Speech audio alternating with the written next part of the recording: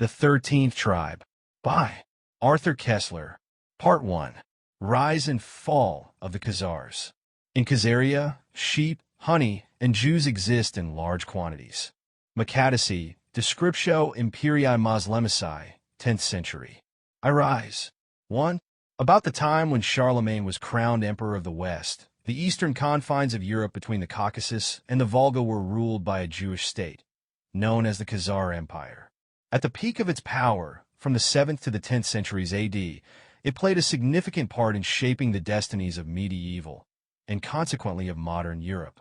The Byzantine emperor and historian, Constantine Porphyrogenitus, 918 to 959, must have been well aware of this when he recorded in his treatise on Court Protocol .1 that letters addressed to the Pope in Rome, and similarly those to the Emperor of the West, had a gold seal worth 2 solidi attached to them, whereas messages to the King of the Khazars displayed a seal worth 3 solidi.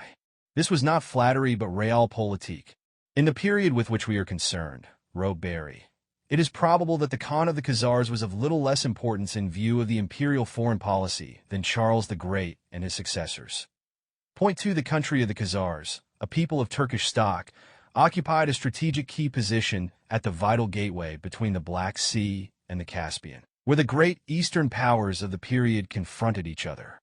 It acted as a buffer protecting Byzantium against invasions by the lusty barbarian tribesmen of the northern steppes, Bulgars, Magyars, Pecheneg, etc., and later, the Vikings and the Russians. But equally, or even more important both from the point of view of Byzantine diplomacy and of European history, is the fact that the Khazar armies effectively blocked the Arab avalanche in its most devastating early stages, and thus prevented the Muslim conquest of Eastern Europe. Professor Dunlop of Columbia University, a leading authority on the history of the Khazars, has given a concise summary of this decisive yet virtually unknown episode. The Khazar country lay across the natural line of advance of the Arabs. Within a few years of the death of Muhammad, AD 632, the armies of the Caliphate, sweeping northward through the wreckage of 2 empires and carrying all before them, reached the great mountain barrier of the Caucasus. This barrier once passed, the road lay open to the lands of Eastern Europe. As it was on the line of the Caucasus, the Arabs met the forces of an organized military power, which effectively prevented them from extending their conquests in this direction. The wars of the Arabs and the Khazars, which lasted more than 100 years, though little known, have thus considerable historical importance. The Franks of Charles Martel on the field of Tours turned the tide of Arab invasion. At about the same time, the threat to Europe in the east was hardly less acute. The victorious Muslims were met and held by the forces of the Khazar kingdom. It can scarcely be doubted that but for the existence of the Khazars in the region north of the Caucasus, Byzantium, the bulwark of European civilization in the east, would have found itself outflanked by the Arabs, and the history of Christendom and Islam might well have been very different from what we know. Point 3.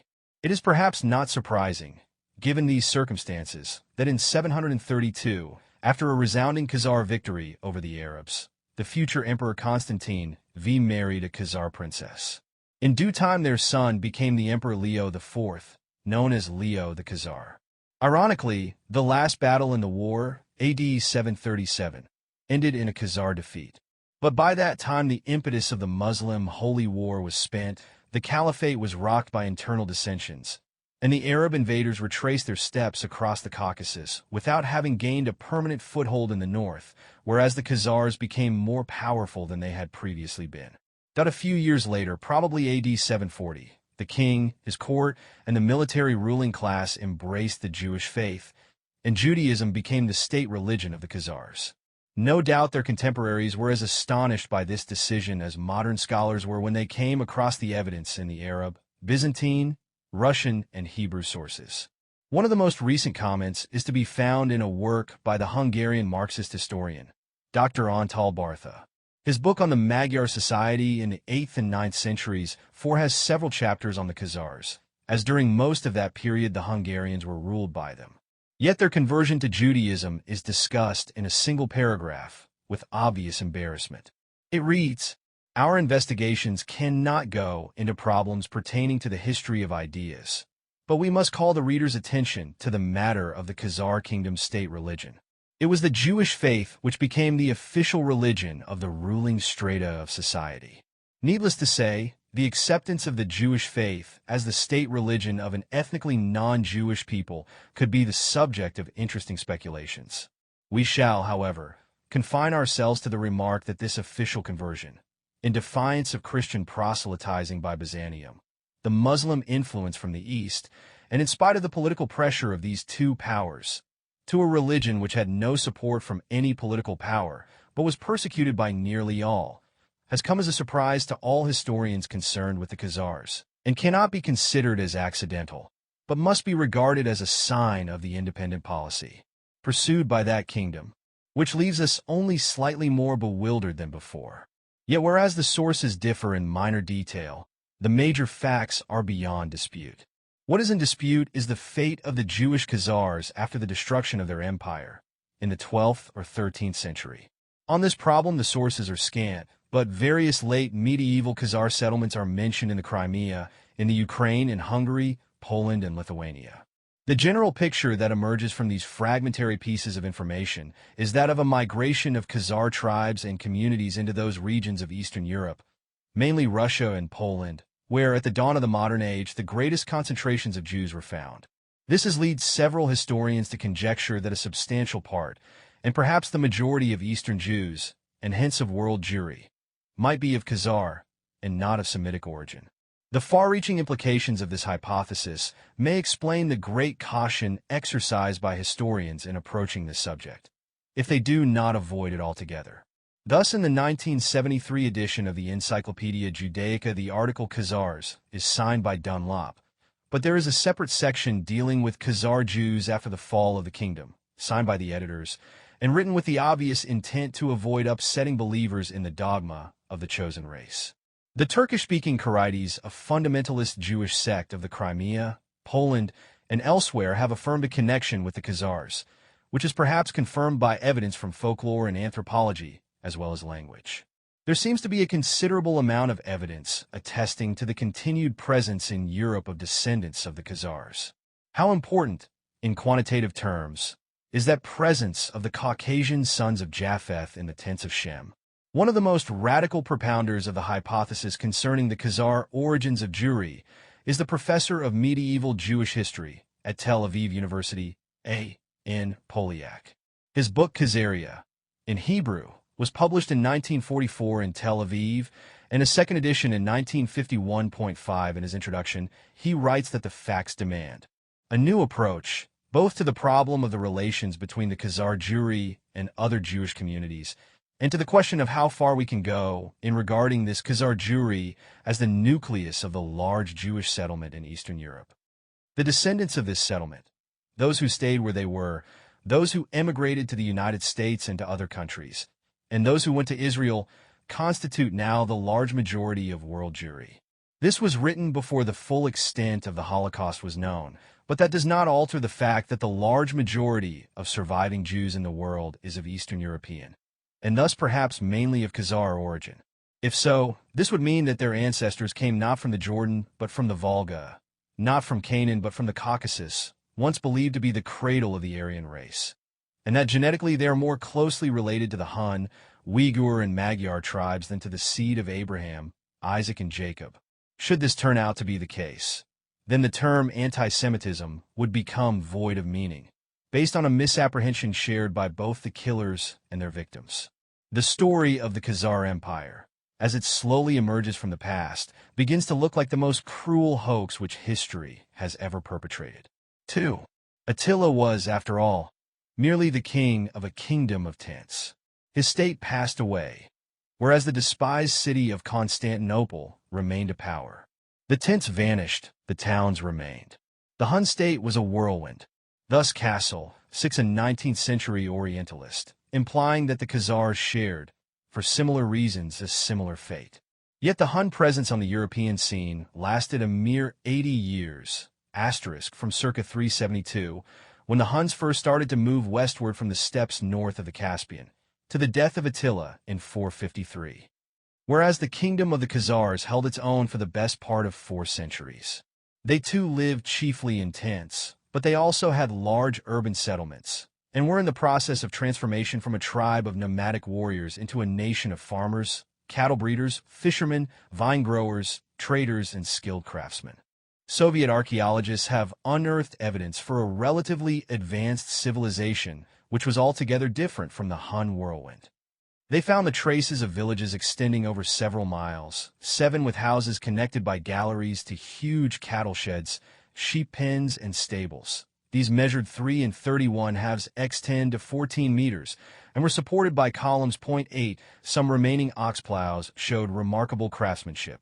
So did the preserved artifacts, buckles, clasps, ornamental saddle plates. Of particular interest were the foundations, sunk into the ground, of houses built in a circular shape. 9. According to the Soviet archaeologists, these were found all over the territories inhabited by the Khazars, and were of an earlier date than their normal rectangular buildings. Obviously, the roundhouses symbolize the transition from portable dome-shaped tents to permanent dwellings, from the nomadic to a settled, or rather semi-settled, existence. For the contemporary Arab sources tell us that the Khazars only stayed in their towns, including even their capital, Itel, during the winter. Come spring, they packed their tents, left their houses, and sallied forth with their sheep or cattle into the steppes, or camped in their cornfields or vineyards. The excavations also showed that the kingdom was, during its later period, surrounded by an elaborate chain of fortifications, dating from the 8th and 9th centuries, which protected its northern frontiers facing the open steppes. These fortresses formed a rough, semicircular arc from the Crimea, which the Khazars ruled for a time, across the lower reaches of the Donets and the Don to the Volga, while towards the south they were protected by the Caucasus, to the west by the Black Sea, and to the east by the Khazar Sea, the Caspian. To this day, the Muslims, recalling the Arab terror of the Khazar raids, still call the Caspian a sea as shifting as the nomads, and washing to their steppe-land parts, Bahr Khazar. The Khazar Sida. W. E. 0. Allen, A History of the Georgian People, London 1952. However, the northern chain of fortifications marked merely an inner ring, protecting the stable core of the Khazar country. The actual boundaries of their rule over the tribes of the north fluctuated according to the fortunes of war. At the peak of their power, they controlled or exacted tribute from some 30 different nations and tribes inhabiting the vast territories between the Caucasus, the Aral Sea, the Ural Mountains, the town of Kiev, and the Ukrainian steppes. The people under Khazar suzerainty included the Bulgars, Burtas, Guz, Magyars, Hungarians, the Gothic and Greek colonies of the Crimea, and the Slavonic tribes in the northwestern woodlands. Beyond these extended dominions, Khazar armies also raided Georgia and Armenia and penetrated into the Arab Caliphate as far as Mosul. In the words of the Soviet archaeologist M. I. Artemanov, 10. Until the 9th century, the Khazars had no rivals to their supremacy in the regions north of the Black Sea and the adjoining steppe and forest regions of the Dnieper. The Khazars were the supreme masters of the southern half of Eastern Europe for a century and a half, and presented a mighty bulwark, blocking the Ural-Caspian gateway from Asia into Europe. During this whole period, they held back the onslaught of the nomadic tribes from the east. Taking a bird's-eye view of the history of the great nomadic empires of the east, the Khazar kingdom occupies an intermediary position in time, size, and degree of civilization between the Hun and Avar empires which preceded, and the Mongol Empire that succeeded it. 3. But who were these remarkable people? Remarkable as much by their power and achievements as by their conversion to a religion of outcasts.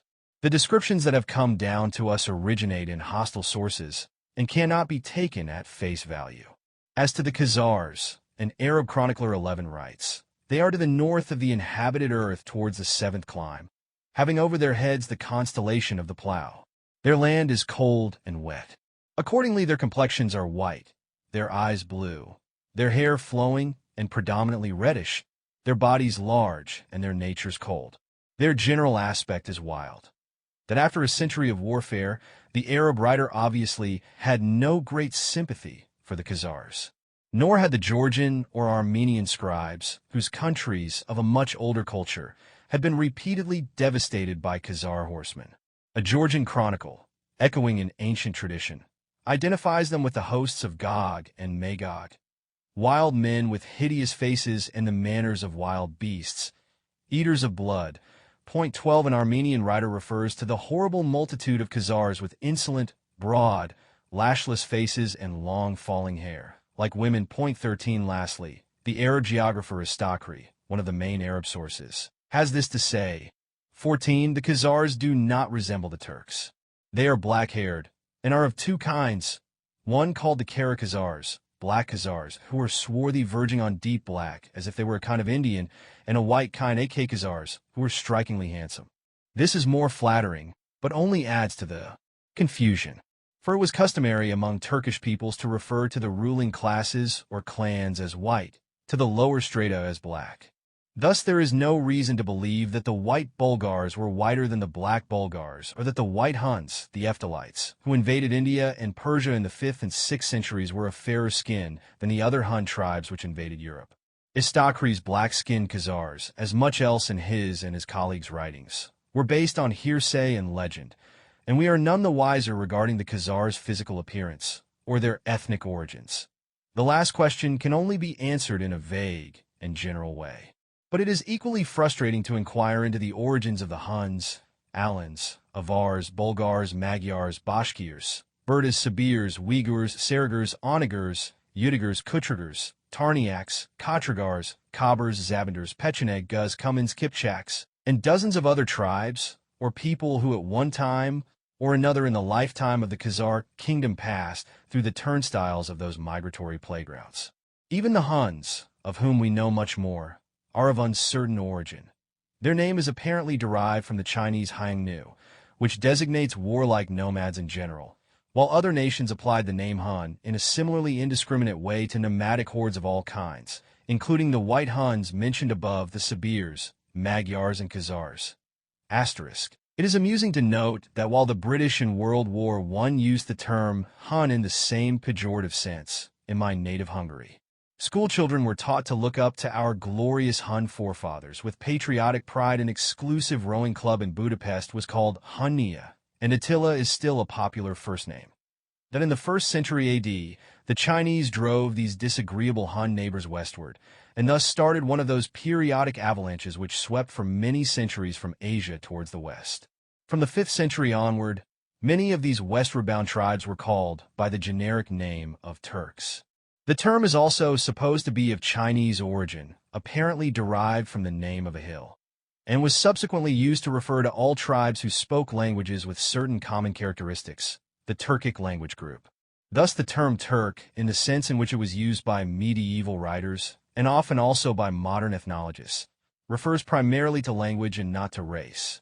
In this sense, the Huns and Khazars were Turkic people, asterisk, but not the Magyars, whose language belongs to the Finno-Ugrian language group. The Khazar language was supposedly a Chuvash dialect of Turkish, which still survives in the autonomous Chuvash Soviet Republic, between the Volga and the Sura. The Chuvash people are actually believed to be descendants of the Bulgars, who spoke a dialect similar to the Khazars. But all these connections are rather tenuous, based on the more or less speculative deductions of Oriental philologists.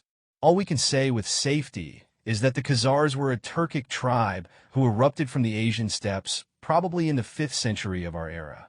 The origin of the name Khazar and the modern derivations to which it gave rise has also been the subject of much ingenious speculation. Most likely the word is derived from the Turkish root gaz, to wander, and simply means nomad. Of greater interest to the non-specialist are some alleged modern derivations from it.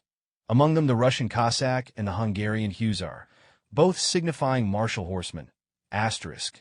Huszar is probably derived via the Serbo-Croat from Greek references to Khazars, and also the German Ketzer, heretic i.e. Jew. If these derivations are correct, they would show that the Khazars had a considerable impact on the imagination of a variety of peoples in the Middle Ages. 4. Some Persian and Arab chronicles provide an attractive combination of legend and gossip column. They may start with the creation and end with stop-press tidbits. Thus Yaqubi, a 9th century Arab historian, traces the origin of the Khazars back to Japheth, third son of Noah. The Japheth motive recurs frequently in the literature, while other legends connect them with Abraham or Alexander the Great. Point one of the earliest factual references to the Khazars occurs in a Syriac chronicle by Zechariah Reader, ***. It was actually written by an anonymous compiler and named after an earlier Greek historian whose work is summarized in the compilation. Dating from the middle of the 6th century, it mentions the Khazars in a list of people who inhabit the region of the Caucasus. Other sources indicate that they were already much in evidence a century earlier and intimately connected with the Huns. In AD 448, the Byzantine Emperor Theodosius II sent an embassy to Attila, which included a famed rhetorician by name of Priscus. He kept a minute account not only of the diplomatic negotiations, but also of the court intrigues and goings-on in Attila's sumptuous banqueting hall. He was in fact the perfect gossip columnist, and is still one of the main sources of information about Hun customs and habits. But Priscus also has anecdotes to tell about a people subject to the Huns whom he calls Khazars. That is very likely the AK Khazars or White Khazars as distinct from the Black Khazars to ***. The Khazars are also mentioned as a nation of warriors by Jordanes, the great Goth historian, a century later, and the so-called geographer of Ravenna, expressly identifies them with the Khazars. This is accepted by most modern authorities.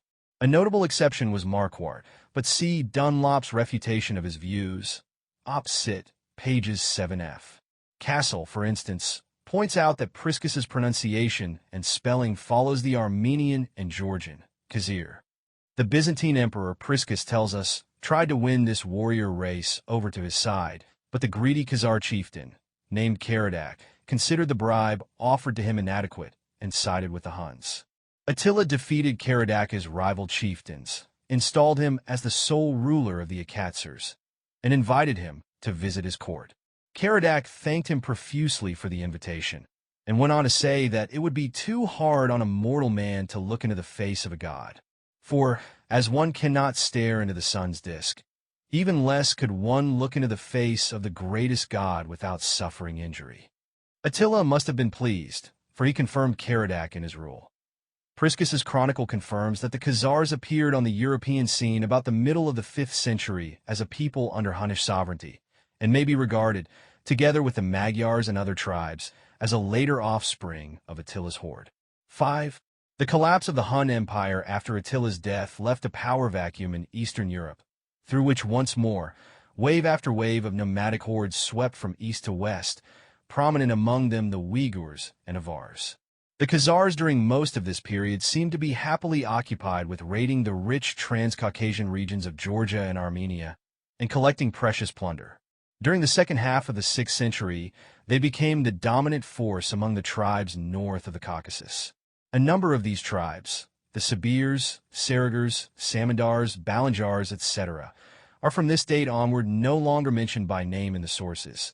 They had been subdued or absorbed by the Khazars. The toughest resistance, apparently, was offered by the powerful Bulgars.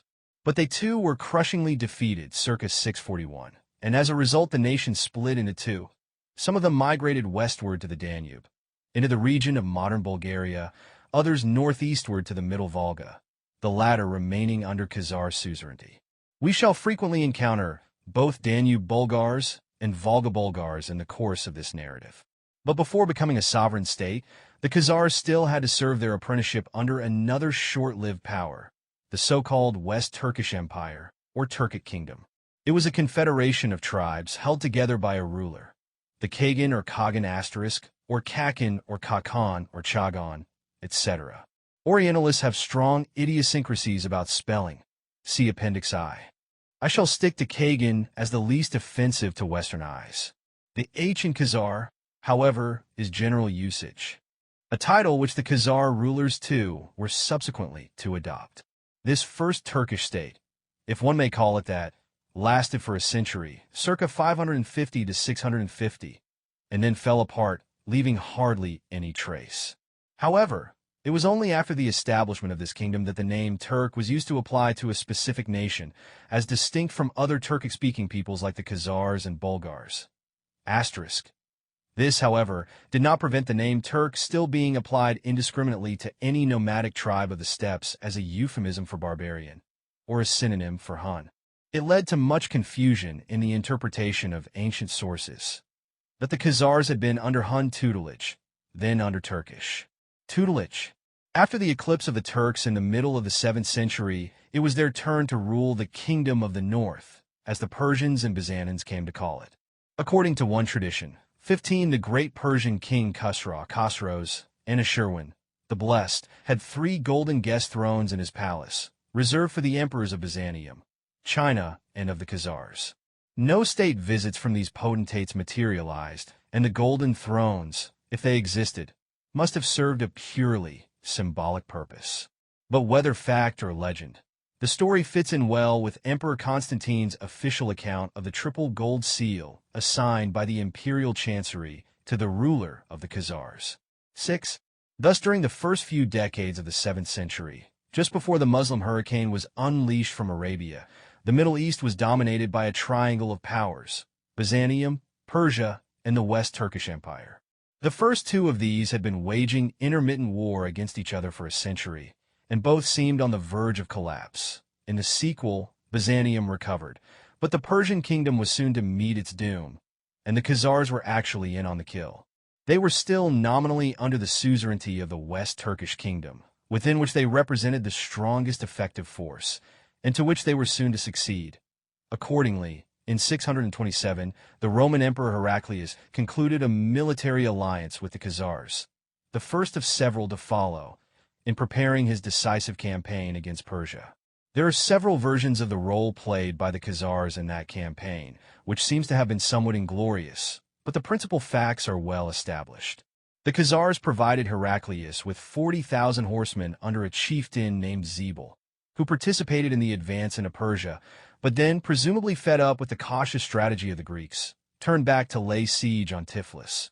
This was unsuccessful, but the next year they again joined forces with Heraclius, took the Georgian capital, and returned with rich plunder. Gibbon has given a colorful description, based on Theophanes, of the first meeting between the Roman emperor and the Khazar chieftain. Point 16. To the hostile league of Khosroes with the Avars, the Roman emperor opposed the useful and honorable alliance of the Turks. Asterisk, by Turks, as the sequel shows, he means the Khazars. At his liberal invitation, the horde of Khazars transported their tents from the plains of the Volga to the mountains of Georgia. Heraclius received them in the neighborhood of Tiflis, and the Khan with his nobles dismounted from their horses, if we may credit the Greeks, and fell prostrate on the ground, to adore the purple of the Caesar. Such voluntary homage and important aid were entitled to the warmest acknowledgments, and the emperor, taking off his own diadem, placed it on the head of the Turkish prince, whom he saluted with a tender embrace and the appellation of son. After a sumptuous banquet, he presented Zebul with the plate and ornaments, the gold, the gems, and the silk which had been used at the imperial table, and, with his own hand, distributed rich jewels and earrings to his new allies. In a secret interview, he produced a portrait of his daughter Eudocia, condescended to flatter the barbarian with the promise of a fair and august bride, and obtained an immediate succor of 40,000 horse. Eudocia, or Epiphania, was the only daughter of Heraclius by his first wife. The promise to give her in marriage to the Turk indicates once more the high value set by the Byzantine court on the Khazar alliance. However, the marriage came to naught because Zebul died while Eudocia and her suite were on their way to him. There is also an ambivalent reference in Theophanes to the effect that Zebul presented his son, a beardless boy, to the emperor, as a quid pro quo. That there is another picturesque passage in an Armenian chronicle, quoting the text of what might be called an order of mobilization issued by the Khazar ruler for the second campaign against Persia. It was addressed to all tribes and peoples under Khazar authority, inhabitants of the mountains and the plains, living under roofs or the open sky, having their heads shaved or wearing their hair long. Point 17, that this gives us a first intimation of the heterogeneous ethnic mosaic that was to compose the Khazar Empire. The real Khazars who ruled it were probably always a minority, as the Austrians were in the Austro-Hungarian monarchy. 7. The Persian state never recovered from the crushing defeat inflicted on it by Emperor Heraclius in 627. There was a revolution. The king was slain by his own son who, in his turn, died a few months later. A child was elevated to the throne, And after 10 years of anarchy and chaos, the first Arab armies to erupt on the scene delivered the coup de grace to the Sassanid Empire. At about the same time, the West Turkish Confederation dissolved into its tribal components. A new triangle of powers replaced the previous one: the Islamic Caliphate, Christian Byzantium, and the newly emerged Khazar Kingdom of the North. It fell to the latter to bear the brunt of the Arab attack in its initial stages, and to protect the plains of Eastern Europe from the invaders. That in the first 20 years of the Hijra, Muhammad's flight to Medina in 622, with which the Arab calendar starts, the Muslims had conquered Persia, Syria, Mesopotamia, Egypt, and surrounded the Byzantine heartland, the present-day Turkey, in a deadly semicircle, which extended from the Mediterranean to the Caucasus and the southern shores of the Caspian. The Caucasus was a formidable natural obstacle, but no more forbidding than the Pyrenees, and it could be negotiated by the pass of Dar el Asterisk, now called the Kaspek Pass, or bypass through the defile of Darband, along the Caspian shore. This fortified defile, called by the Arabs Bab al-Abwab, the Gate of Gates, was a kind of historic turnstile through which the Khazars and other marauding tribes had from time immemorial attacked the countries of the south and retreated again. Now, it was the turn of the Arabs. Between 642 and 652, they repeatedly broke through the Darband Gate and advanced deep into Khazaria, attempting to capture Balanjar, the nearest town, and thus secure a foothold on the European side of the Caucasus. They were beaten back on every occasion in this first phase of the Arab-Khazar War. The last time in 652, in a great battle in which both sides used artillery, catapults, and ballistae. 4,000 Arabs were killed, including their commander, Abdulrahman ibn Rabi'a. The rest fled in disorder across the mountains. For the next 30 or 40 years, the Arabs did not attempt any further incursions into the Khazar stronghold. Their main attacks were now aimed at Byzantium. On several occasions, AD 669, 673-8, 717-18, they laid siege to Constantinople by land and by sea. Had they been able to outflank the capital across the Caucasus and round the Black Sea, the fate of the Roman Empire would probably have been sealed. The Khazars, in the meantime, having subjugated the Bulgars and Magyars, completed their western expansion into the Ukraine and the Crimea. But these were no longer haphazard raids to amass booty and prisoners. They were wars of conquest, incorporating the conquered people into an empire with a stable administration, ruled by the mighty Kagan, who appointed his provincial governors to administer and levy taxes in the conquered territories. At the beginning of the 8th century, their state was sufficiently consolidated for the Khazars to take the offensive against the Arabs. From a distance of more than 1,000 years, the period of intermittent warfare that followed, the so-called Second Arab War, 722-37, looks like a series of tedious episodes on a local scale, following the same, repetitive pattern. The Khazar cavalry in their heavy armor breaking through the pass of Daril or the Gate of Darband into the Caliph's domains.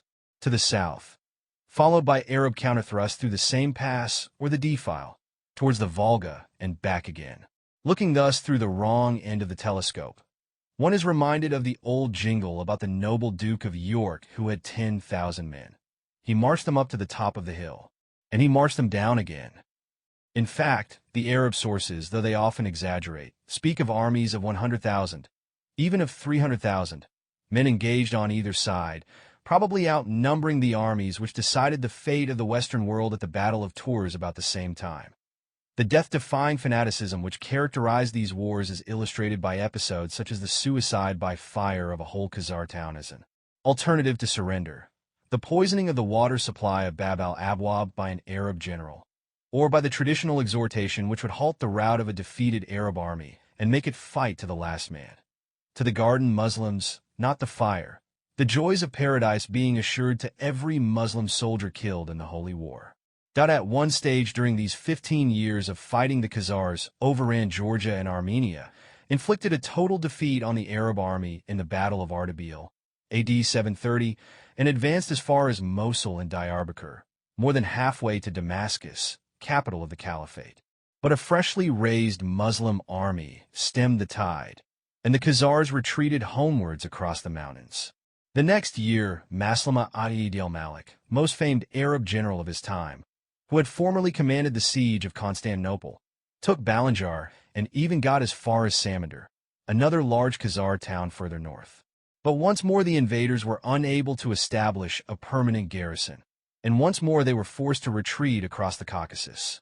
The sigh of relief experienced in the Roman Empire assumed a tangible form through another dynastic alliance, when the heir to the throne was married to a Khazar princess, whose son was to rule Byzantium as Leo the Khazar.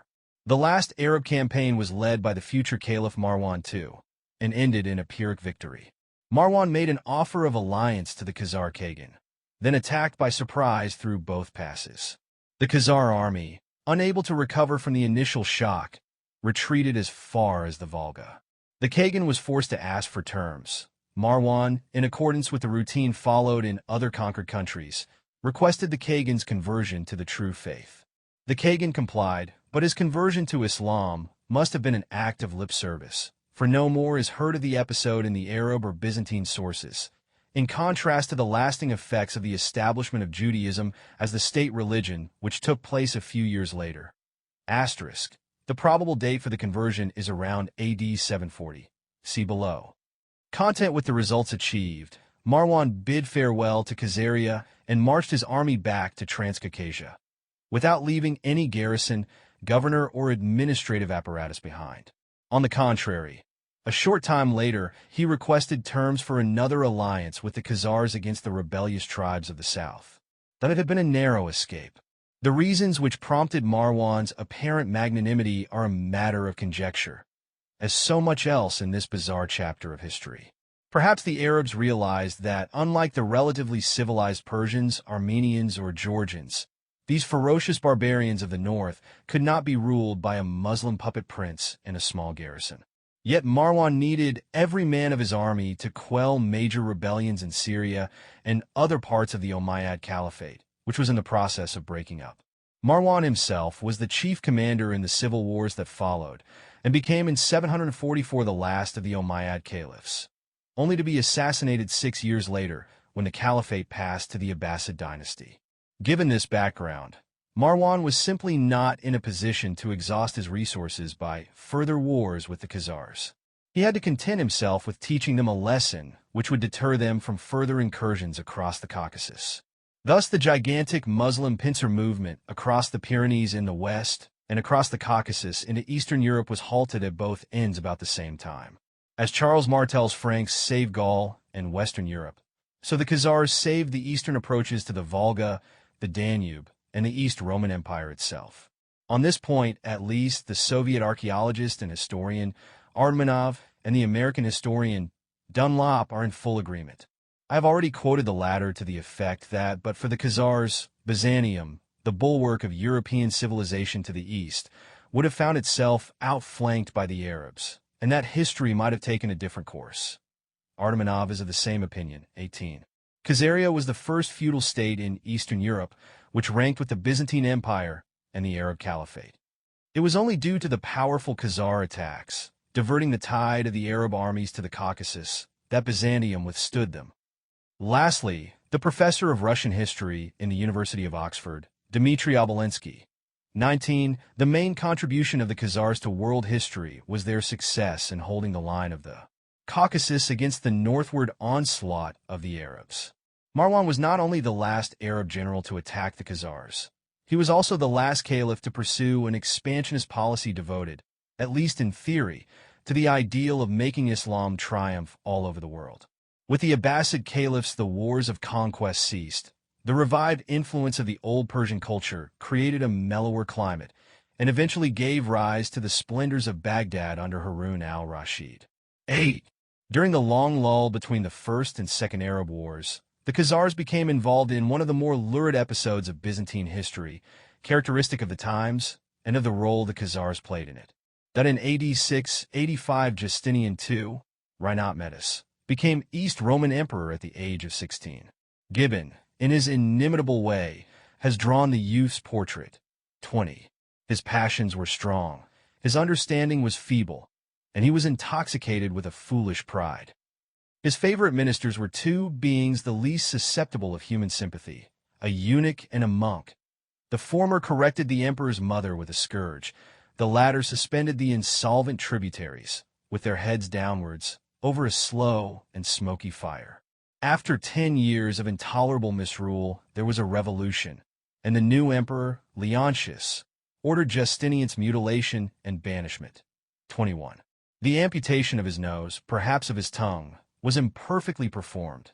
The happy flexibility of the Greek language could impose the name of Rhinotmetis, cut off nose, and the mutilated tyrant was banished to Chersoni in Crim Tartary, a lonely settlement where corn, wine, and oil were imported as foreign luxuries. Asterisk. The treatment meted out to Justinian was actually regarded as an act of leniency. The general tendency of the period was to humanize the criminal law by substituting mutilation for capital punishment, amputation of the hand for thefts or nose, fornication, etc., being the most frequent form. Byzantine rulers were also given to the practice of blinding dangerous rivals, while magnanimously sparing their lives. During his exile in Kherson, Justinian kept plotting to regain his throne. After 3 years, he saw his chances improving when, back in Byzantium, Leontius was dethroned and also had his nose cut off. Justinian escaped from Kherson into the Khazar old town of Doros in the Crimea and had a meeting with the Kagan of the Khazars, King Bazir or Bazir. The Kagan must have welcomed the opportunity of putting his fingers into the rich pie of Byzantine dynastic policies, for he formed an alliance with Justinian and gave him his sister in marriage. This sister, who was baptized by the name of Theodora and later duly crowned, seems to have been the only decent person in this series of sordid intrigues, and to bear genuine love for her noseless husband, who was still only in his early 30s. The couple and their band of followers were now moved to the town of Phanagoria, the present Taman, on the eastern shore of the Strait of Kerch, which had a Khazar governor.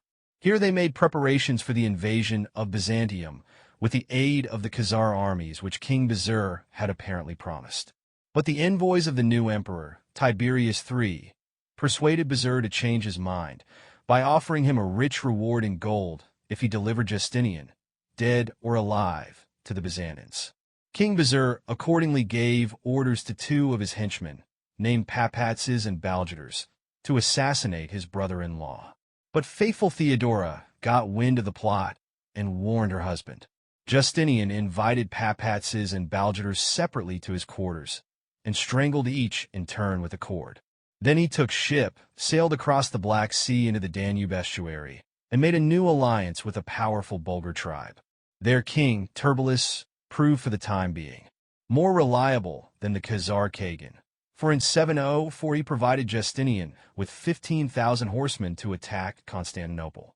The Byzantines had, after 10 years, either forgotten the darker sides of Justinian's former rule, or else found their present ruler even more intolerable, for they promptly rose against Tiberius and reinstated Justinian on the throne. The Bulgar king was rewarded with a heap of gold coin, which he measured with his Scythian whip, and went home, only to get involved in a new war against Byzantium a few years later.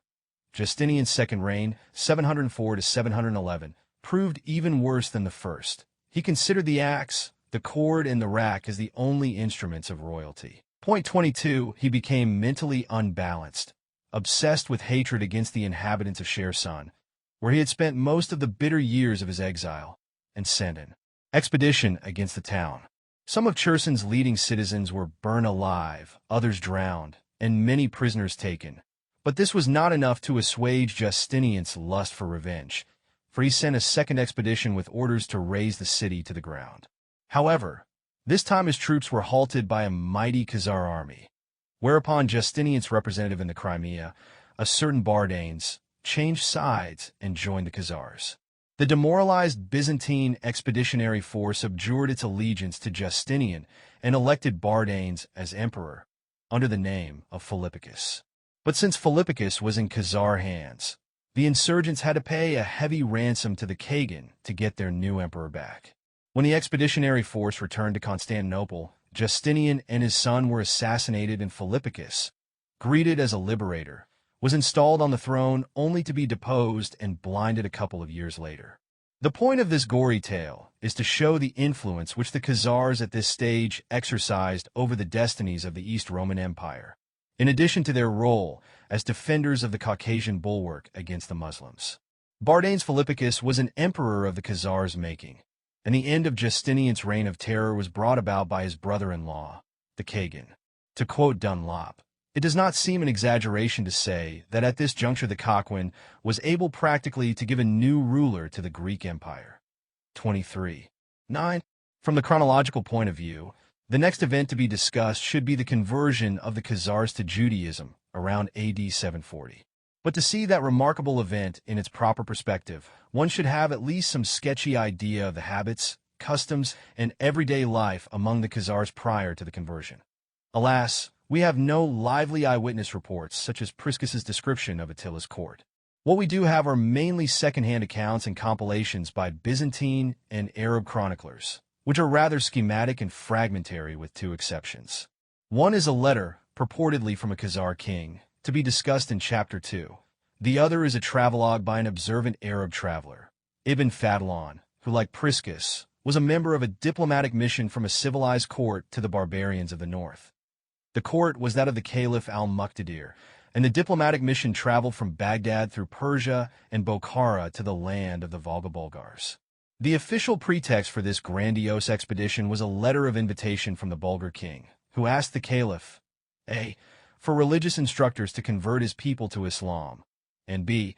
to build him a fortress which would enable him to defy his overlord, the king of the Khazars.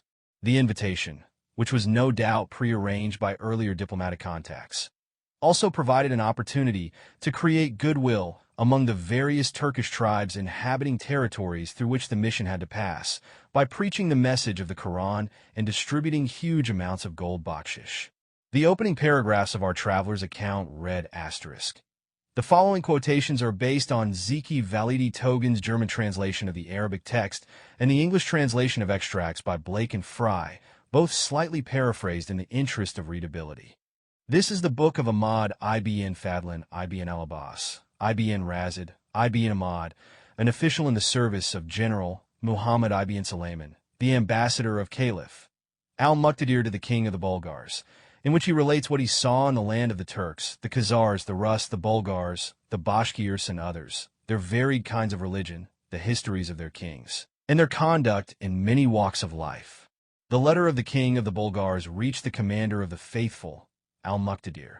He asked him therein to send him someone to give him religious instruction and acquaint him with the laws of Islam, to build him a mosque and a pulpit so that he may carry out his mission of converting the people all over his country. He also entreated the caliph to build him a fortress to defend himself against hostile kings, i.e., as later passages show, the king of the Khazars. Everything that the king asked for was granted by the caliph. I was chosen to read the caliph's message to the king, to hand over the gifts the caliph sent him, and to supervise the work of the teachers and interpreters of the law. There follow some details about the financing of the mission and names of participants. And so we started on Thursday, the 11th Safar of the year 309, June 21st, AD 921, from the city of Peace, Baghdad, capital of the Caliphate. The date of the expedition, it will be noted, is much later than the events described in the previous section. But as far as the customs and institutions of the Khazars' pagan neighbors are concerned, this probably makes not much difference. And the glimpses we get of the life of these nomadic tribes convey at least some idea of what life among the Khazars may have been during that earlier period before the conversion, when they adhered to a form of shamanism similar to that still practiced by their neighbors in Ibn Fadlan's time. The progress of the mission was slow and apparently uneventful until they reached Khorizm, the border province of the Caliphate south of the Sea of Aral. Here the governor in charge of the province tried to stop them from proceeding further by arguing that between his country and the kingdom of the Bulgars there were 1,000 tribes of disbelievers who were sure to kill them. In fact, his attempts to disregard the caliph's instructions to let the mission pass might have been due to other motives. He realized that the mission was indirectly aimed against the Khazars, with whom he maintained a flourishing trade and friendly relations.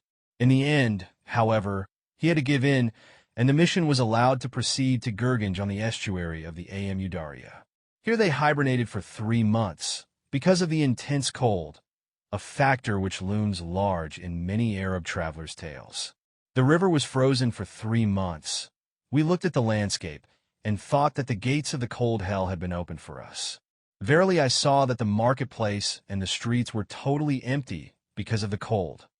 Once, when I came out of the bath and got home, I saw that my beard had frozen into a lump of ice, and I had to thaw it in front of the fire. I stayed for some days in a house which was inside of another house compound, and in which there stood a Turkish felt tent, and I lay inside the tent wrapped in clothes and furs, but nevertheless my cheeks often froze to the cushion. Around the middle of February the thaw set in. The mission arranged to join a mighty caravan of 5,000 men and 3,000 pack animals to cross the northern steppes, and bought the necessary supplies. Camels, skin boats made of camel hides for crossing rivers, bread, millet, and spiced meat for 3 months. The natives warned them about the even more frightful cold in the north, and advised them what clothes to wear. So each of us put on a kurtak, camisole, over that a woolen kaftan, over that a buslin, fur-lined coat, over that a burqa fur coat, and a fur cap, under which only the eyes could be seen, a simple pair of underpants, and a lined pair, and over them the trousers, house shoes of camlet shea-green leather, and over these also another pair of boots. And when one of us mounted a camel, he was unable to move because of his clothes. Ibn Fadlan, the fastidious Arab, liked neither the climate nor the people of Khorasan. They are, in respect to their language and constitution, the most repulsive of men. Their language is like the chatter of starlings. At a day's journey, there is a village called Ardqua, whose inhabitants are called Cardals. Their language sounds entirely like the croaking of frogs. They left on March 3rd and stopped for the night in a caravanserai called Zamgan, the gateway to the territory of the Guz Turks. From here onward the mission was in foreign land, entrusting our fate to the all-powerful and exalted God. During one of the frequent snowstorms, Ibn Fadlan rode next to a Turk, who complained, "What does the ruler want from us? He is killing us with cold. If we knew what he wants, we would give it to him." Ibn Fadlan, "All he wants is that you people should say, 'There is no God save Allah.'" The Turk laughed. "If we knew that it is so, we should say so." That there are many such incidents which Ibn Fadlan reports without appreciating the independence of mind which they reflect. Nor did the envoy of the Baghdad court appreciate the nomadic tribesmen's fundamental contempt for authority. The following episode also occurred in the country of the powerful Guz Turks, who paid tribute to the Khazars and, according to some sources, were closely related to them. 24. The next morning one of the Turks met us. He was ugly in build, dirty in appearance, contemptible in manners, base in nature, and we were moving through a heavy rain. Then he said, "Halt." Then the whole caravan of 3,000 animals and 5,000 men halted. Then he said, "Not a single one of you is allowed to go on." We halted then, obeying his orders. Asterisk. Obviously the leaders of the great caravan had to avoid at all costs a conflict with the Guz tribesmen. Then we said to him, "We are friends of the Kedarkan viceroy." He began to laugh and said, "Who is the Kedarkan?" I shit on his beard. Then he said, "Bread." I gave him a few loaves of bread. He took them and said, "Continue your journey. I have taken pity on you." The democratic methods of the Guz, practiced when a decision had to be taken, were even more bewildering to the representative of an authoritarian theocracy. They are nomads and have houses of felt. They stay for a while in one place, and then move on. One can see their tents dispersed here, and they're all over the place according to nomadic custom. Although they lead a hard life, they behave like donkeys that have lost their way. They have no religion which would link them to God, nor are they guided by reason. They do not worship anything. Instead, they call their headmen lords. When one of them consults his chieftain, he asks, "O Lord, what shall I do in this or that matter?" The course of action they adopt is decided by taking counsel among themselves. But when they have decided on a measure and are ready to carry it through, even the humblest and lowliest among them can come and disrupt that decision. The sexual mores of the Guz and other tribes were a remarkable mixture of liberalism and savagery. Their women wear no veils in the presence of their men or strangers, nor do the women cover any parts of their bodies in the presence of people. One day we stayed at the place of a Guz and were sitting around. His wife was also present. As we conversed, the woman uncovered her private parts and scratched them, and we all saw it. Thereupon we covered our faces and said, "May God forgive me." The husband laughed and said to the interpreter, Tell them we uncover it in your presence, so that you may see and restrain yourselves, but it cannot be attained. This is better than when it is covered up and yet attainable. Adultery is alien to them. Yet when they discover that someone is an adulterer, they split him in two halves. This they do by bringing together the branches of two trees, tie him to the branches, and then let both trees go, so that the man tied to them is torn in two. He does not say whether the same punishment was meted out to the guilty woman. Later on, when talking about the Volga Bulgars, he describes an equally savage method of splitting adulterers into two, applied to both men and women. Yet, he notes with astonishment, Bulgars of both sexes swim naked in their rivers, and have as little bodily shame as the Guz. As for homosexuality, which in Arab countries was taken as a matter of course, Ibn Fadlan says that it is regarded by the Turks as a terrible sin. But in the only episode he relates to prove his point, the seducer of a beardless youth gets away with a fine of 400 sheep. Accustomed to the splendid baths of Baghdad, our traveler could not get over the dirtiness of the Turks. The Guz do not wash themselves after defecating or urinating, nor do they bathe after seminal pollution or on other occasions. They refuse to have anything to do with water, particularly in winter. When the Guz commander-in-chief took off his luxurious coat of brocade to don a new coat the mission had brought him, they saw that his underclothes were fraying apart from dirt, for it is their custom never to take off the garment they wear close to their bodies until it disintegrates. Another Turkish tribe, the Bashkirs, shave their beards and eat their lice. They search the folds of their undergarments and crack the lice with their teeth. When Ibn Fadlan watched a Bashkir do this, the latter remarked to him, "They are delicious." All in all, it is not an engaging picture. Our fastidious traveler's contempt for the barbarians was profound, but it was only aroused by their uncleanliness and what he considered as indecent exposure of the body. The savagery of their punishments and sacrificial rites leave him quite indifferent. Thus he describes the Bulgars' punishment for manslaughter with detached interest, without his otherwise frequent expressions of indignation. They make for him, the delinquent, a box of birchwood, put him inside, nail the lid on the box, put 3 loaves of bread and a can of water beside it, and suspend the box between 2 tall poles, saying, "We have put him between heaven and earth, that he may be exposed to the sun and the rain, and that the deity may perhaps forgive him." And so he remains suspended until time lets him decay and the winds blow him away. He also describes, with similar aloofness, the funeral sacrifice of hundreds of horses and herds of other animals, and the gruesome ritual killing of a Rus*. The Viking founders of the early Russian settlements see below, Chapter 3, Slave Girl at Her Master's Bier. About pagan religions he has little to say, but the Bashkir's phallus cult arouses his interest, for he asks through his interpreter one of the natives the reason for his worshipping a wooden penis, and notes down his reply, "Because I issued from something similar and know of no other creator who made me."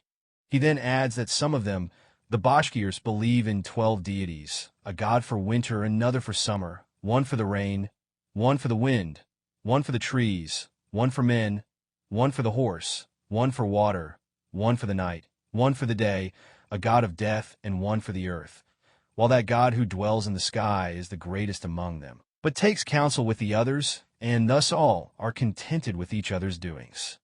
We have seen a group among them which worships snakes, and a group which worships fish, and a group which worships cranes.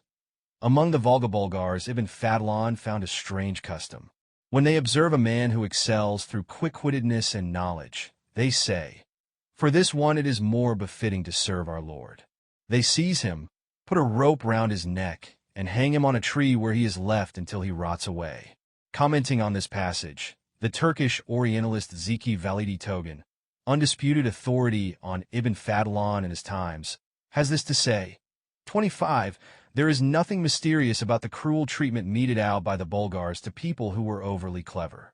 It was based on the simple, sober reasoning of the average citizens who wanted only to lead what they considered to be a normal life, and to avoid any risk or adventure into which the genius might lead them. He then quotes a Tartar proverb, "If you know too much, they will hang you, and if you are too modest, they will trample on you." He concludes that the victim should not be regarded simply as a learned person, but as an unruly genius, one who is too clever by half. This leads one to believe that the custom should be regarded as a measure of social defense against change, a punishment of nonconformists and potential innovators.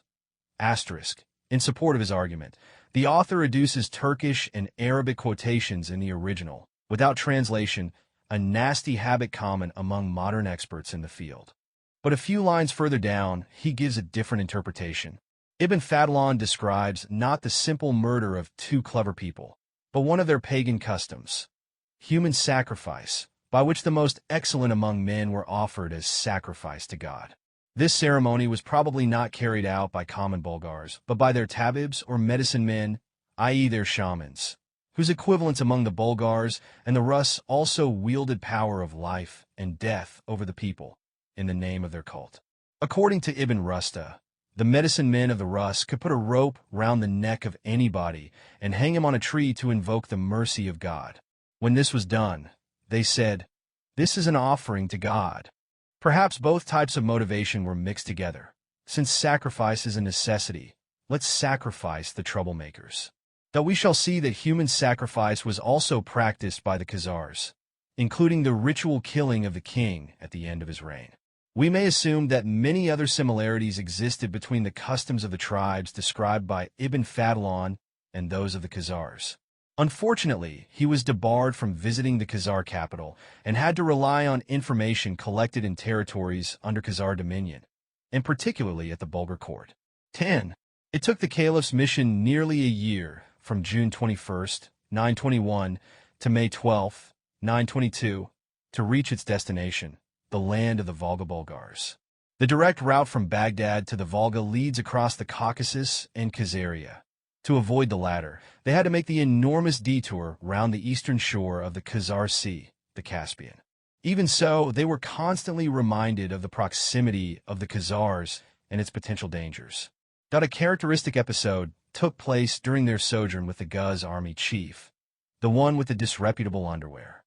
They were at first well received and given a banquet, but later the Guz leaders had second thoughts because of their relations with the Khazars. The chief assembled the leaders to decide what to do. The most distinguished and influential among them was the Tarkhan. He was lame and blind and had a maimed hand.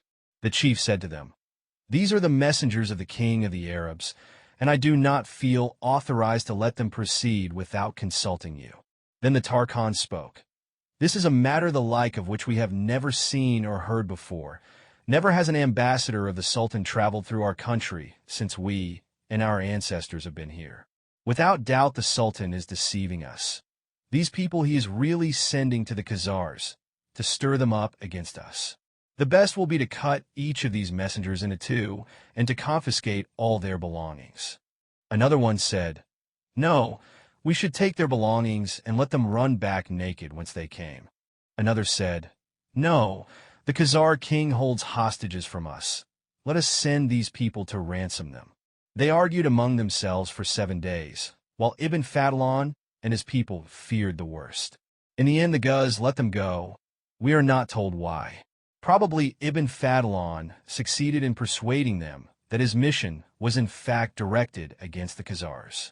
The Guz had earlier on fought with the Khazars against another Turkish tribe, the Pecheneg, but more recently had shown a hostile attitude, hence the hostages the Khazars took.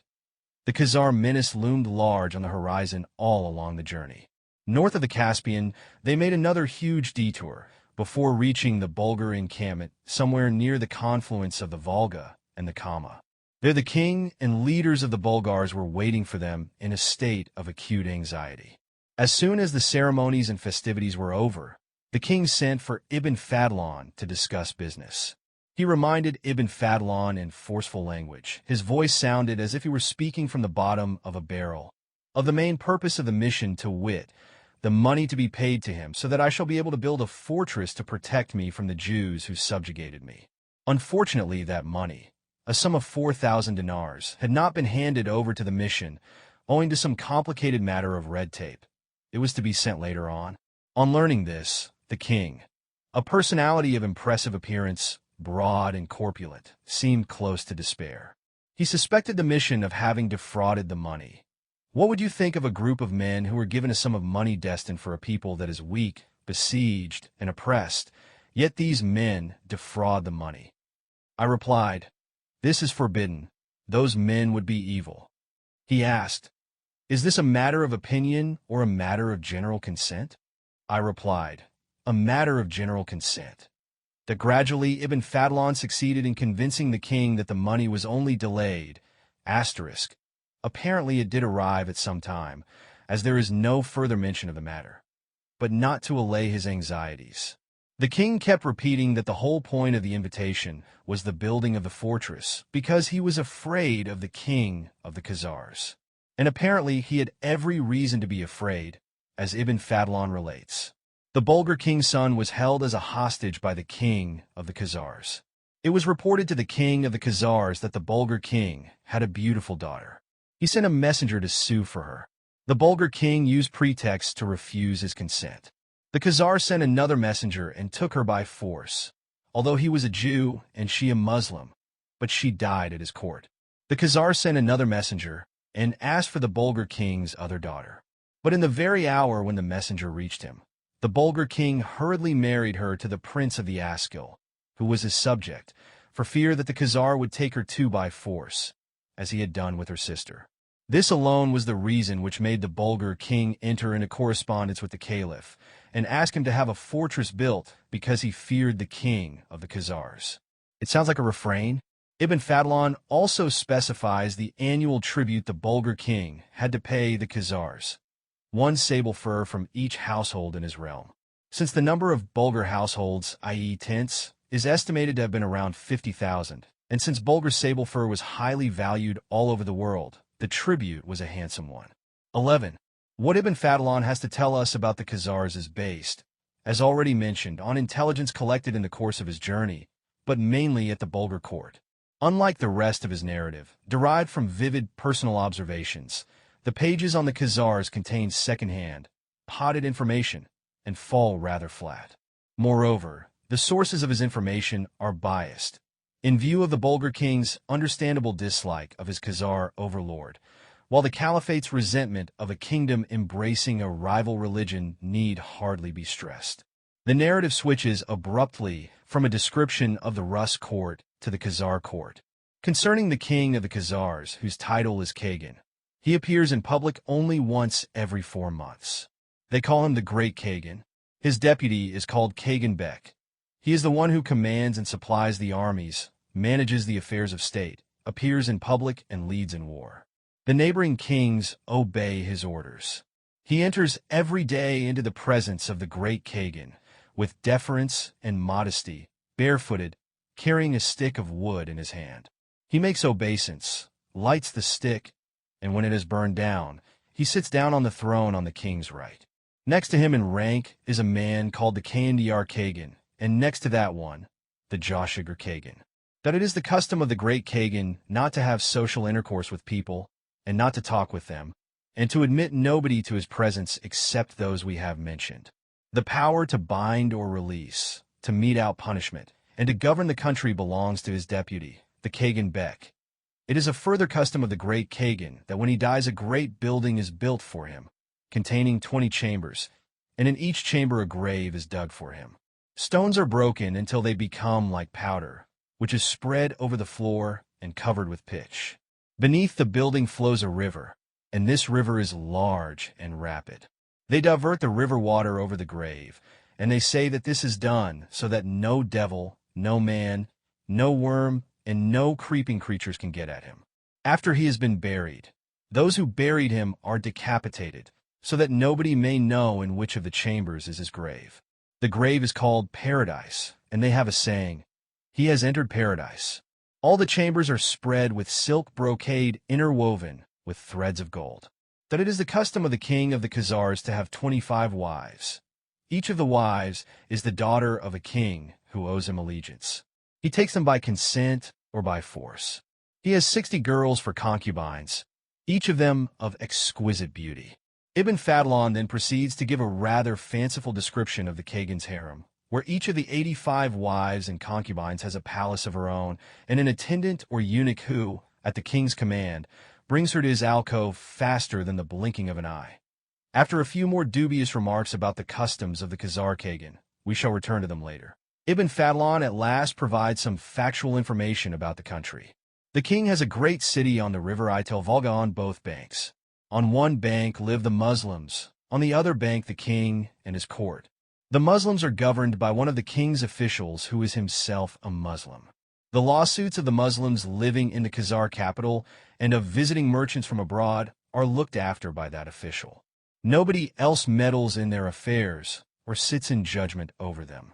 Ibn Fadlan's travel report, as far as it is preserved, ends with the words, "The Khazars and their king are all Jews." Asterisk.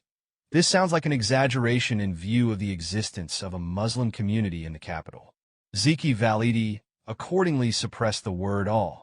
We must assume that the Khazars here refers to the ruling nation or tribe within the ethnic mosaic of Khazaria, and that the Muslims enjoyed legal and religious autonomy, but were not considered as real Khazars. The Bulgars and all their neighbors are subject to him. They treat him with worshipful obedience. Some are of the opinion that Gog and Magog are the Khazars. 12. I have quoted Ibn Fadlan's Odyssey at some length. Not so much because of the scant information he provides about the Khazars themselves, but because of the light it throws on the world which surrounded them, the stark barbarity of the people amidst whom they lived, reflecting their own past prior to the conversion. For, by the time of Ibn Fadlan's visit to the Bulgars, Khazaria was a surprisingly modern country compared to its neighbors. The contrast is evidenced by the reports of other Arab historians. Asterisk. The following pages are based on the works of al-Stakri, al-Masudi, Ibn Rusta, and Ibn Haqil, see Appendix 2, and is present on every level, from housing to the administration of justice. The Bulgars still live exclusively in tents, including the king, although the royal tent is very large, holding 1,000 people or more. 26 on the other hand. The Khazar Kagan inhabits a castle built of burnt brick. His ladies are said to inhabit palaces with roofs of teak. 27, and the Muslims have several mosques, among them one whose minaret rises above the royal castle. 28, that in the fertile regions, their farms and cultivat areas stretched out continuously over 60 or 70 miles. They also had extensive vineyards. Thus Ibn Haqil, in Khazaria, there is a certain city called Azmid Samandar, which has so many orchards and gardens that from Darbin to Sarir the whole country is covered with gardens and plantations belonging to this city. It is said that there are about 40,000 of them. Many of these produce grapes. 29, that the region north of the Caucasus was extremely fertile. In AD 968, Ibn Haqil met a man who had visited it after a Russian raid. He said there is not a pittance left for the poor in any vineyard or garden, not a leaf on the bough. But, owing to the excellence of their land and the abundance of its produce, it will not take 3 years until it becomes again what it was. Caucasian wine is still a delight, consumed in vast quantities in the Soviet Union. However, the royal treasury's main source of income was foreign trade. The sheer volume of the trading caravans plying their way between Central Asia and the Volga-Ural region is indicated by Ibn Fadlan. We remember that the caravan his mission joined at Gurganj consisted of 5,000 men and 3,000 pack animals. Making due allowance for exaggeration, it must still have been a mighty caravan, and we do not know how many of these were at any time on the move, nor what goods they transported. Although textiles, dried fruit, honey, wax, and spices seem to have played an important part. A second major trade route led across the Caucasus to Armenia, Georgia, Persia, and Byzantium. A third consisted of the increasing traffic of Rus merchant fleets down the Volga to the eastern shores of the Khazar Sea, carrying mainly precious furs much in demand among the Muslim aristocracy, and slaves from the north, sold at the slave market of Ital. On all these transit goods, including the slaves, the Khazar ruler levied a tax of 10%, adding to this the tribute paid by Bulgars, Magyars, Burdas, and so on.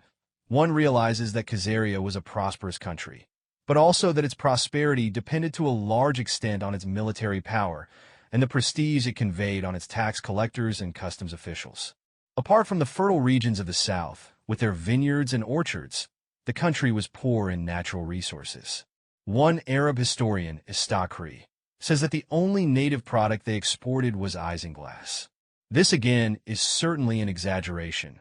Yet the fact remains that their main commercial activity seems to have consisted in re-exporting goods brought in from abroad. Among these goods, honey and candle wax particularly caught the Arab chronicler's imagination. Thus Makadisi. In Khazaria, sheep, honey, and Jews exist in large quantities. 30. It is true that one source, the Darbin-Nama, mentions gold or silver mines in Khazar territory, but their location has not been ascertained.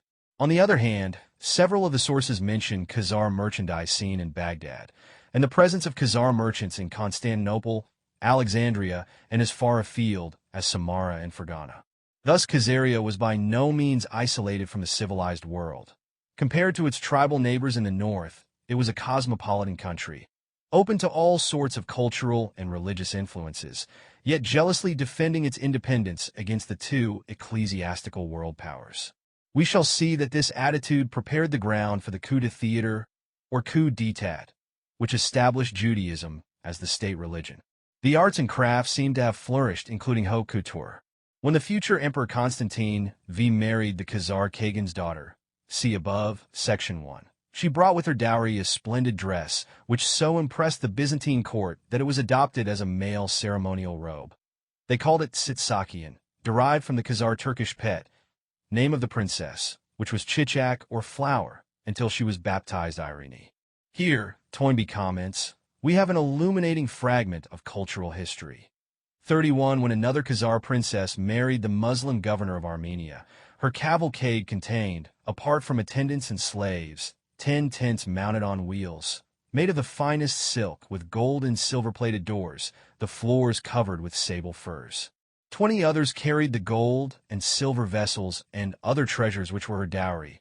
Point 32. The Kagan himself traveled in a mobile tent even more luxuriously equipped, carrying on its top a pomegranate of gold.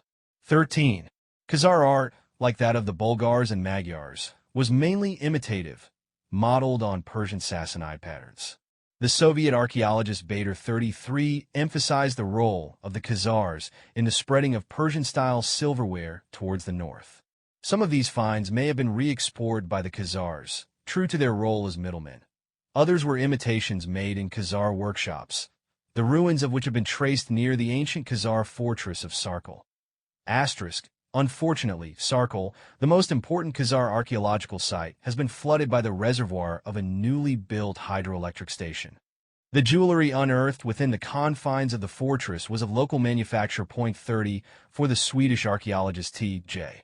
Arn mentions ornamental plates, clasps and buckles found as far as Sweden, of Sassanid and Byzantine inspiration, manufactured in Khazaria or territories under their influence. Point 35, that thus the Khazars were the principal intermediaries in the spreading of Persian and Byzantine art among the semi-barbaric tribes of Eastern Europe. After his exhaustive survey of the archaeological and documentary evidence, mostly from Soviet sources, Bartha concludes, the sack of Tiflis by the Khazars, presumably in the spring of AD 629, is relevant to our subject. During the period of occupation, the Kagan sent out inspectors to supervise the manufacture of gold, silver, iron, and copper products. Similarly, the bazaars, trade in general, even the fisheries were under their control. Thus, in the course of their incessant Caucasian campaigns during the 7th century, the Khazars made contact with a culture which had grown out of the Persian Sassanid tradition. Accordingly, the products of this culture spread to the people of the steppes not only by trade, but by means of plunder and even by taxation. All the tracks that we have assiduously followed in the hope of discovering the origins of Magyar art in the 10th century have led us back to Khazar territory. Point 36. The last remark of the Hungarian scholar refers to the spectacular archaeological finds known as the treasure of Nagyszent Miklós. See frontispiece. The treasure, consisting of 23 gold vessels, dating from the 10th century, was found in 1791 in the vicinity of the village of that name. It now belongs to Romania and is called St. Nicolae Mare.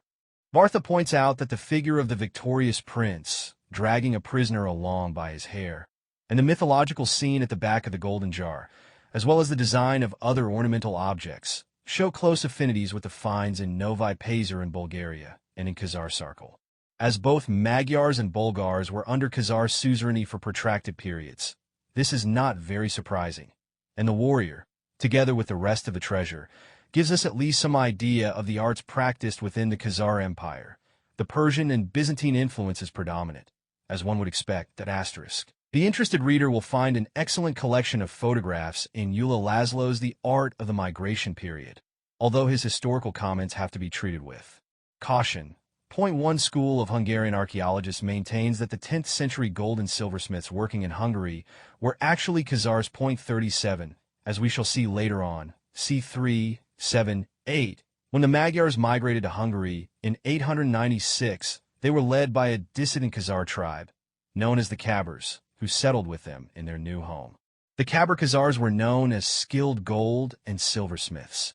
The originally more primitive Magyars only acquired these skills in their new country. Thus, the theory of the Khazar origin of at least some of the archaeological finds in Hungary is not implausible, as will become clearer in the light of the Magyar-Khazar nexus discussed later on. 14. Whether the warrior on the golden jar is of Magyar or Khazar origin, he helps us to visualize the appearance of a cavalryman of that period, perhaps belonging to an elite regiment. Masudi says that in the Khazar army, 7,000 of them asterisk. Istakri has 12,000. Ride with the king, archers with breastplates, helmets, and coats of mail. Some are lancers, equipped and armed like the Muslims.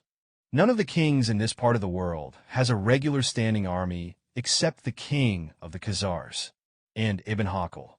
This king has 12,000 soldiers in his service, of whom when one dies, another person is immediately chosen in his place. That here we have another important clue to the Khazar dominance, a permanent professional army, with a Praetorian Guard which, in peacetime, effectively controlled the ethnic patchwork, and in times of war served as a hardcore for the armed horde which, as we have seen, may have swollen at times to 100,000 or more. Asterisk. According to Masudi, the royal army consisted of Muslims who immigrated from the neighborhood of Khwarizm. Long ago, after the appearance of Islam, there was war and pestilence in their territory, and they repaired to the Khazar king. When the king of the Khazars is at war with the Muslims, they have a separate place in his army and do not fight the people of their own faith. Quoted by Dunlop, 1954, page 206, that the army consisted of Muslims is of course an exaggeration, contradicted by Masudi himself a few lines later, where he speaks of the Muslim contingent having a separate place in the Khazar army. Also, Ibn Hakal says that the king has in his train 4,000 Muslims, and this king has 2,000 soldiers in his service. The Khwarezmians probably formed a kind of Swiss guard within the army, and their compatriots talk of hostages, see above section 10, may refer to them. Vice versa. The Byzantine Emperor Constantine Porphyrogenitus had a corps d'elite of Khazar guardsmen stationed at the gates of his palace. This was a privilege dearly bought. These guards were so well remunerated that they had to purchase their posts for considerable sums, on which their salaries represented an annuity varying from about 2.25 to 4%. Constantine de Ceremoniis, pages 692 to 3. For example, a Khazar who received 7.4s had paid for enrollment 302.8s. Barry p. 228n. 15. The capital of this motley empire was at first probably the fortress of Balanjar in the northern foothills of the Caucasus. After the Arab raids in the 8th century, it was transferred to Samandar, on the western shore of the Caspian, and lastly to Itil in the estuary of the Volga. That we have several descriptions of Itil, which are fairly consistent with each other. It was a twin city built on both sides of the river. The eastern half was called Khazaran, the western half Itil. Asterisk. The town was in different periods also mentioned under different names, e.g., Al-Bayada, the White City. The two were connected by a pontoon bridge. The western half was surrounded by a fortified wall built of brick. It contained the palaces and courts of the Kagan and the Bek, the habitations of their attendants asterisk. Masudi places these buildings on an island, close to the west bank, or a peninsula, and of the purebred Khazars. The wall had 4 gates, one of them facing the river. Across the river on the east bank lived the Muslims and idol worshippers.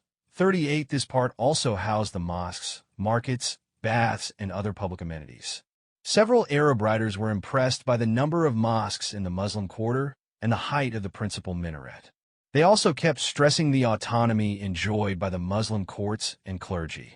Here is what al-Masudi, known as the Herodotus among the Arabs, has to say on this subject in his oft-quoted work Meadows of Gold Mines and Precious Stones. The custom in the Khazar capital is to have 7 judges.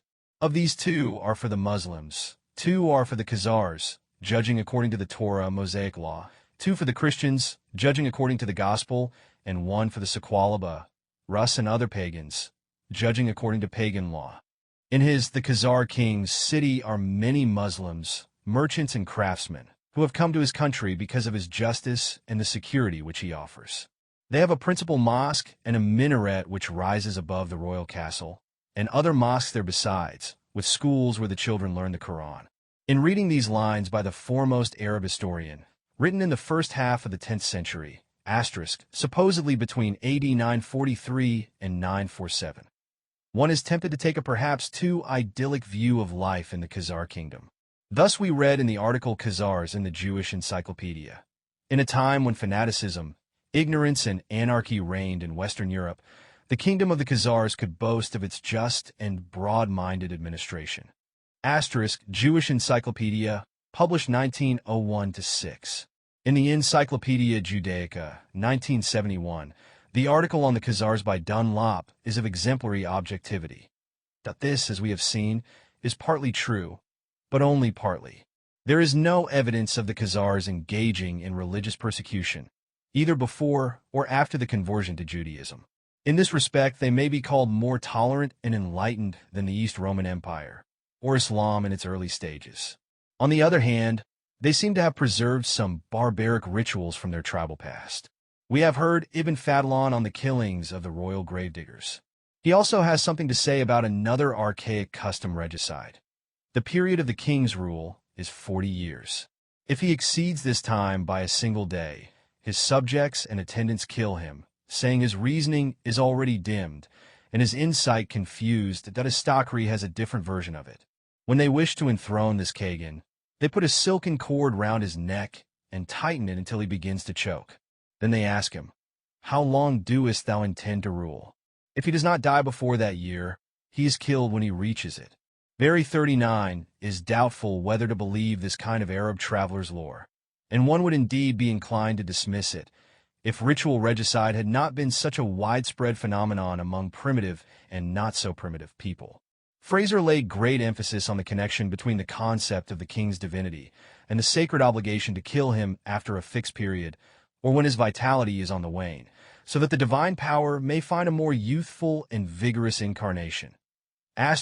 Fraser wrote a special treatise on these lines on the killing of the Khazar kings, Folklore Tenii, 1917, that it speaks in Istokri's favor that the bizarre ceremony of choking the future king has been reported in existence. Apparently not so long ago among another people, the Koch Turks. Zeki Validi quotes a French anthropologist, Saint Julien, writing in 1864. When the new chief has been elected, his officers and attendants make him mount his horse. They tighten a ribbon of silk round his neck without quite strangling him. Then they loosen the ribbon and ask him with great insistence, "For how many years canst thou be our Khan?" The king, in his troubled mind, being unable to name a figure, his subjects decide, on the strength of the words that have escaped him, whether his rule will be long or brief. 40. We do not know whether the Khazar rite of slaying the king, if it ever existed, fell into abeyance when they adopted Judaism, in which case the Arab writers were confusing past with present practices as they did all the time, compiling earlier travelers' reports and attributing them to contemporaries. However that may be, the point to be retained, and which seems beyond dispute, is the divine role attributed to the Kagan, regardless whether or not it implied his ultimate sacrifice. We have heard before that he was venerated, but virtually kept in seclusion, cut off from the people, until he was buried with enormous ceremony. The affairs of state, including leadership of the army, were managed by the Bek, sometimes also called the Kagan Bek, who wielded all effective power. On this point, Arab sources and modern historians are in agreement, and the latter usually describe the Khazar system of government as a double kingship, the Kagan representing divine, the Bek secular power. The Khazar double kingship has been compared quite mistakenly, it seems, with the Spartan diarchy and with the superficially similar dual leadership among various Turkish tribes. However, the two kings of Sparta, descendants of two leading families, wielded equal power. And as for the dual leadership among nomadic tribes, Alfoldi has suggested that the two leaders were the commanders of the two wings of the horde, quoted by Dunlop, page 159. In 123, there is no evidence of a basic division of functions as among the Khazars. A more valid comparison is the system of government in Japan from the Middle Ages to 1867, where secular power was concentrated in the hands of the shogun, while the Mikado was worshipped from afar as a divine figurehead. Castle 41 has suggested an attractive analogy between the Khazar system of government and the game of chess. The double kingship is represented on the chessboard by the king, the Kagan, and the queen, the Bek. The king is kept in seclusion, protected by his attendants, has little power, and can only move one short step at a time. The queen, by contrast, is the most powerful presence on the board, which she dominates. Yet the queen may be lost, and the game still continued, whereas the fall of the king is the ultimate disaster which instantly brings the contest to an end. The double kingship thus seems to indicate a categorical distinction between the sacred and the profane in the mentality of the Khazars. The divine attributes of the Kagan are much in evidence in the following passage from Ibn Haqil. Ibn Haqil, another much-traveled Arab geographer and historian, wrote his Oriental Geography around AD 977. The passage here quoted is virtually a copy of what Istakri wrote 40 years earlier, but contains less obscurities, so I have followed Ousley's translation, 1800, of Ibn Haqil. The Kakan must be always of the imperial race, Istakri, of a family of notables. No one is allowed to approach him but on business of importance. Then they prostrate themselves before him and rub their faces on the ground until he gives orders for their approaching him and speaking. When a Kakan dies, whoever passes near his tomb must go on foot and pay his respects at the grave, and when he is departing must not mount on horseback as long as the tomb is within view. So absolute is the authority of this sovereign, and so implicitly are his commands obeyed, that if it seemed expedient to him that one of his nobles should die, and if he said to him, "Go and kill yourself," the man would immediately go to his house and kill himself accordingly. The succession to the Kakanship being thus established in the same family, Istakri, in a family of notables who possess neither power nor riches. When the turn of the inheritance arrives to any individual of it, he is confirmed in the dignity, though he possesses not a single dirham coin. And I have heard from persons worthy of belief that a certain young man used to sit in a little shop at the public marketplace, selling petty articles, Istakri, selling bread, and that the people used to say, "When the present Kakan shall have departed, this man will succeed to the throne, Istakri. There is no man worthier of the Khaganate than he." But the young man was a Mussulman, and they give the Kakanship only to Jews. The Kakan has a throne and pavilion of gold. These are not allowed to any other person. The palace of the Kakan is loftier than the other edifices. Point 42. The passage about the virtuous young man selling bread, or whatever it is, in the bazaar sounds rather like a tale about Harun al-Rashid. If he was heir to the golden throne reserved for Jews, why then was he brought up as a poor Muslim? If we are to make any sense at all of the story, we must assume that the Kagan was chosen on the strength of his noble virtues, but chosen among members of the imperial race or family of notables. This is in fact the view of Artamanov and Zeki Validi. Artamanov holds that the Khazars and other Turkish people were ruled by descendants of the Turkic dynasty, the erstwhile sovereigns of the defunct Turk Empire. Cf. above, section 3. Zeki Validi suggests that the imperial race or family of notables, to which the Kagan must belong, refers to the ancient dynasty of the Asina, mentioned in Chinese sources, a kind of desert aristocracy, from which Turkish and Mongol rulers traditionally claimed descent. This sounds fairly plausible and goes some way towards reconciling the contradictory values implied in the narrative just quoted. The noble youth without a dirham to his name, and the pomp and circumstance surrounding the golden throne.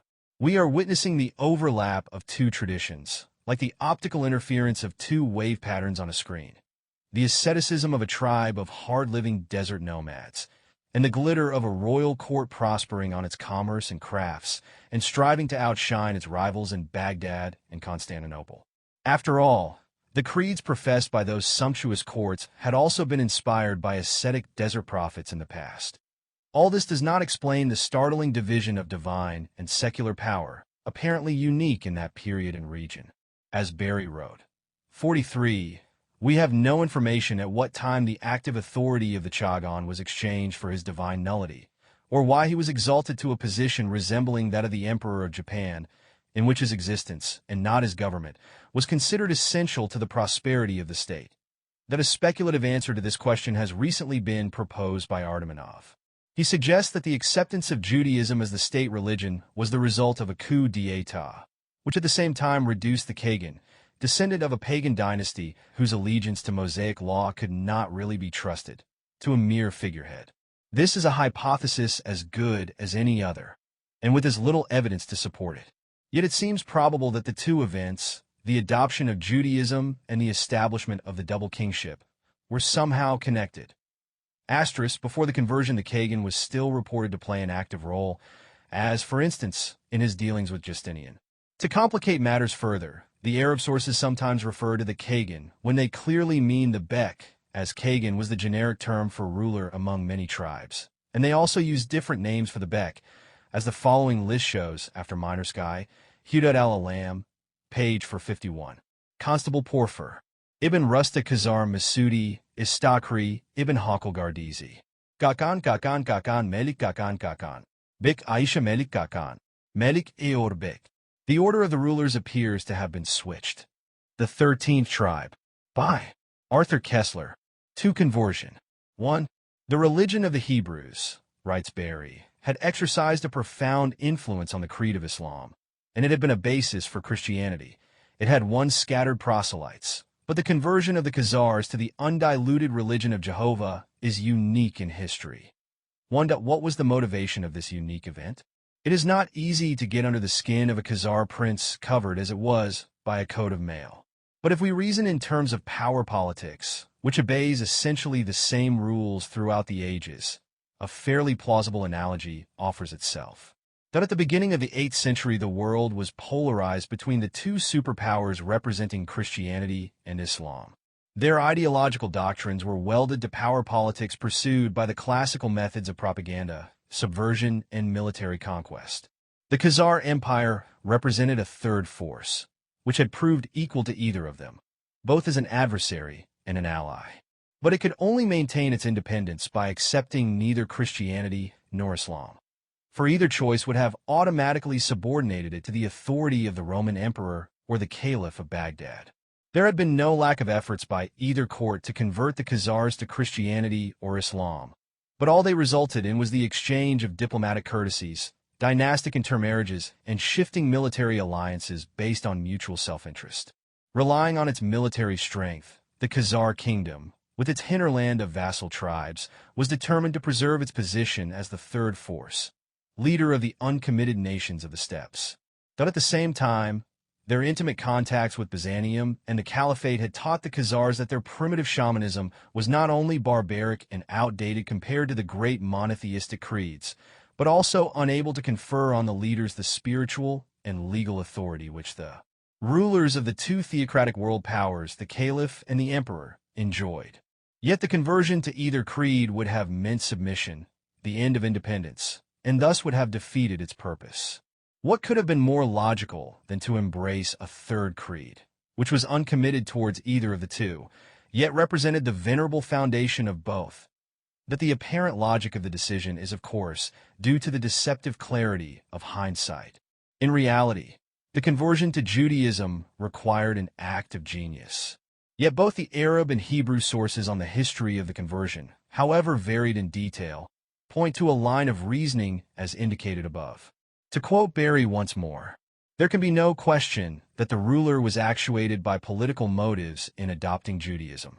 To embrace Mohammedanism would have made him the spiritual dependent of the caliphs, who attempted to press their faith on the Khazars. And in Christianity, lay the danger of his becoming an ecclesiastical vassal of the Roman Empire. Judaism was a reputable religion with sacred books, which both Christian and Mohammedan respected. It elevated him above the heathen barbarians and secured him against the interference of caliph or emperor. But he did not adopt, along with circumcision, the intolerance of the Jewish cult. He allowed the mass of his people to abide in their heathendom and worship their idols. Point 2.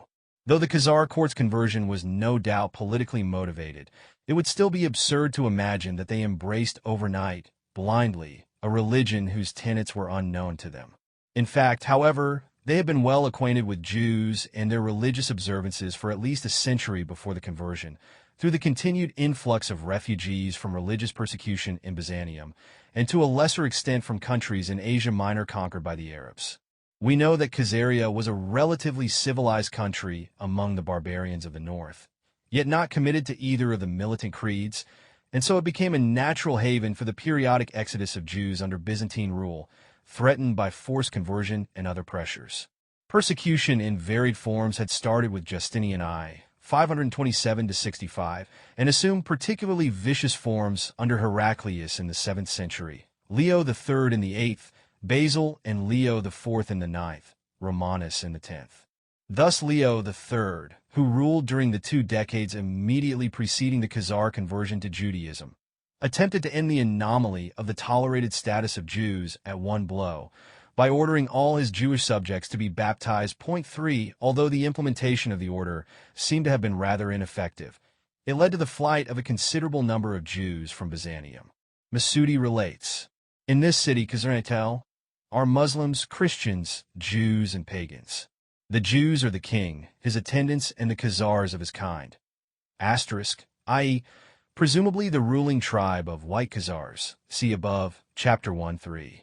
The king of the Khazars had already become a Jew in the Caliphate of Harun al-Rashid asterisk, i.e., between AD 786 and 809, but it is generally assumed that Masudi used a convenient historical landmark and that the conversion took place around AD 740.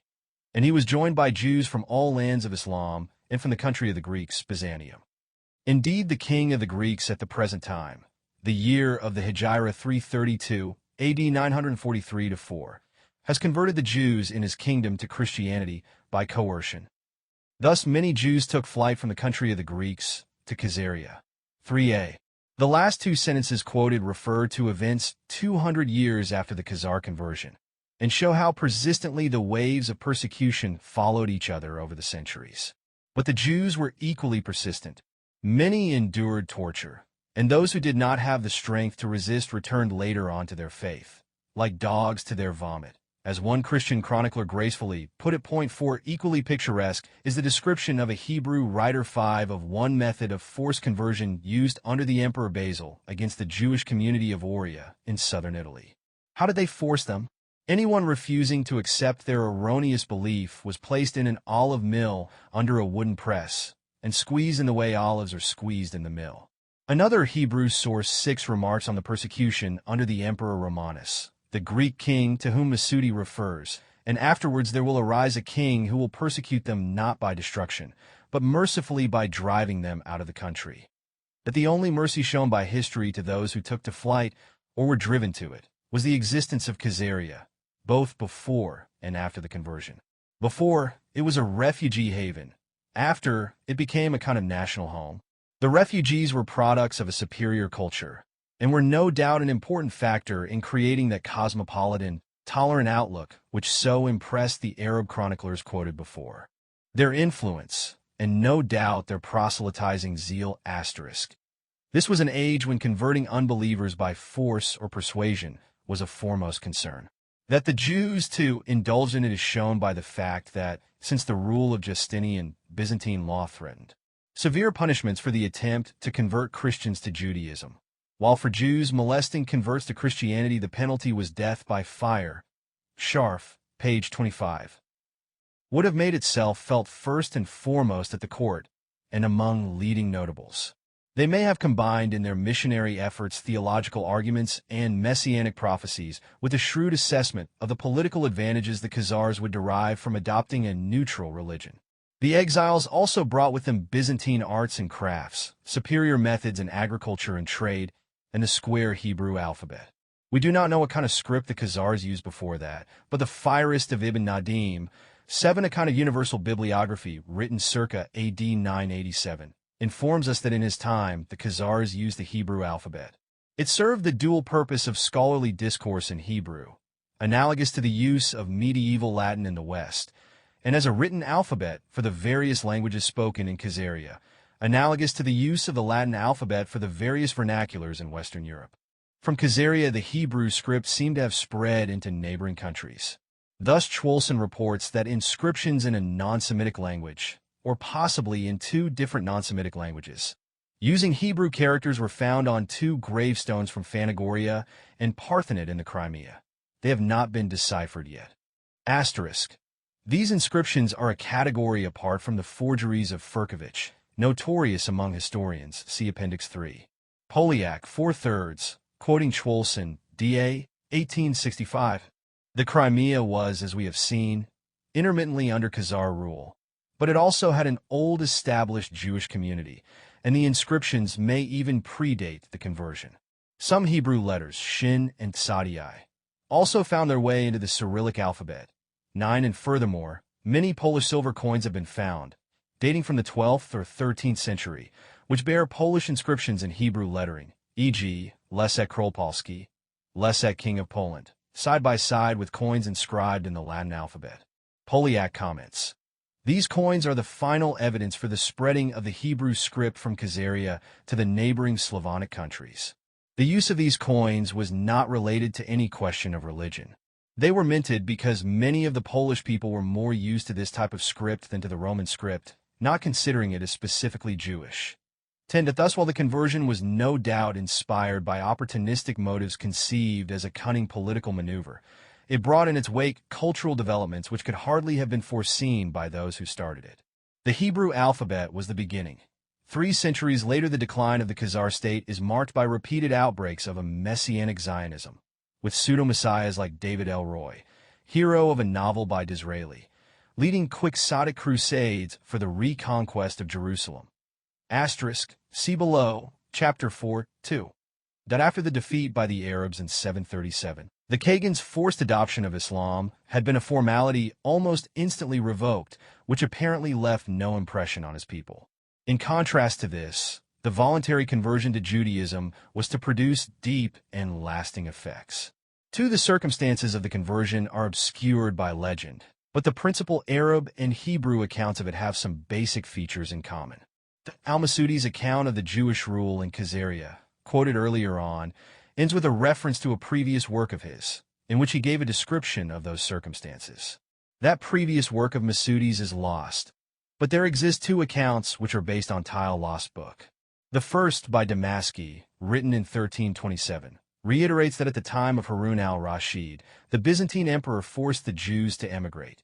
These emigrants came to the Khazar country, where they found an intelligent but uneducated race to whom they offered their religion. The natives found it better than their own and accepted it. 11. The second, much more detailed account is in al-Bakri's Book of Kingdoms and Roads, 11th century. The reason for the conversion to Judaism of the king of the Khazars, who had previously been a pagan, is as follows. He had adopted Christianity. Asterisk. No other source, as far as I know, mentions this. It may be a substitution more palatable to Muslim readers for the Khagans' short-lived adoption of Islam prior to Judaism. Then he recognized its falsehood and discussed this matter, which greatly worried him, with one of his high officials. The latter said to him, "O king, those in possession of sacred scriptures fall into 3 groups. Summon them and ask them to state their case. Then follow the one who is in possession of the truth." That's so he sent to the Christians for a bishop. Now there was with the king a Jew, skilled in argument, who engaged him in disputation. He asked the bishop, "What do you say of Moses, the son of Amram, and the Torah which was revealed to him?" The bishop replied, "Moses is a prophet, and the Torah speaks the truth." Then the Jew said to the king, "He has already admitted the truth of my creed. Ask him now what he believes in." That's so the king asked him, and he replied, "I say that Jesus the Messiah is the son of Mary, He is the Word, and he has revealed the mysteries in the name of God. Then said the Jew to the king of the Khazars, He preaches a doctrine which I know not, while he accepts my propositions. But the bishop was not strong in producing evidence. Then the king asked for a Muslim, and they sent him a scholarly, clever man who was good at arguments. But the Jew hired someone who poisoned him on the journey, and he died. And the Jew succeeded in winning the king for his faith, so that he embraced Judaism. Point 12. The Arab historians certainly had a gift for sugaring the pill. Had the Muslim scholar been able to participate in the debate, he would have fallen into the same trap as the bishop, for both accepted the truth of the Old Testament, whereas the upholders of the New Testament and of the Quran were each outvoted 2-1. The king's approval of this reasoning is symbolic. He is only willing to accept doctrines which are shared by all three, their common denominator, and refuses to commit himself to any of the rival claims which go beyond that. It is once more the principle of the uncommitted world applied to theology. The story also implies, as Barry 13 has pointed out, that Jewish influence at the Khazar court must already have been strong before the formal conversion, for the bishop and the Muslim scholar have to be sent for, whereas the Jew is already with him, the king. 3. We now turn from the principal Arab source on the conversion, Masudi and his compilers, to the principal Jewish source. This is the so-called Khazar Correspondence, an exchange of letters in Hebrew between Hasdai ibn Shapra, the Jewish chief minister of the Caliph of Cordoba, and Joseph, king of the Khazars, or rather between their respective scribes. The authenticity of the correspondence has been the subject of controversy, but is now generally accepted with due allowance made for the vagaries of later copyists. Asterisk, a summary of the controversy will be found in Appendix 3. But the exchange of letters apparently took place after 954 and before 961. That is roughly at the time when Masudi wrote. To appreciate its significance, a word must be said about the personality of Hasdai ibn Shapra, perhaps the most brilliant figure in the Golden Age, 900-1200, of the Jews in Spain. In 929, Abd al-Rahman III, a member of the Umayyad dynasty, succeeded in unifying the Moorish possessions in the southern and central parts of the Iberian Peninsula under his rule, and founded the Western Caliphate. His capital, Cordoba, became the glory of Arab Spain and a focal center of European culture with a library of 400,000 catalog volumes. Hasdai, born 910 in Cordoba into a distinguished Jewish family, first attracted the caliph's attention as a medical practitioner with some remarkable cures to his credit. Abd al-Rahman appointed him as court physician and trusted his judgment so completely that Hasdai was called upon, first, to put the state finances in order, then to act as foreign minister and diplomatic troubleshooter in the new caliphate's complex dealings with Byzantium, the German Emperor Otto, with Castile, Navarra, Aragon, and other Christian kingdoms in the north of Spain. Hasdai was a true uomo universal centuries before the Renaissance who, in between affairs of state, still found the time to translate medical books into Arabic, to correspond with the learned rabbis of Baghdad, and to act as a Maecenas for Hebrew grammarians and poets. That he obviously was an enlightened, yet a devoted Jew, who used his diplomatic contacts to gather information about the Jewish communities dispersed in various parts of the world, and to intervene on their behalf whenever possible. He was particularly concerned about the persecution of Jews in the Byzantine Empire under Romanus. See above, section I. Fortunately, he wielded considerable influence at the Byzantine court, which was vitally interested in procuring the benevolent neutrality of Cordoba during the Byzantine campaigns against the Muslims of the East.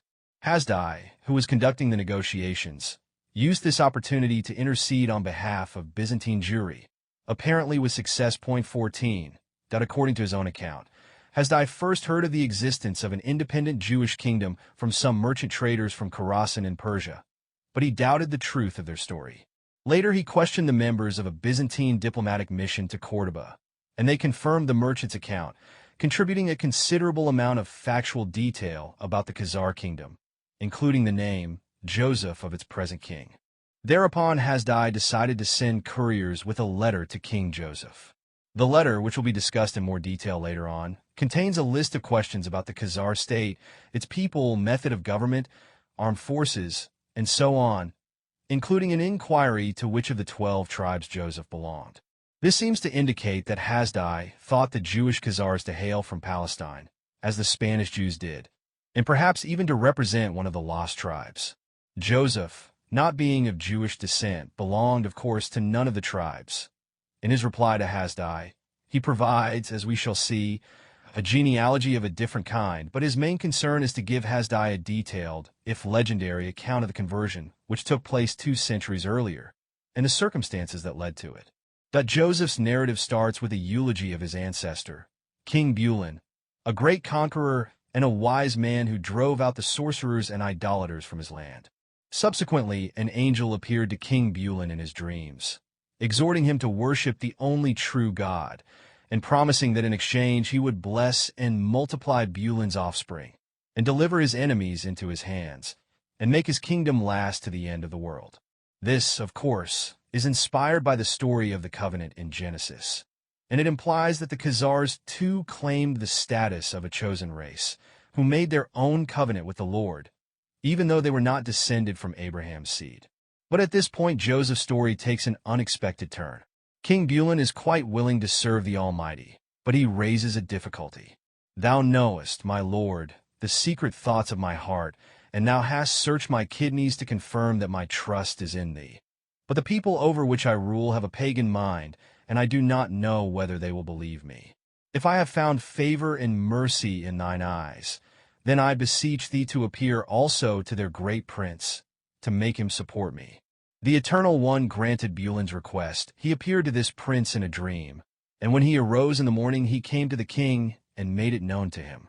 There is nothing in Genesis, nor in the Arab accounts of the conversion, about a great prince whose consent has to be obtained. It is an unmistakable reference to the Khazar double kingship. The great prince, apparently, is the Bek, but it is not impossible that the king was the Bek and the prince the Kagan. Moreover, according to Arab and Armenian sources, the leader of the Khazar army which invaded Transcaucasia in 731 E, a few years before the presumed date of the conversion, was called Bolkhan. 15. Joseph's letter continues by relating how the angel appeared once more to the dreaming king and bade him to build a place of worship in which the Lord may dwell, for the sky and the skies above the sky are not large enough to hold me. King Bulin replies bashfully that he does not possess the gold and silver required for such an enterprise, although it is my duty and desire to carry it out. The angel reassures him. All Bulin has to do is to lead his armies into Darila and Ardabil in Armenia, where a treasure of silver and a treasure of gold are awaiting him. This fits in with Bulin's or Bolkan's raid preceding the conversion, and also with Arab sources according to which the Khazars at one time controlled silver and gold mines in the Caucasus. 16. Bulin does as the angel told him, returns victoriously with the loot, and builds a holy tabernacle equipped with a sacred coffer, the Ark of the Covenant, a candelabrum, an altar, and holy implements which have been preserved to this day and are still in my King Joseph's possession. Joseph's letter, written in the second half of the 10th century, more than 200 years after the events it purports to describe, is obviously a mixture of fact and legend. His description of the scant furnishings of the place of worship and the paucity of the preserved relics is in marked contrast to the account he gives in other parts of the letter of the present prosperity of his country. The days of his ancestor Bulin appear to him as remote antiquity, when the poor but virtuous king did not even have the money to construct the holy tabernacle, which was, after all, only a tent. However, Joseph's letter up to this point is merely the prelude to the real drama of the conversion, which he now proceeds to relate. Apparently, Bulin's renunciation of idolatry in favor of the only true God was only the first step, which still left the choice open between the 3 monotheistic creeds. At least, this is what the continuation of Joseph's letter seems to imply. After these feats of arms, the invasion of Armenia, King Bulin's fame spread to all countries. The king of Edom, Byzantium, and the king of the Ishmaelim, the Muslims, heard the news and sent to him envoys with precious gifts and money and learned men to convert him to their beliefs. But the king was wise and sent for a Jew with much knowledge and acumen and put all 3 together to discuss their doctrines.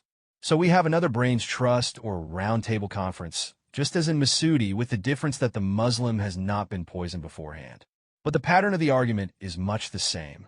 After long and futile discussions, The king adjourns the meeting for 3 days, during which the disputants are left to cool their heels in their respective tents.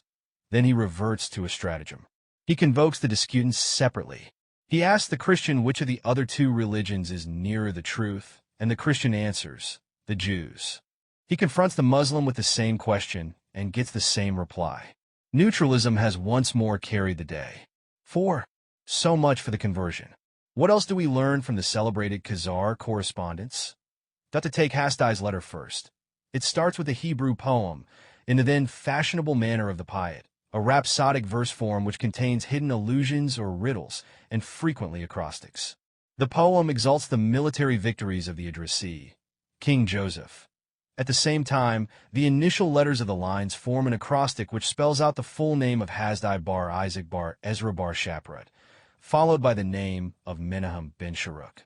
Now this Menahem was a celebrated Hebrew poet, lexicographer and grammarian, a secretary and protoge of Hasdai's. He was obviously given the task of drafting the epistle to King Joseph in his most ornate style, and he took the opportunity to immortalize himself by inserting his own name into the acrostic after that of his patron. Several other works of Menahem ben Sharuk are preserved, and there can be no doubt that Hasdai's letter is his handiwork. Asterisk, see Appendix 3. That after the poem, the compliments and diplomatic flourishes, the letter gives a glowing account of the prosperity of Moorish Spain, and the happy condition of the Jews under its Caliph Abd al-Rahman, the like of which has never been known. And thus the derelict sheep were taken into care, the arms of their persecutors were paralyzed, and the yoke was discarded. The country we live in is called in Hebrew Sepharad, but the Ishmaelites who inhabit it call it Al-Andalus.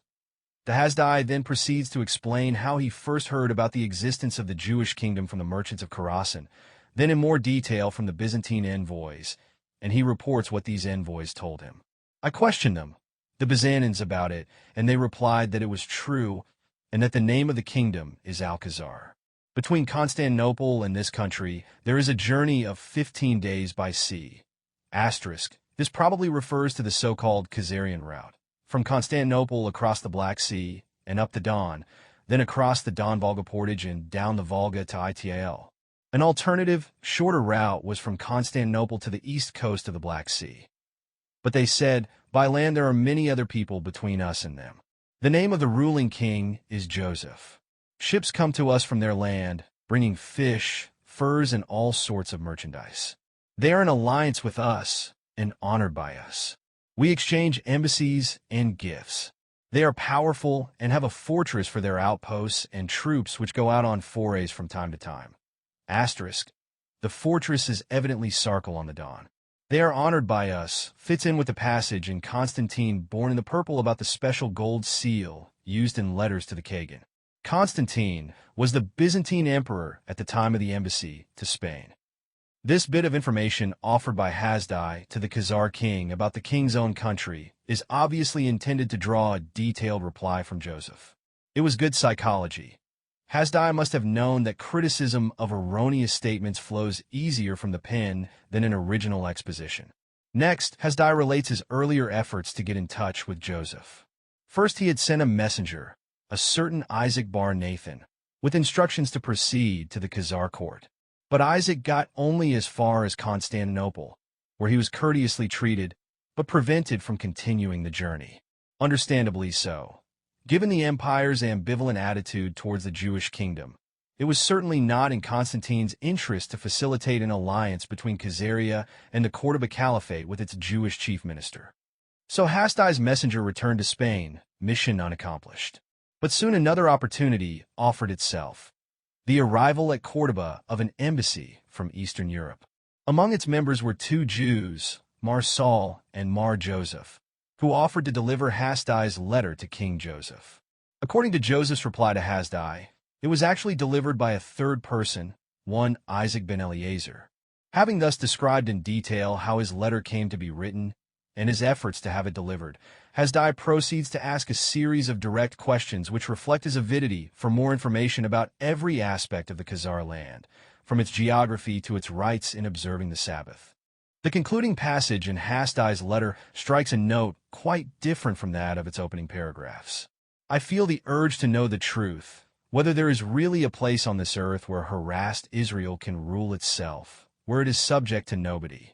If I were to know that this is indeed the case, I would not hesitate to forsake all honors, to resign my high office, to abandon my family, and to travel over mountains and plains, over land and water, until I arrived at the place where my Lord, the Jewish king, rules.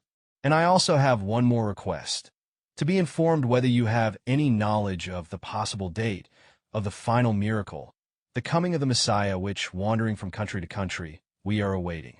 Dishonored and humiliated in our dispersion, we have to listen in silence to those who say, "Every nation has its own land, and you alone possess not even a shadow of a country on this earth." The beginning of the letter praises the happy lot of the Jews in Spain. The end breathes the bitterness of the exile, Zionist fervor, and messianic hope. But these opposite attitudes have always coexisted in the divided heart of Jews throughout their history. The contradiction in Hasdai's letter gives it an added touch of authenticity. How far his implied offer to enter into the service of the Khazar king is to be taken seriously is another question, which we cannot answer. Perhaps he could not either. 5. King Joseph's reply is less accomplished and moving than Hasdai's letter. No wonder, as Castle remarks, scholarship and culture reigned not among the Jews of the Volga, but on the rivers of Spain. The highlight of the reply is the story of the conversion, already quoted. No doubt Joseph, too, employed a scribe for penning it, probably a scholarly refugee from Byzantium. Nevertheless, the reply sounds like a voice out of the Old Testament compared to the polished cadences of the 10th century modern statesman. That it starts with a fanfare of greetings, then reiterates the main contents of Hasdai's letter, proudly emphasizing that the Khazar kingdom gives the lie to those who say that the scepter of Judah has forever fallen from the Jews' hands, and that there is no place on earth for a kingdom of their own.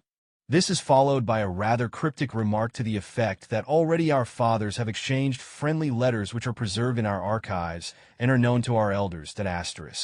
This may refer to a 9th century Jewish traveler, Eldad ha-Dani, whose fantastic tales, much read in the Middle Ages, include mentions of Khazaria, which, he says, is inhabited by 3 of the lost tribes of Israel, and collects tributes from 28 neighboring kingdoms. Eldad visited Spain around 880 and may or may not have visited the Khazar country. Hasdai briefly mentions him in his letter to Joseph, as if to ask what to make of him. That Joseph then proceeds to provide a genealogy of his people.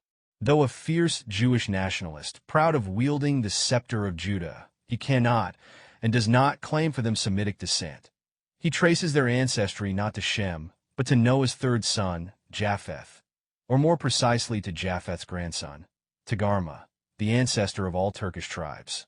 We have found in the family registers of our fathers, Joseph asserts boldly, that Togarmah had 10 sons, and the names of their offspring are as follows: Uyghur, Dursu, Avars, Huns, Basilii, Tarniak, Khazars, Zagora, Bulgars, Sabir. We are the sons of Khazar, the 7th. The identity of some of these tribes with names spelt in the Hebrew script is rather dubious, but that hardly matters. The characteristic feature in this genealogical exercise is the amalgamation of Genesis with Turkish tribal tradition. It also throws a sidelight on the frequent description of the Khazars as the people of Magog. Magog, according to Genesis X 2-3, was the much maligned uncle of Togarmah. After the genealogy, Joseph mentions briefly some military conquests by his ancestors which carried them as far as the Danube. Then follows at great length the story of Bulan's conversion. From this day onwards, Joseph continues, the Lord gave him strength and aided him. He had himself and his followers circumcised and sent for Jewish sages who taught him the law and explained the commandments. There follow more boasts about military victories, conquered nations, etc., and then a significant passage. After these events, one of his Bulan's grandsons became king. His name was Obadiah. He was a brave and venerated man who reformed the rule, fortified the law according to tradition and usage, built synagogues and schools, assembled a multitude of Israel's sages, gave them lavish gifts of gold and silver, and made them interpret the 24 sacred books, the Mishnah, precepts, and the Talmud, and the order in which the liturgies are to be said. This indicates that about a couple of generations after Bulin, a religious revival or reformation took place, possibly accompanied by a coup d'etat on the lines envisaged by Ardmanov. It seems indeed that the Judaization of the Khazars proceeded in several steps. We remember that King Bulin drove out the sorcerers and idolaters before the angel appeared to him, and that he made his covenant with the true God before deciding whether he was the Jewish, Christian, or Muslim God. It seems highly probable that the conversion of King Bulin and his followers was another intermediary step, that they embraced a primitive or rudimentary form of Judaism, based on the Bible alone, excluding the Talmud, all rabbinical literature, and the observances derived from it. In this respect, they resembled the Karaites, a fundamentalist sect which originated in the 8th century in Persia and spread among Jews all over the world, particularly in Little Khazaria, i.e., the Crimea. Dunlop and some other authorities surmise that between Bulin and Obadiah, i.e., roughly between 740 and 800, some form of charism prevailed in the country, and that Orthodox Rabbinic Judaism was only introduced in the course of Obadiah's religious reform. The point is of some importance because charism apparently survived in Khazaria to the end, and villages of Turkish-speaking Karaite Jews, obviously of Khazar origin, still existed in modern times, see below, chapter 5:4. Thus the Judaization of the Khazars was a gradual process which, triggered off by political expediency, slowly penetrated into the deeper strata of their minds and eventually produced the messianism of their period of decline. Their religious commitment survived the collapse of their state, and persisted, as we shall see, in the Khazar Jewish settlements of Russia and Poland. 6. After mentioning Obadiah's religious reforms, Joseph gives a list of his successors: Hizkiah his son, and his son Manasseh, and Hanukkah the brother of Obadiah, and Isaac his son, Manasseh his son, Nissi his son, Menahem his son, Benjamin his son, Aaron his son, and I am Joseph, son of Aaron the Blessed, and we were all sons of kings, and no stranger was allowed to occupy the throne of our fathers. Next, Joseph attempts to answer Hasdai's questions about the size and topography of his country. But he does not seem to have a competent person at his court who could match the skill of the Arab geographers, and his obscure references to other countries and nations add little to what we know from Ibn Hakel, Masudi, and the other Persian and Arabic sources. He claims to collect tribute from 37 nations, which seems a rather tall proposition. Yet Dunlop points out that 9 of these appear to be tribes living in the Khazar heartland, and the remaining 28 agree quite well with Ibn Fadlan's mention of 25 wives, each the daughter of a vassal king, and also with Eldad Haddani's dubious tales. We must further bear in mind the multitude of Slavonic tribes along the upper reaches of the Dnieper and as far as Moscow, which, as we shall see, paid tribute to the Khazars. However that may be, there is no reference in Joseph's letter to a royal harem, only a mention of a single queen and her maids and eunuchs. These are said to live in one of the 3 boroughs of Joseph's capital, Itl. In the second live Israelites, Ishmaelis, Christians, and other nations who speak other languages. The third, which is an island, I inhabit myself, with the princes, bondsmen, and all the servants that belong to me. Asterisk, this division of Itl into 3 parts is also mentioned, as we have seen, in some of the Arab sources. We live in the town through the whole of winter, but in the month of Nisan, March-April, we set out, and everyone goes to labor in his field and his garden. Every clan has his hereditary estate, for which they head with joy and jubilation. No voice of an intruder can be heard there. No enemy is to be seen. The country does not have much rain, but there are many rivers with a multitude of big fish and many sources, and it is generally fertile and fat in its fields and vineyards, gardens and orchards which are irrigated by the rivers and bear rich fruit. And with God's help I live in peace. That the next passage is devoted to the date of the coming of the Messiah. We have our eyes on the sages of Jerusalem and Babylon, and although we live far away from Zion, we have nevertheless heard that the calculations are erroneous owing to the great profusion of sins, and we know nothing. Only the Eternal knows how to keep the count. We have nothing to hold on, only the prophecies of Daniel, and may the Eternal speed up our deliverance. The concluding paragraph of Joseph's letter is a reply to Hasdai's apparent offer to enter into the service of the Khazar king. Thou hast mentioned in thy letter a desire to see my face. I too wish and long to behold thy gracious face and the splendor of thy magnificence, wisdom and greatness. I wish that thy words will come true, that I should know the happiness to hold thee in my embrace, and to see thy dear, friendly, and agreeable face. Thou wouldst be to me as a father, and I to thee as a son. All my people would kiss thy lips. We would come and go according to thy wishes and thy wise counsel. There is a passage in Joseph's letter which deals with topical politics, and is rather obscure. With the help of the Almighty, I guard the mouth of the river, the Volga, and do not permit the Rus who come in their ships to invade the land of the Arabs. I fight heavy wars with them, the Rus, for if I allowed it, they would devastate the lands of Ishmael, even to Baghdad. Joseph here appears to pose as the defender of the Baghdad Caliphate against the Norman Rus raiders. See Chapter 3. This might seem a little tactless in view of the bitter hostility between the Umayyad Caliphate of Cordoba, which Hasdai is serving, and the Abbasid Caliphs of Baghdad. On the other hand, the vagaries of Byzantine policy towards the Khazars made it expedient for Joseph to appear in the role of a defender of Islam, regardless of the schism between the two caliphates. At least he could hope that Hasdai, the experienced diplomat, would take the hint.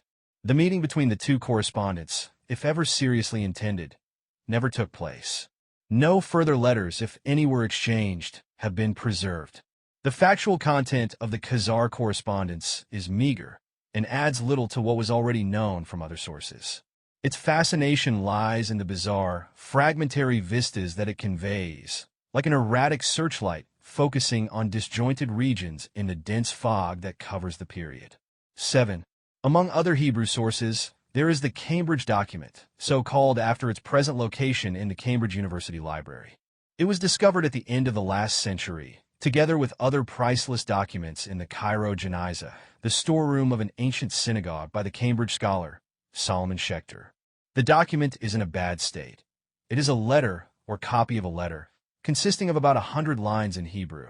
The beginning and the end are missing, so that it is impossible to know who wrote it and to whom it was addressed. King Joseph is mentioned in it as a contemporary and referred to as my lord. Khazaria is called our land. So the most plausible inference is that the letter was written by a Khazar Jew of King Joseph's court in Joseph's lifetime, i.e., that it is roughly contemporaneous with the Khazar correspondence.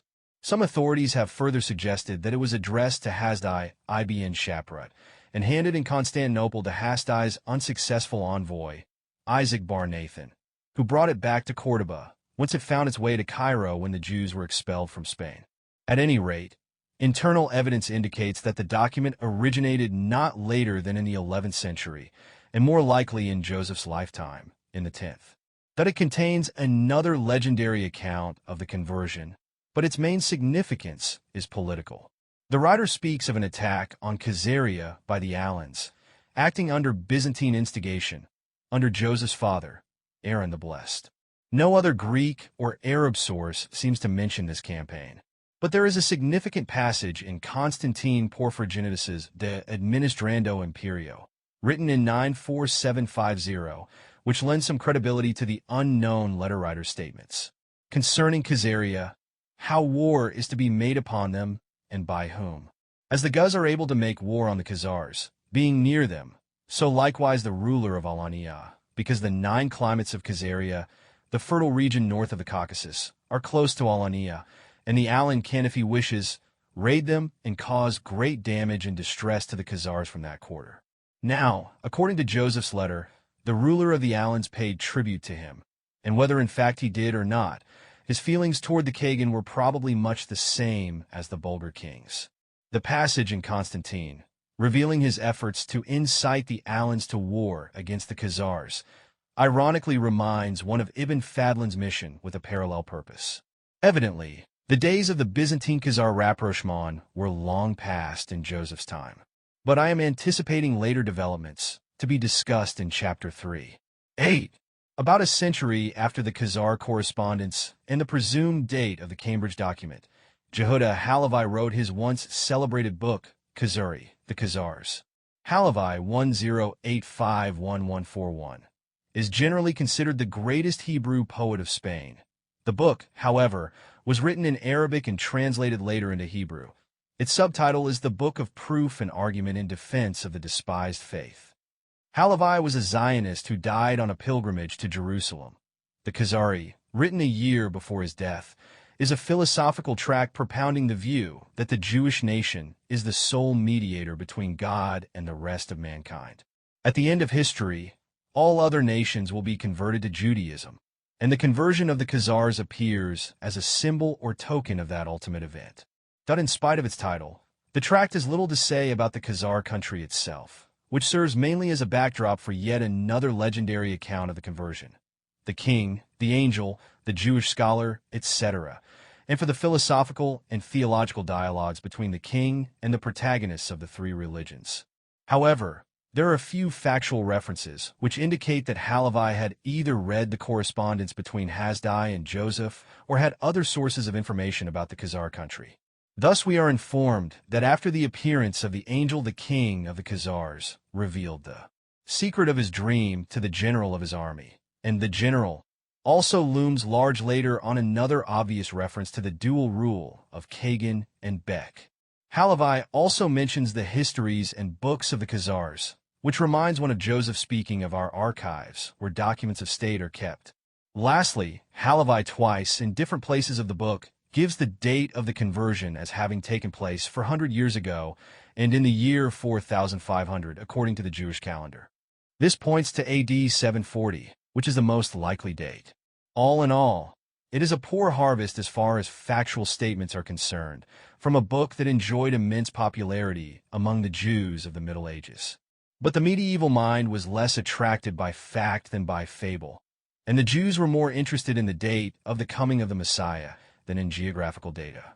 The Arab geographers and chroniclers had a similarly cavalier attitude to distances, dates, and the frontiers between fact and fancy. This also applies to the famed German Jewish traveler, Rabbi Patakia of Ratisbon, who visited Eastern Europe and Western Asia between 1170 and 1185. His travelogue, Sibab HaOlam, Journey Around the World, was apparently written by a pupil, based on his notes or on dictation. It relates how shocked the good rabbi was by the primitive observances of the Khazar Jews north of the Crimea, which he attributed to their adherence to the Karaite heresy. And the Rabbi Patakia asked them, "Why do you not believe in the words of the sages, i.e., the Talmudists?" They replied, "Because our fathers did not teach them to us. On the eve of the Sabbath, they cut all the bread which they eat on the Sabbath. They eat it in the dark and sit the whole day on one spot. Their prayers consist only of the Psalms. 17**. Spending the Sabbath in the dark was a well-known Karaite custom."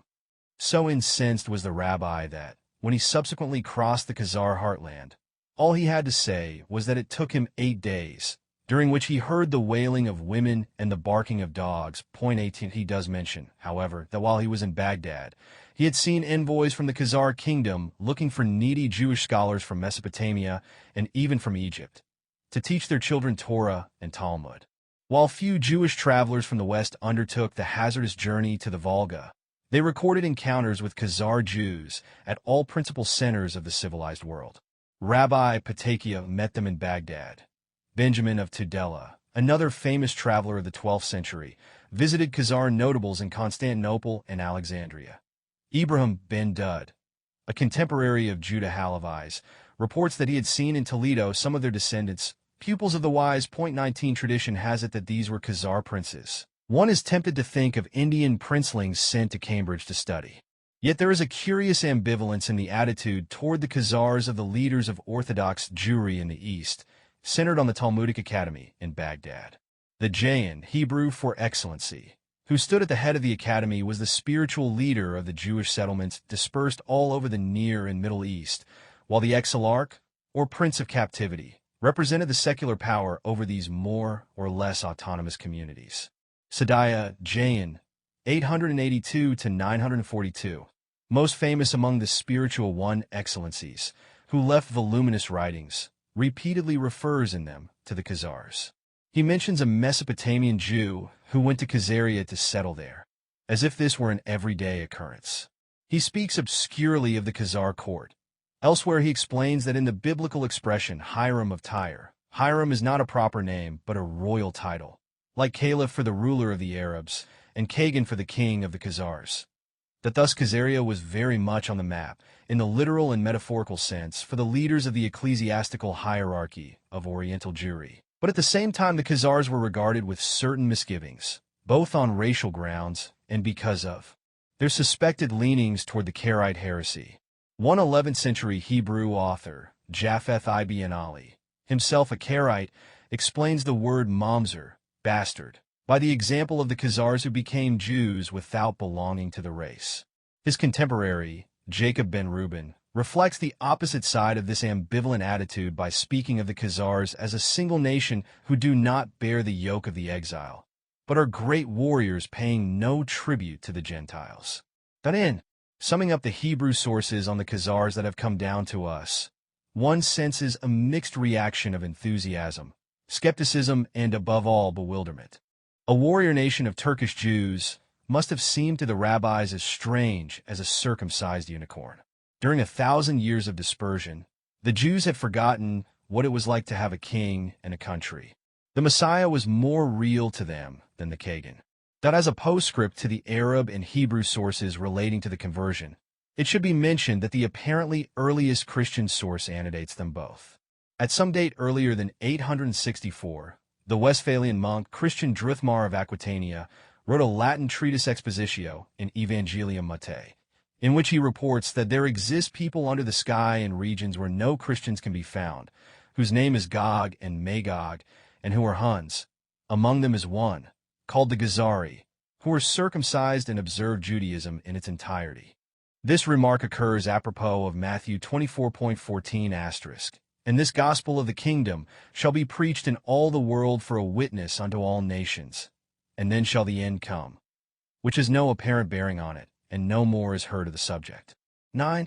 At about the same time, when Druthmar wrote down what he knew from hearsay about the Jewish Khazars, a famed Christian missionary, sent by the Byzantine emperor, attempted to convert them to Christianity. He was no less a figure than Saint Cyril, apostle of the Slavs, alleged designer of the Cyrillic alphabet. He and his elder brother, Saint Methodius, were entrusted with this and other proselytizing missions by the Emperor Michael III, on the advice of the Patriarch Photius, himself apparently of Khazar descent, for it is reported that the emperor once called him in anger Khazar face. Cyril's proselytizing efforts seem to have been successful among the Slavonic people in Eastern Europe, but not among the Khazars. He traveled to their country via Kherson in the Crimea. In Kherson, he is said to have spent 6 months learning Hebrew in preparation for his mission. He then took the Khazarian Way, the Don-Volga portage, to Ital, and from there traveled along the Caspian to meet the Kagan. It is not said where. The usual theological disputations followed, but they had little impact on the Khazar Jews. Even the Agilati Vita Constantine, Cyril's original name, says only that Cyril made a good impression on the Kagan, that a few people were baptized and 200 Christian prisoners were released by the Kagan as a gesture of goodwill. It was the least he could do for the emperor's envoy who had gone to so much trouble. There is a curious sidelight thrown on the story by students of Slavonic philology. Cyril is credited by tradition not only with having devised the Cyrillic, but also the Glagolitic alphabet. The latter, according to Baron, was used in Croatia to the 17th century. Its indebtedness to the Hebrew alphabet in at least 11 characters, representing in part the Slavonic sounds, has long been recognized. The 11 characters are A, B, V, G, E, K, P, R, S, SCHT. This seems to confirm what has been said earlier on about the influence of the Hebrew alphabet in spreading literacy among the neighbors of the Khazars. The 13th tribe. By Arthur Koestler. 3 Decline. 1. It was, wrote D. Sinor 1 in the second half of the 8th century that the Khazar Empire reached the acme of its glory, that is, between the conversion of Bulin and the religious reform under Obadiah. This is not meant to imply that the Khazars owed their good fortune to their Jewish religion. It is rather the other way round. They could afford to be Jews because they were economically and militarily strong. A living symbol of their power was the Emperor Leo the Khazar, who ruled Byzantium in 775–80, so named after his mother, the Khazar princess Flower, the one who created a new fashion at the court. We remember that her marriage took place shortly after the Great Khazar victory over the Muslims in the Battle of Ardabil, which is mentioned in the letter of Joseph and other sources. The two events, Dunlop remarks, are hardly unrelated. Point 2 to, however, amidst the cloak and dagger intrigues of the period, dynastic marriages and betrothals could be dangerous. They repeatedly gave cause, or at least provided a pretext for starting a war. The pattern was apparently set by Attila, the erstwhile overlord of the Khazars. In 450, Attila is said to have received a message, accompanied by an engagement ring, from Honoria, sister to the West Roman Emperor Valentinian III. This romantic and ambitious lady begged the Hun chieftain to rescue her from a fate worse than death, a forced marriage to an old senator, and sent him her ring. Attila promptly claimed her as his bride, together with half the empire as her dowry, and when Valentinian refused, Attila invaded Gaul. Several variations on this quasi-archetypal theme crop up throughout Khazar history. We remember the fury of the Bulgar king about the abduction of his daughter, and how he gave this incident as the main reason for his demand that the caliph should build him a fortress against the Khazars. If we are to believe the Arab sources, similar incidents, though with a different twist, led to the last flare-up of the Khazar-Muslim wars at the end of the 8th century, after a protracted period of peace. According to Al-Tabari, in AD 798, the date, however, is uncertain. The caliph ordered the governor of Armenia to make the Khazar frontier even more secure by marrying a daughter of the Kagan. This governor was a member of the powerful family of the Barmecides, which, incidentally, reminds one of the prince of that eponymous family in the Arabian Nights, who invited the beggar to a feast consisting of rich dish covers with nothing beneath. The Barmecide agreed, and the Khazar princess with her suite and dowry was duly dispatched to him in a luxurious cavalcade, CI 10. But she died in childbed. The newborn died too, and her courtiers, on their return to Khazaria, insinuated to the Kagan that she had been poisoned. The Kagan promptly invaded Armenia and took, according to two Arab sources, 350,000 prisoners. The caliph was forced to release thousands of criminals from his jails and arm them to stem the Khazar advance. The Arab sources relate at least one more 8th century incident of a misfired dynastic marriage followed by a Khazar invasion. And for good measure, the Georgian Chronicle has a particularly gruesome one to add to the list, in which the royal princess, instead of being poisoned, kills herself to escape the Kagan's bed. The details and exact dates are, as usual, doubtful, and so is the real motivation behind these campaigns. But the recurrent mention in the chronicles of bartered brides and poisoned queens leaves little doubt that this theme had a powerful impact on people's imagination, and possibly also on political events. 2. No more is heard about Khazar-Arab fighting after the end of the 8th century. As we enter the 9th, the Khazars seem to enjoy several decades of peace at least. There is little mention of them in the chronicles, and no news is good news in history. The southern frontiers of their country had been pacified. Relations with the Caliphate had settled down to a tacit non-aggression pact. Relations with Byzantium continued to be definitely friendly. Yet in the middle of this comparatively idyllic period, there is an ominous episode which foreshadowed new dangers. In 833, or thereabouts, the Khazar Kagan and Bek send an embassy to the East Roman Emperor Theophilus, asking for skilled architects and craftsmen to build them a fortress on the lower reaches of the Don. The emperor responded with alacrity. He sent a fleet across the Black Sea and the Sea of Azov up the mouth of the Don to the strategic spot where the fortress was to be built. Thus came Sarkel into being, the famous fortress and priceless archaeological site, virtually the only one that yielded clues to Khazar history, until it was submerged in the Tsimliansk Reservoir, adjoining the Volga-Don Canal. Constantine Porphyrogenitus, who related the episode in some detail, says that since no stones were available in the region, Sarkel was built of bricks, burnt in specially constructed kilns. He does not mention the curious fact, discovered by Soviet archaeologists while the site was still accessible, that the builders also used marble columns of Byzantine origin, dating from the 6th century, and probably salvaged from some Byzantine ruin. A nice example of imperial thrift. 5, that the potential enemy against whom this impressive fortress was built by joint Roman-Khazar effort were those formidable and menacing newcomers on the world scene, whom the West called Vikings or Norsemen, and the East called Rus or Rose or Russ. 2 centuries earlier, the conquering Arabs had advanced on the civilized world in a gigantic pincer movement, its left prong reaching across the Pyrenees, its right prong across the Caucasus. Now, during the Viking Age, history seemed to create a kind of mirror image of that earlier phase. The initial explosion which had triggered off the Muslim wars of conquest took place in the southernmost region of the known world, the Arabian Desert. The Viking raids and conquests originated in its northernmost region, Scandinavia. The Arabs advanced northward by land, the Norsemen southward by sea and waterways. The Arabs were, at least in theory, conducting a holy war. The Vikings waged unholy wars of piracy and plunder. But the results, as far as the victims were concerned, were much the same. In neither case have historians been able to provide convincing explanations of the economical, ecological, or ideological reasons which transformed these apparently quiescent regions of Arabia and Scandinavia quasi-overnight into volcanoes of exuberant vitality and reckless enterprise.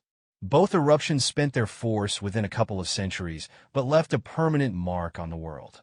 Both evolved in this time span from savagery and destructiveness to splendid cultural achievement. About the time when Sarkel was built by joint Byzantine-Khazar efforts in anticipation of attack by the Eastern Vikings, their western branch had already penetrated all the major waterways of Europe and conquered half of Ireland. Within the next few decades, they colonized Iceland, conquered Normandy, repeatedly sacked Paris, raided Germany, the Rhone Delta, the Gulf of Genoa, circumnavigated the Iberian Peninsula, and attacked Constantinople through the Mediterranean and the Dardanelles, simultaneously with a Rus attack down the Dnieper and across the Black Sea. As Toynbee wrote, 6 in the 9th century, which was the century in which the Rose impinged on the Khazars and on the East Romans, the Scandinavians were raiding and conquering and colonizing in an immense arc that eventually extended southwestward to North America and southeastward to the Caspian Sea. No wonder that a special prayer was inserted in the litanies of the West. A furor Normanorum labura nos domini. No wonder that Constantinople needed its Khazar allies as a protective shield against the carved dragons on the bows of the Viking ships, as it had needed them a couple of centuries earlier against the green banners of the prophet. And, as on that earlier occasion, the Khazars were again to bear the brunt of the attack, and eventually to see their capital laid in ruins. Not only Byzantium had reason to be grateful to the Khazars for blocking the advance of the Viking fleets down the great waterways from the north. We have now gained a better understanding of the cryptic passage in Joseph's letter to Hasdai, written a century later. With the help of the Almighty, I guard the mouth of the river and do not permit the Rus who come in their ships to invade the land of the Arabs. I fight heavy wars with the Rus. 3. The particular brand of Vikings which the Byzantines called Rose were called Varangians by the Arab chroniclers. The most probable derivation of Rose, according to Toynbee, is from the Swedish word roder, meaning rowers. 7 As for Varangian, it was used by the Arabs and also in the Russian primary chronicle to designate Norsemen or Scandinavians. The Baltic was actually called by them the Varangian Sea. 8 Although this branch of Vikings originated from eastern Sweden, as distinct from the Norwegians and Danes who raided Western Europe, their advance followed the same pattern. It was seasonal. It was based on strategically placed islands which served as strongholds, armories, and supply bases for attacks on the mainland. And its nature evolved, where conditions were favorable, from predatory raids and forced commerce to more or less permanent settlements and, ultimately, amalgamation with the conquered native populations. Thus, the Viking penetration of Ireland started with the seizure of the island of Recrew Lambay in Dublin Bay. England was invaded from the Isle of Thanet. Penetration of the continent started with the conquest of the islands of Walcheren, off Holland, and Noirmoutier, in the estuary of the Loire. At the eastern extreme of Europe, the Northmen were following the same blueprint for conquest. After crossing the Baltic and the Gulf of Finland, they sailed up the river Fokhof into Lake Ilmen, south of Leningrad, where they found a convenient island, the home guard of the Icelandic sagas. On this they built a settlement which eventually grew into the city of Novgorod. Asterisk, not to be confused with Nizhny Novgorod, now renamed Gorky. From here, they forayed on southward on the great waterways, on the Volga into the Caspian, and on the Dnieper into the Black Sea. The former route led through the countries of the militant Bulgars and Khazars. the latter across the territories of various Slavonic tribes who inhabited the northwestern outskirts of the Khazar Empire and paid tribute to the Kagan, the Polyane in the region of Kiev, the Vyatichi, south of Moscow, the Radimichi east of the Dnieper, the Sevriane on the river Derna, etc. Constantine Porphyrogenitus and the Russian Chronicle are in fair agreement considering the names and locations of these tribes and their subjection to the Khazars. These Slavs seem to have developed advanced methods of agriculture, and were apparently of a more timid disposition than their Turkish neighbors on the Volga, for as Barry put it, they became the natural prey of the Scandinavian raiders. These eventually came to prefer the Dnieper, in spite of its dangerous cataracts, to the Volga and the Don. It was the Dnieper which became the great waterway, the Osterwegger of the Nordic sagas from the Baltic to the Black Sea, and thus to Constantinople. They even gave Scandinavian names to the 7 major cataracts, duplicating their Slavonic names. Constantine conscientiously enumerates both versions, e.g. refers in Norse, Volny in Slavonic, for the billowy waterfall. These Varangian Rus seem to have been a unique blend, unique even among their brother Vikings, combining the traits of pirates, robbers, and meretricious merchants, who traded on their own terms, imposed by sword and battle-axe. They bartered furs, swords, and amber in exchange for gold, but their principal merchandise were slaves. A contemporary Arab chronicler wrote, "In this island, Novgorod, there are men to the number of 100,000, and these men constantly go out to raid the Slavs in boats, and they seize the Slavs and take them prisoner, and they go to the Khazars and Bulgars and sell them there. We remember the slave market in Ital, mentioned by Masudi. They have no cultivated lands, nor seed, and live by plunder from the Slavs. When a child is born to them, they place a drawn sword in front of him, and his father says, 'I have neither gold nor silver, nor wealth which I can bequeath to thee. This is thine inheritance, with its secure prosperity for thyself.' 9. A modern historian, Sevedy, has summed it up nicely. Viking Varangian activity, ranging from Iceland to the borders of Turkestan, from Constantinople to the Arctic Circle, was of incredible vitality and daring, and it is sad that so much effort was wasted in plundering. The northern heroes did not deign to trade until they failed to vanquish. They preferred blood-stained, glorious gold to a steady mercantile profit. 10. Thus the Rus convoys sailing southward in the summer season were at the same time both commercial fleets and military armadas. The two roles went together, and with each fleet it was impossible to foretell at what moment the merchants would turn into warriors. The size of these fleets was formidable. Masudi speaks of a Rus force entering the Caspian from the Volga in 912 to 13, as comprising about 500 ships, each manned by 100 persons. Of these 50,000 men, he says 35,000 were killed in battle. See below, chapter 4:1. Masudi may have been exaggerating, but apparently not much. Even in an early stage of their exploits, circa 860, the Rus crossed the Black Sea and laid siege on Constantinople with a fleet variously estimated as numbering between 200 and 230 ships. That in view of the unpredictability and proverbial treacherousness of these formidable invaders, the Byzantines and Khazars had to play it by ear, as the saying goes. For a century and a half after the fortress of Sarkel was built, trade agreements and the exchange of embassies with the Rus alternated with savage wars. Only slowly and gradually did the Northmen change their character by building permanent settlements, becoming Slavanized by intermingling with their subjects and vassals, and finally, adopting the faith of the Byzantine Church. By that time, the closing years of the 10th century, the Rus had become transformed into Russians. The early Rus princes and nobles still bore Scandinavian names which had been Slavanized. Rurik from Hrokr, Oleg from Helgi, Igor from Ingvar, Olga from Helga, and so on. The commercial treaty which Prince Igor Ingvar concluded with the Byzantines in 945 contains a list of his companions, only 3 of which have Slavonic names among 50 Scandinavian names. 11, but the son of Ingvar and Helga assumed the Slavonic name Sviatoslav, and from there onward the process of assimilation got into its stride. The Varangians gradually lost their identity as a separate people, and the Norse tradition faded out of Russian history. That it is difficult to form a mental picture of these bizarre people whose savagery sticks out even in that savage age. The chronicles are biased, written by members of nations who had suffered from the northern invaders. Their own side of the story remains untold, for the rise of Scandinavian literature came long after the age of the Vikings, when their exploits had blossomed into legend. Even so, early Norse literature seems to confirm their unbridled lust for battle, and the peculiar kind of frenzy which seized them on these occasions. They even had a special word for it: berserking, the berserk way. The Arab chroniclers were so baffled by them that they contradict not only each other, but also themselves, across a distance of a few lines. Our old friend Ibn Fadlan is utterly disgusted by the filthy and obscene habits of the Rus, whom he met at the Volga in the land of the Bulgars. The following passage on the Rus occurs just before his account of the Khazars, quoted earlier on. They are the filthiest creatures of the Lord. In the morning a servant girl brings a basin full of water to the master of the household.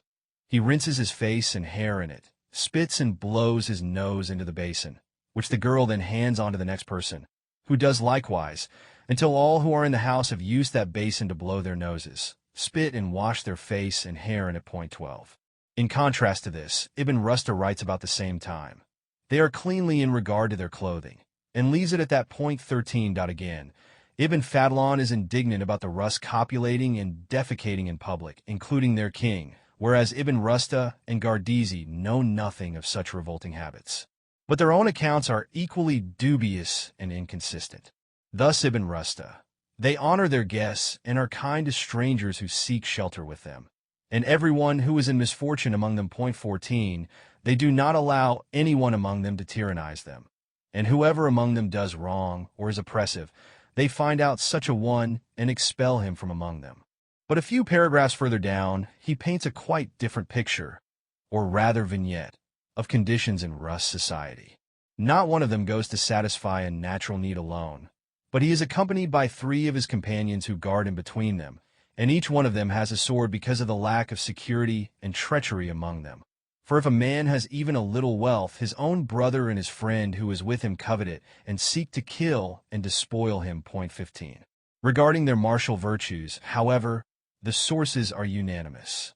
These people are vigorous and courageous, and when they descend on open ground, none can escape from them without being destroyed and their women taken possession of, and themselves taken into slavery. Point 16.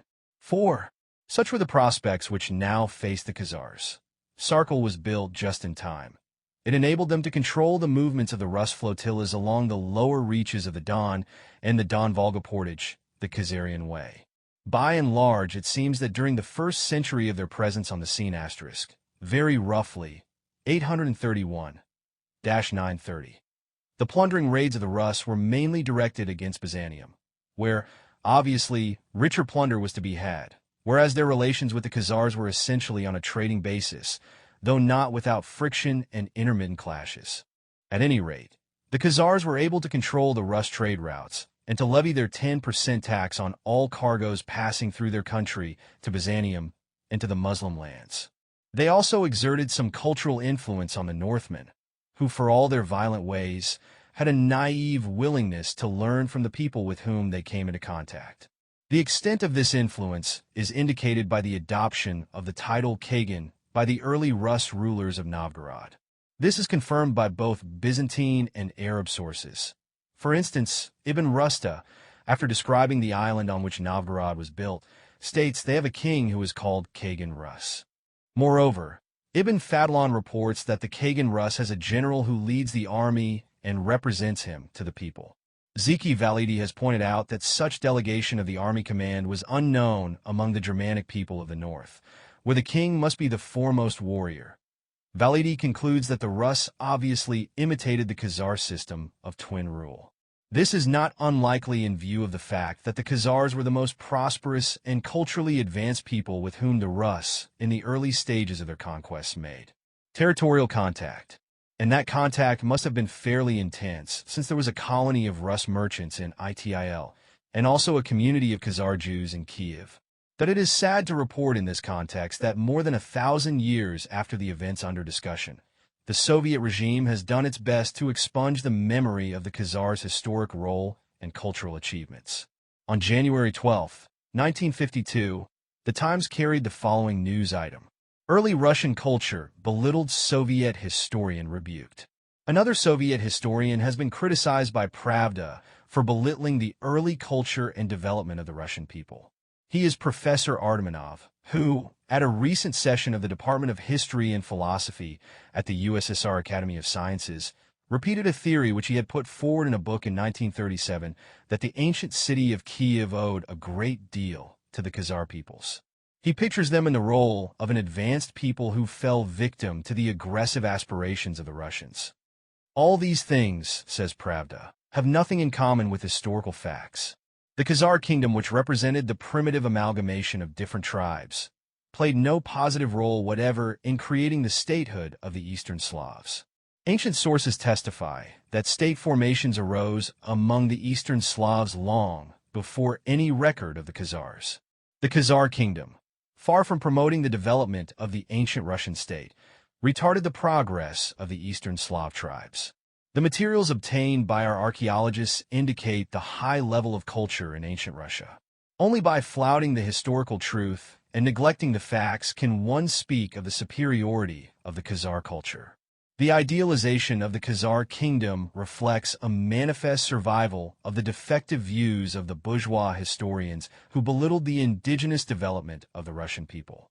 The erroneousness of this concept is evident.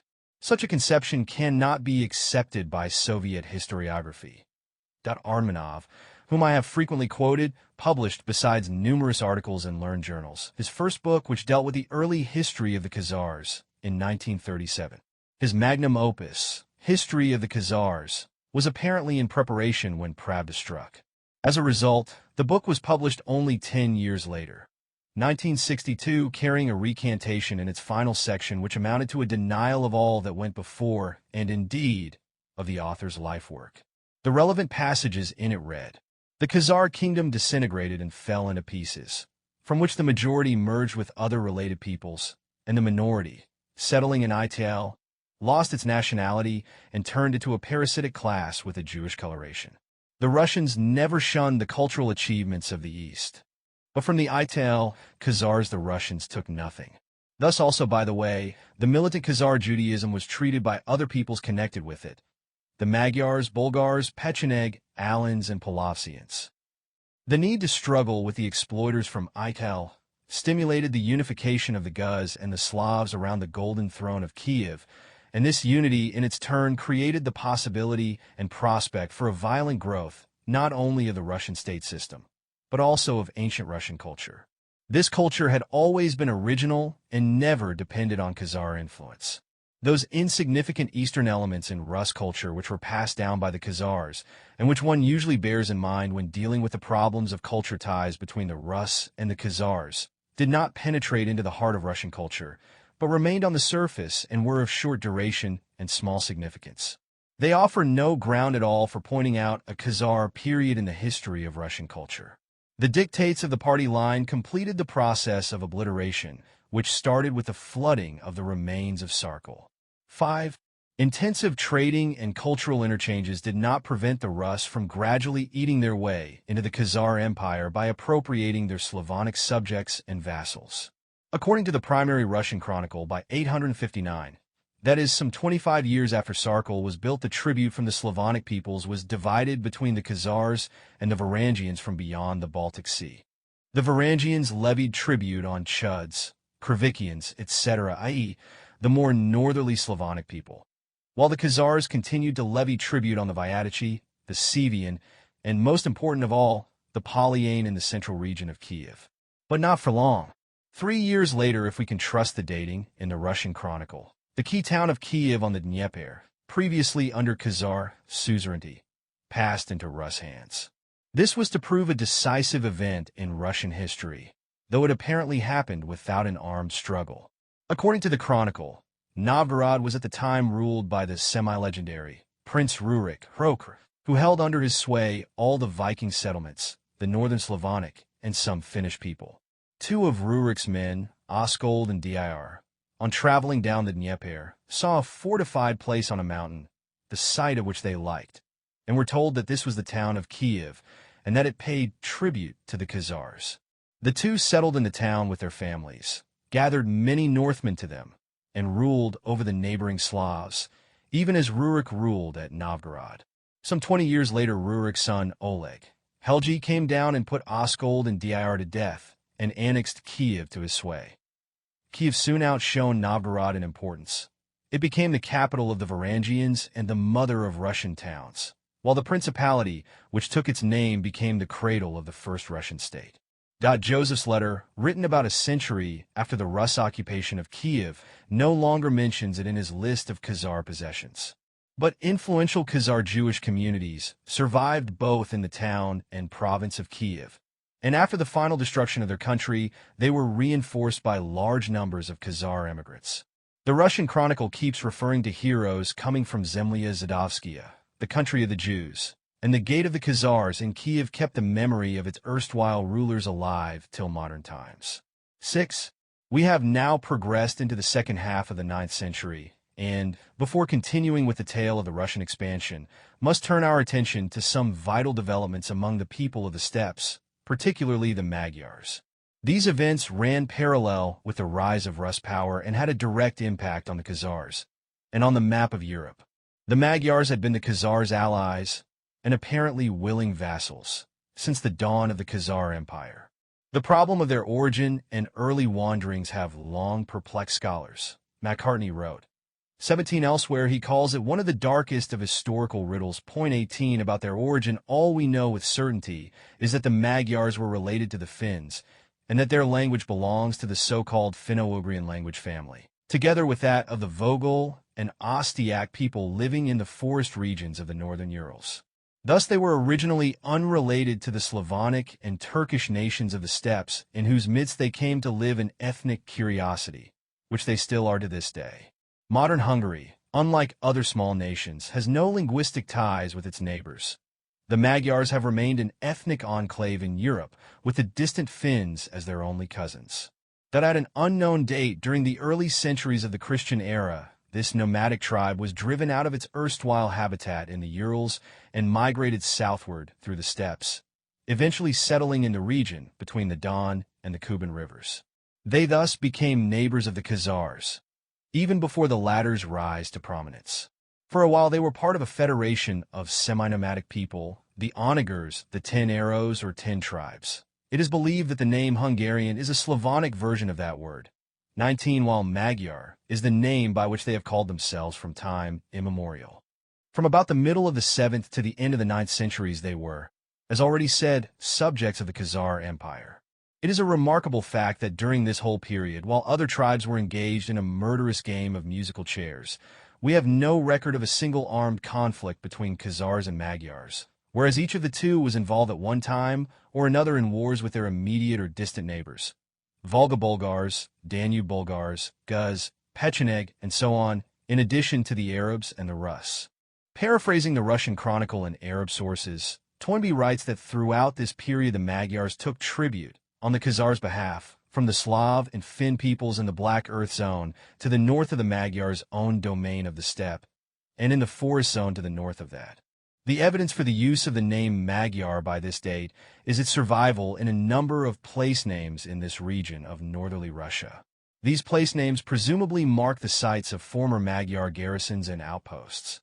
20 Thus the Magyars dominated their Slavonic neighbors, and Toynbee concludes that in levying tribute, the Khazars were using the Magyars as their agents, though no doubt the Magyars made this agency profitable for themselves as well. Point 21, that the arrival of the Rus radically changed this profitable state of affairs.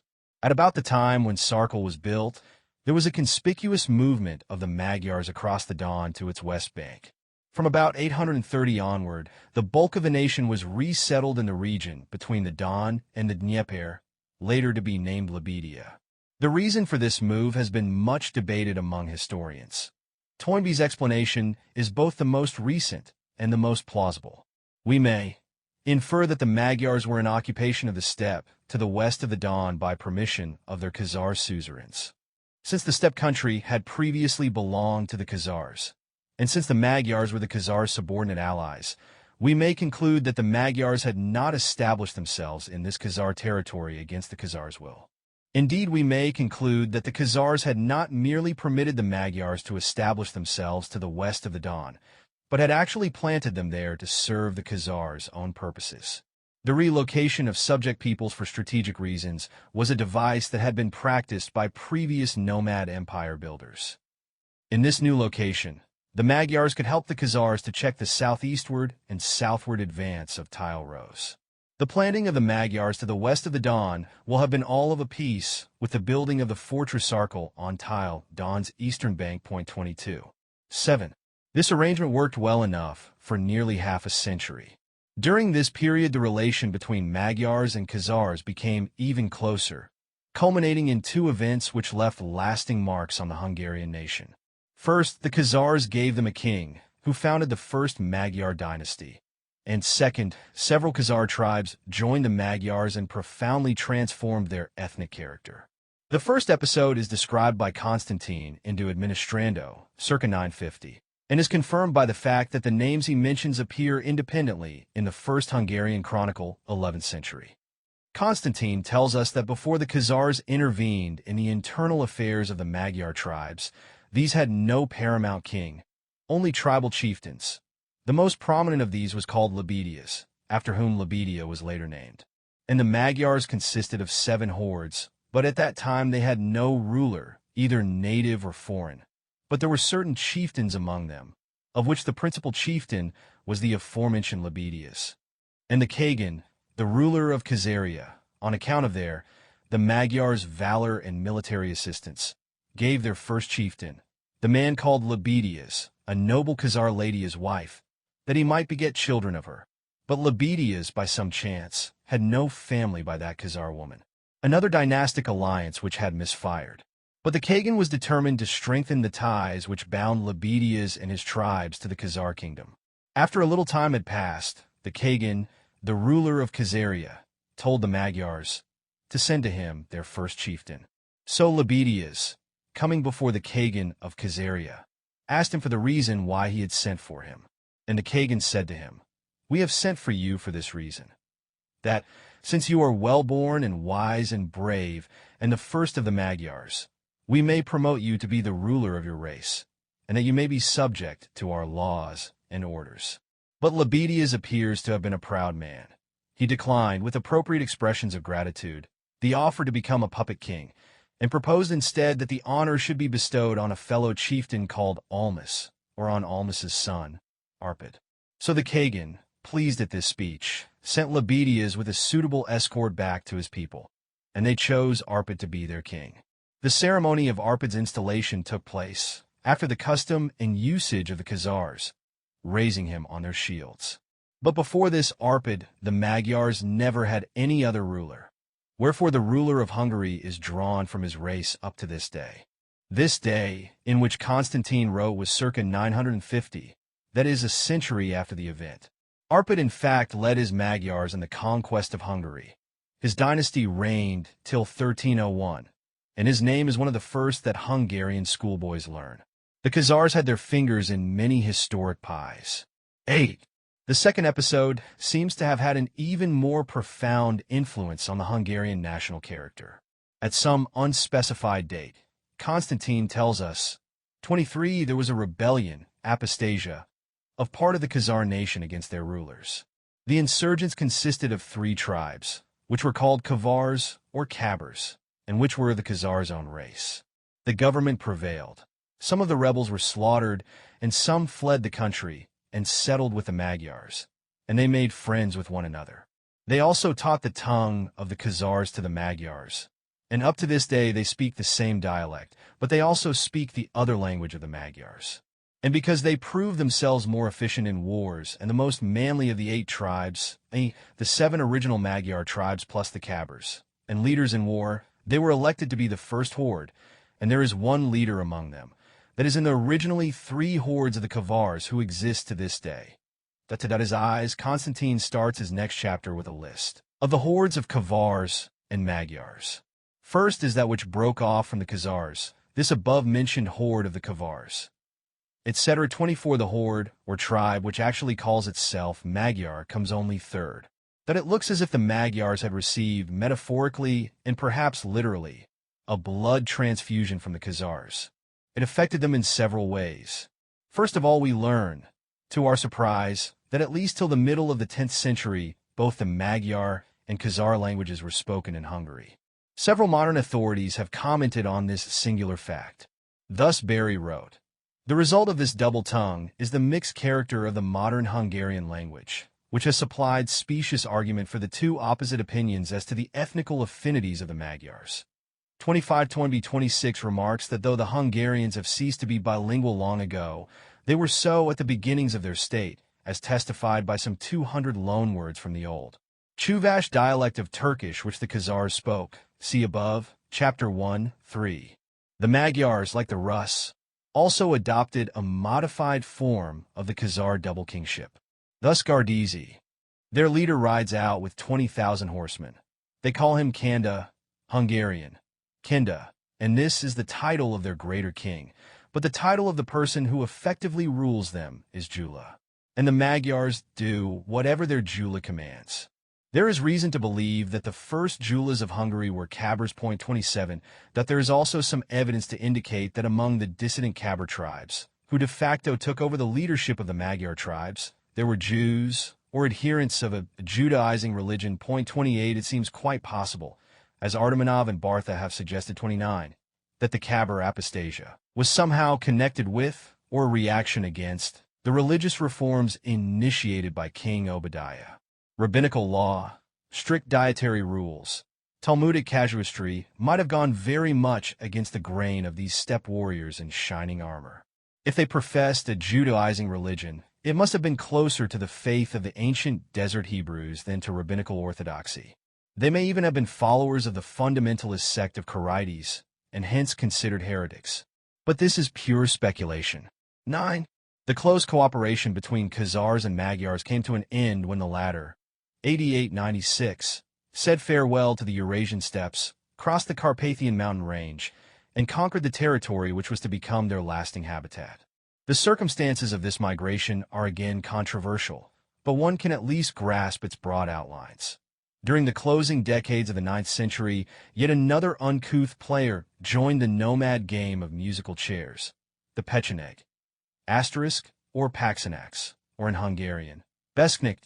What little we know about this Turkish tribe is summed up in Constantine's description of them as an insatiably greedy lot of barbarians who for good money can be bought to fight other barbarians, and the Rus.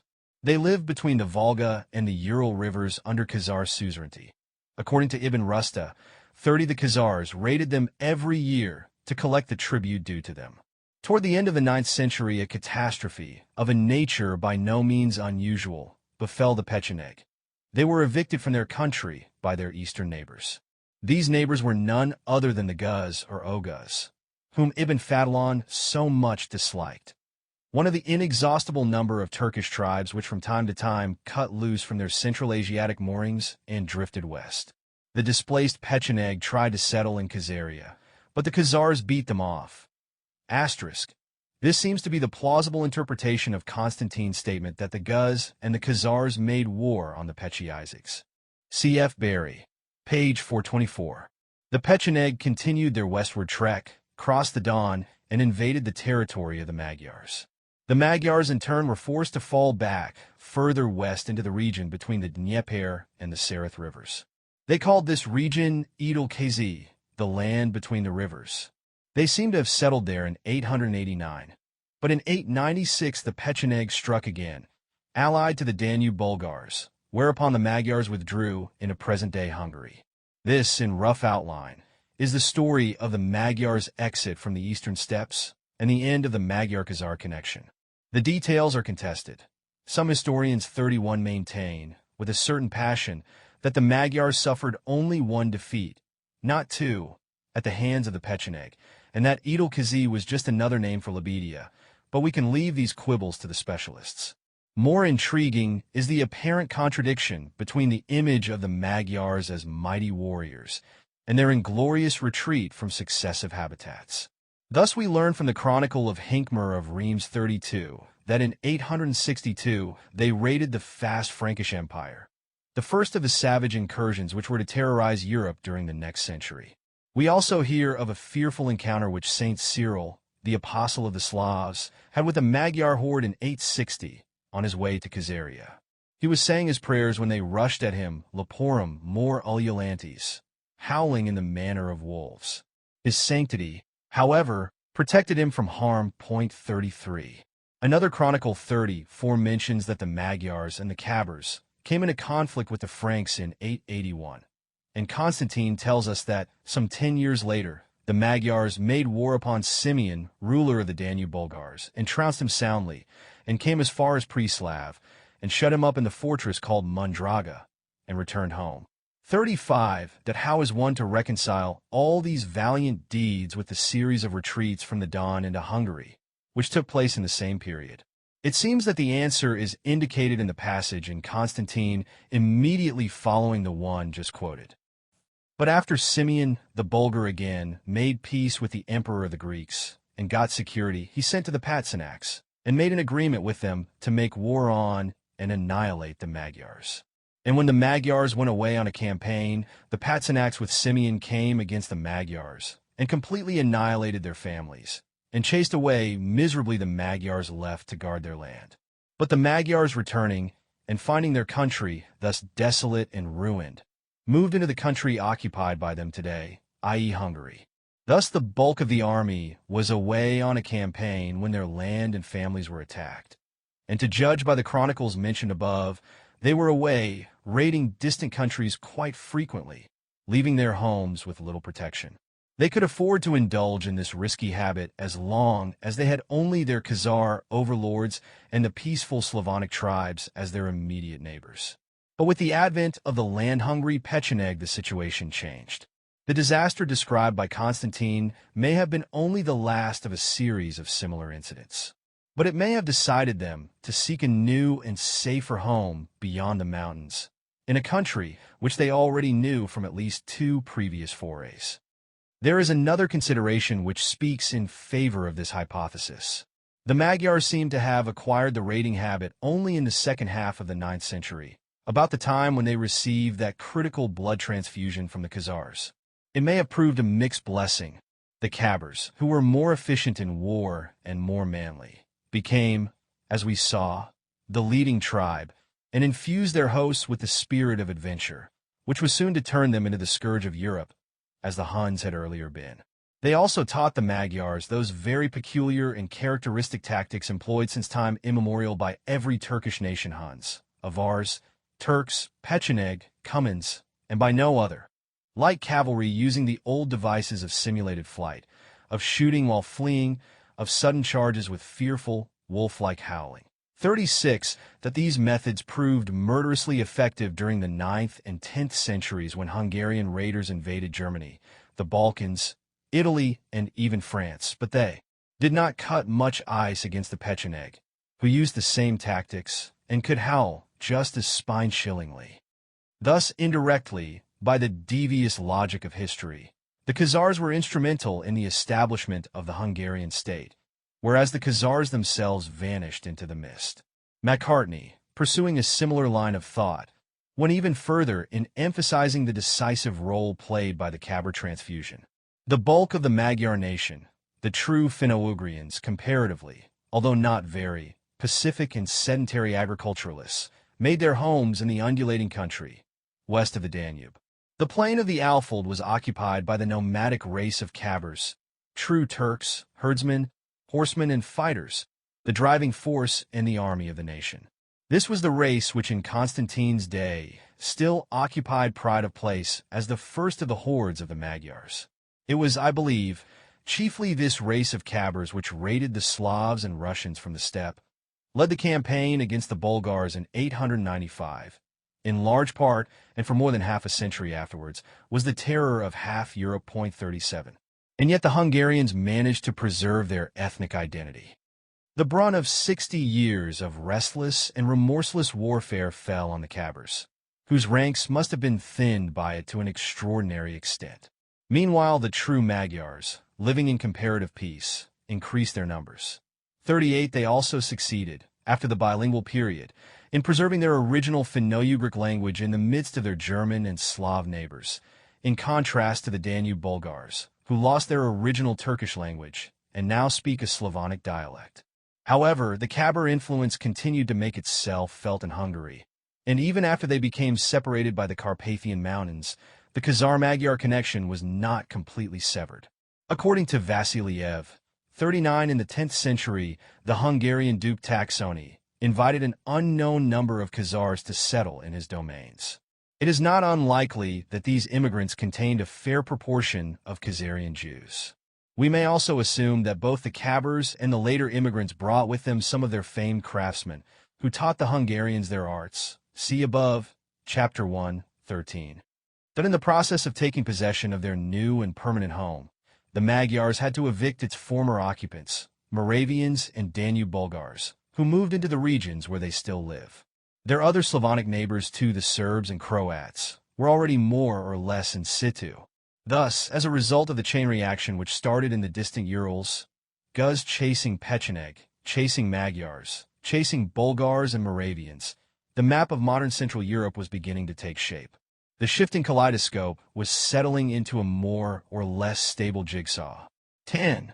We can now resume the story of the Rus' ascent to power where we left it, the bloodless annexation of Kiev by Rurik's men around AD 862.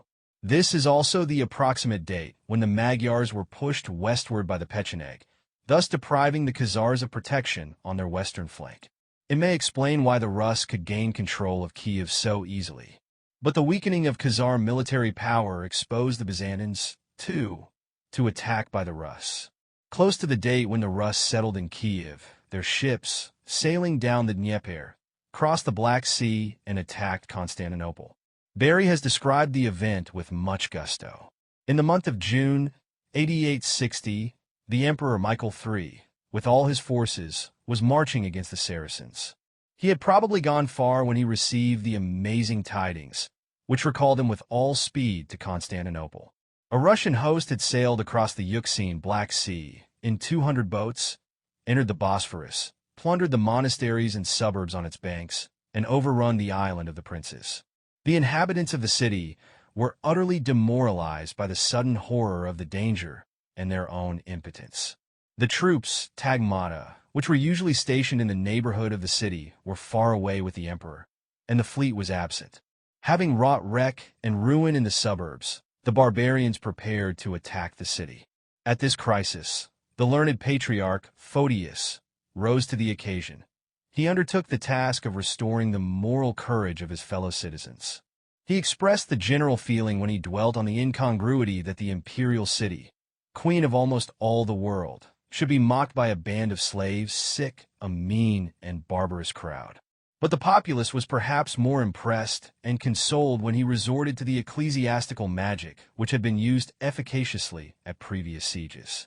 The precious garment of the Virgin Mother was borne in procession round the walls of the city, and it was believed that it was dipped in the waters of the sea for the purpose of raising a storm of wind.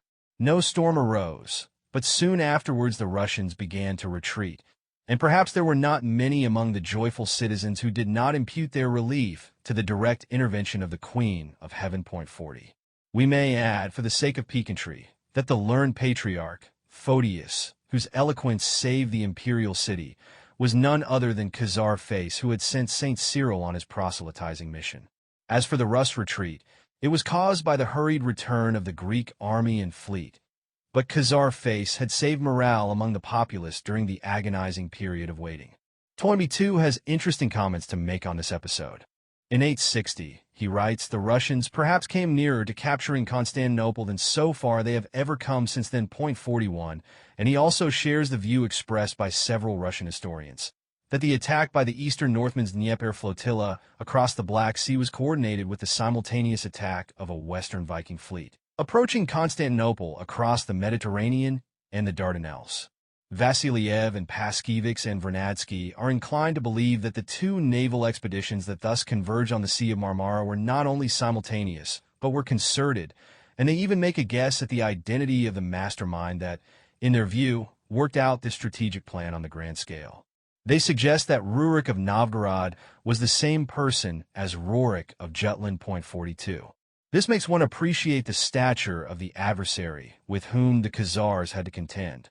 Nor was Byzantine diplomacy slow in appreciating it.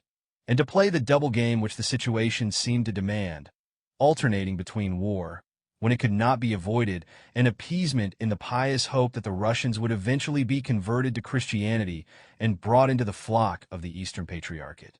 As for the Khazars, they were an important asset for the time being and would be sold out on the first decent or indecent opportunity that offered itself. 11.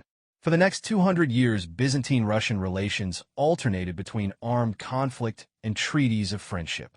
Wars were waged in 860, Siege of Constantinople, 907, 941, 944, 969, 71, and treaties concluded in 838-9, 861,911,945, 957, 971. About the contents of these more or less secret agreements we know little, but even what we know shows the bewildering complexity of the game. A few years after the siege of Constantinople, the Patriarch Photius, still the same, reports that the Rus sent ambassadors to Constantinople and, according to the Byzantine formula for pressurized proselytizing, besought the emperor for Christian baptism. As Barry comments, we cannot say which or how many of the Russian settlements were represented by this embassy, but the object must have been to offer amends for the recent raid, perhaps to procure the deliverance of prisoners.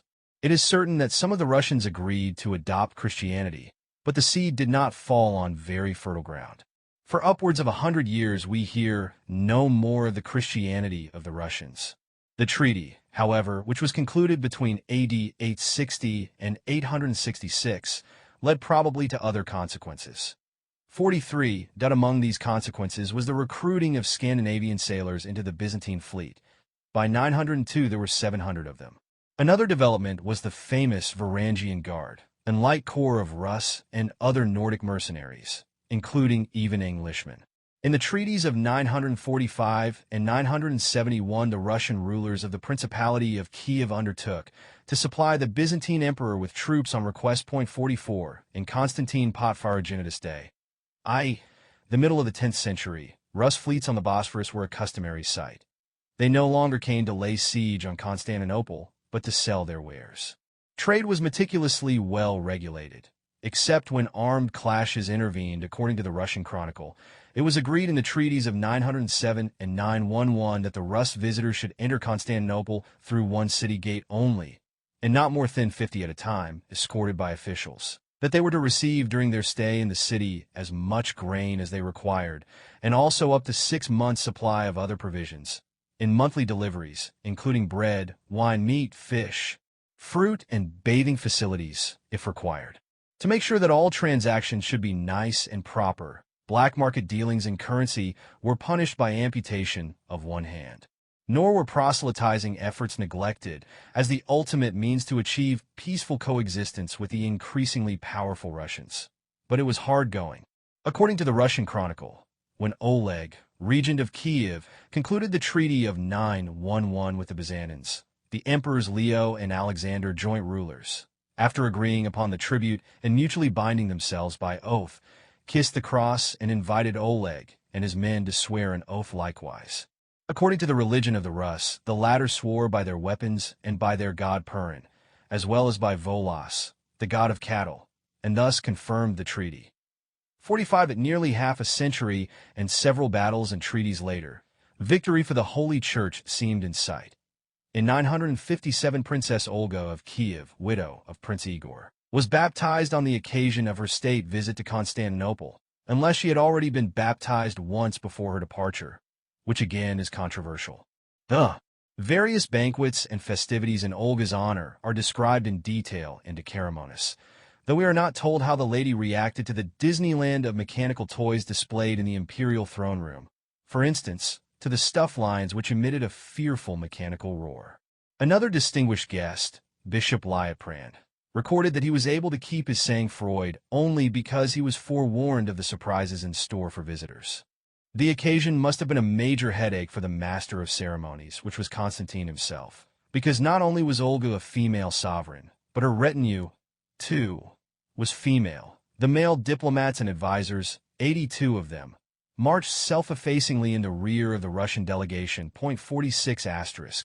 9 kinsmen of Olga's, 20 diplomats, 43 commercial advisors, 1 priest, 2 interpreters, 6 servants of the diplomats, and Olga's special interpreter.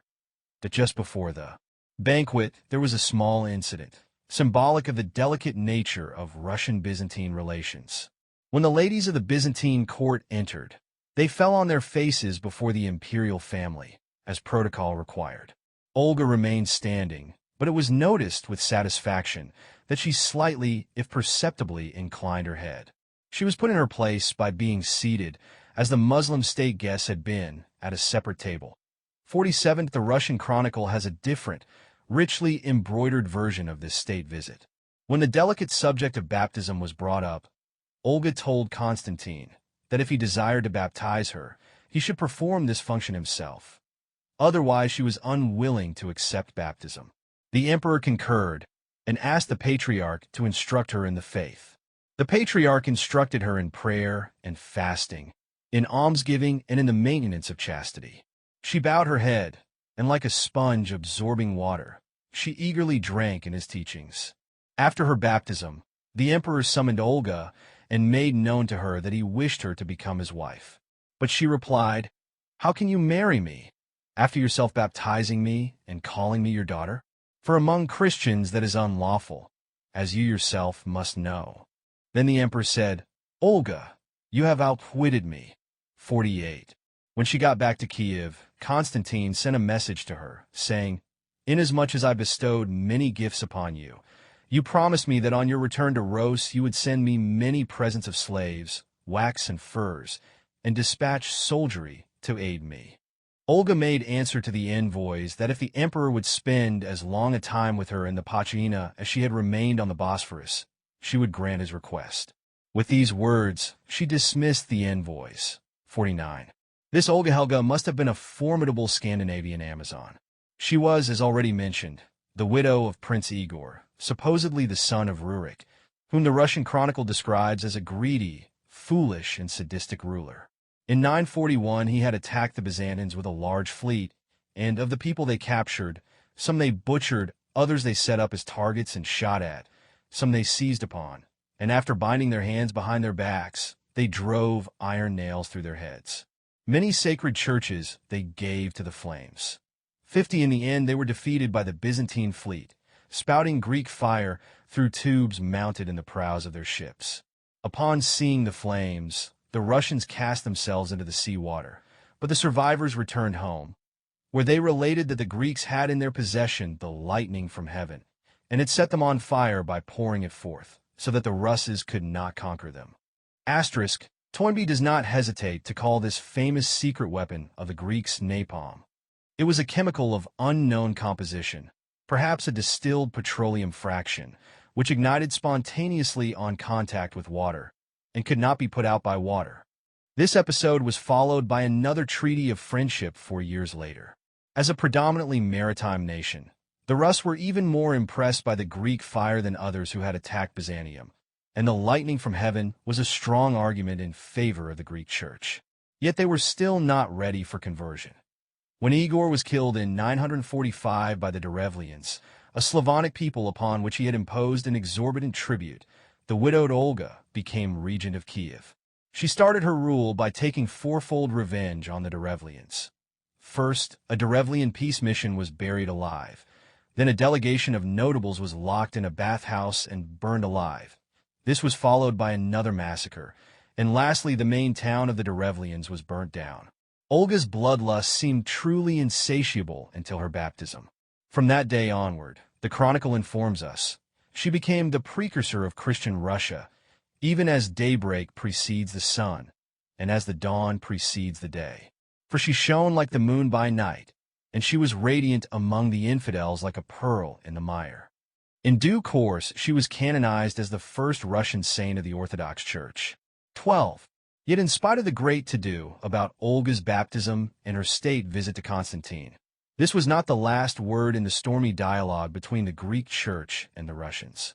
For Olga's son, Sviatoslav, reverted to paganism, refused to listen to his mother's entreaties, collected a numerous and valiant army, and, stepping light like a leopard, undertook many campaigns, 51 among them a war against the Khazars, and another against the Byzantines.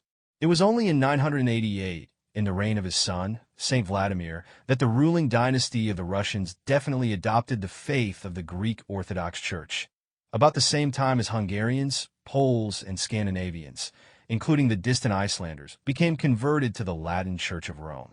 The broad outlines of the lasting religious divisions of the world were beginning to take shape, and in this process the Jewish Khazars were becoming an anachronism. The growing rapprochement between Constantinople and Kiev, in spite of its ups and downs, made the importance of Il gradually dwindle, and the presence of the Khazars athwart Rus-Byzantine trade routes, levying their 10% tax on the increasing flow of goods, became an irritant both to the Byzantine treasury and the Russian warrior merchants. Symptomatic of the changing Byzantine attitude to their former allies was the surrender of Kherson to the Russians. For several centuries, Byzantines and Khazars had been bickering and occasionally skirmishing for possession of that important Crimean port.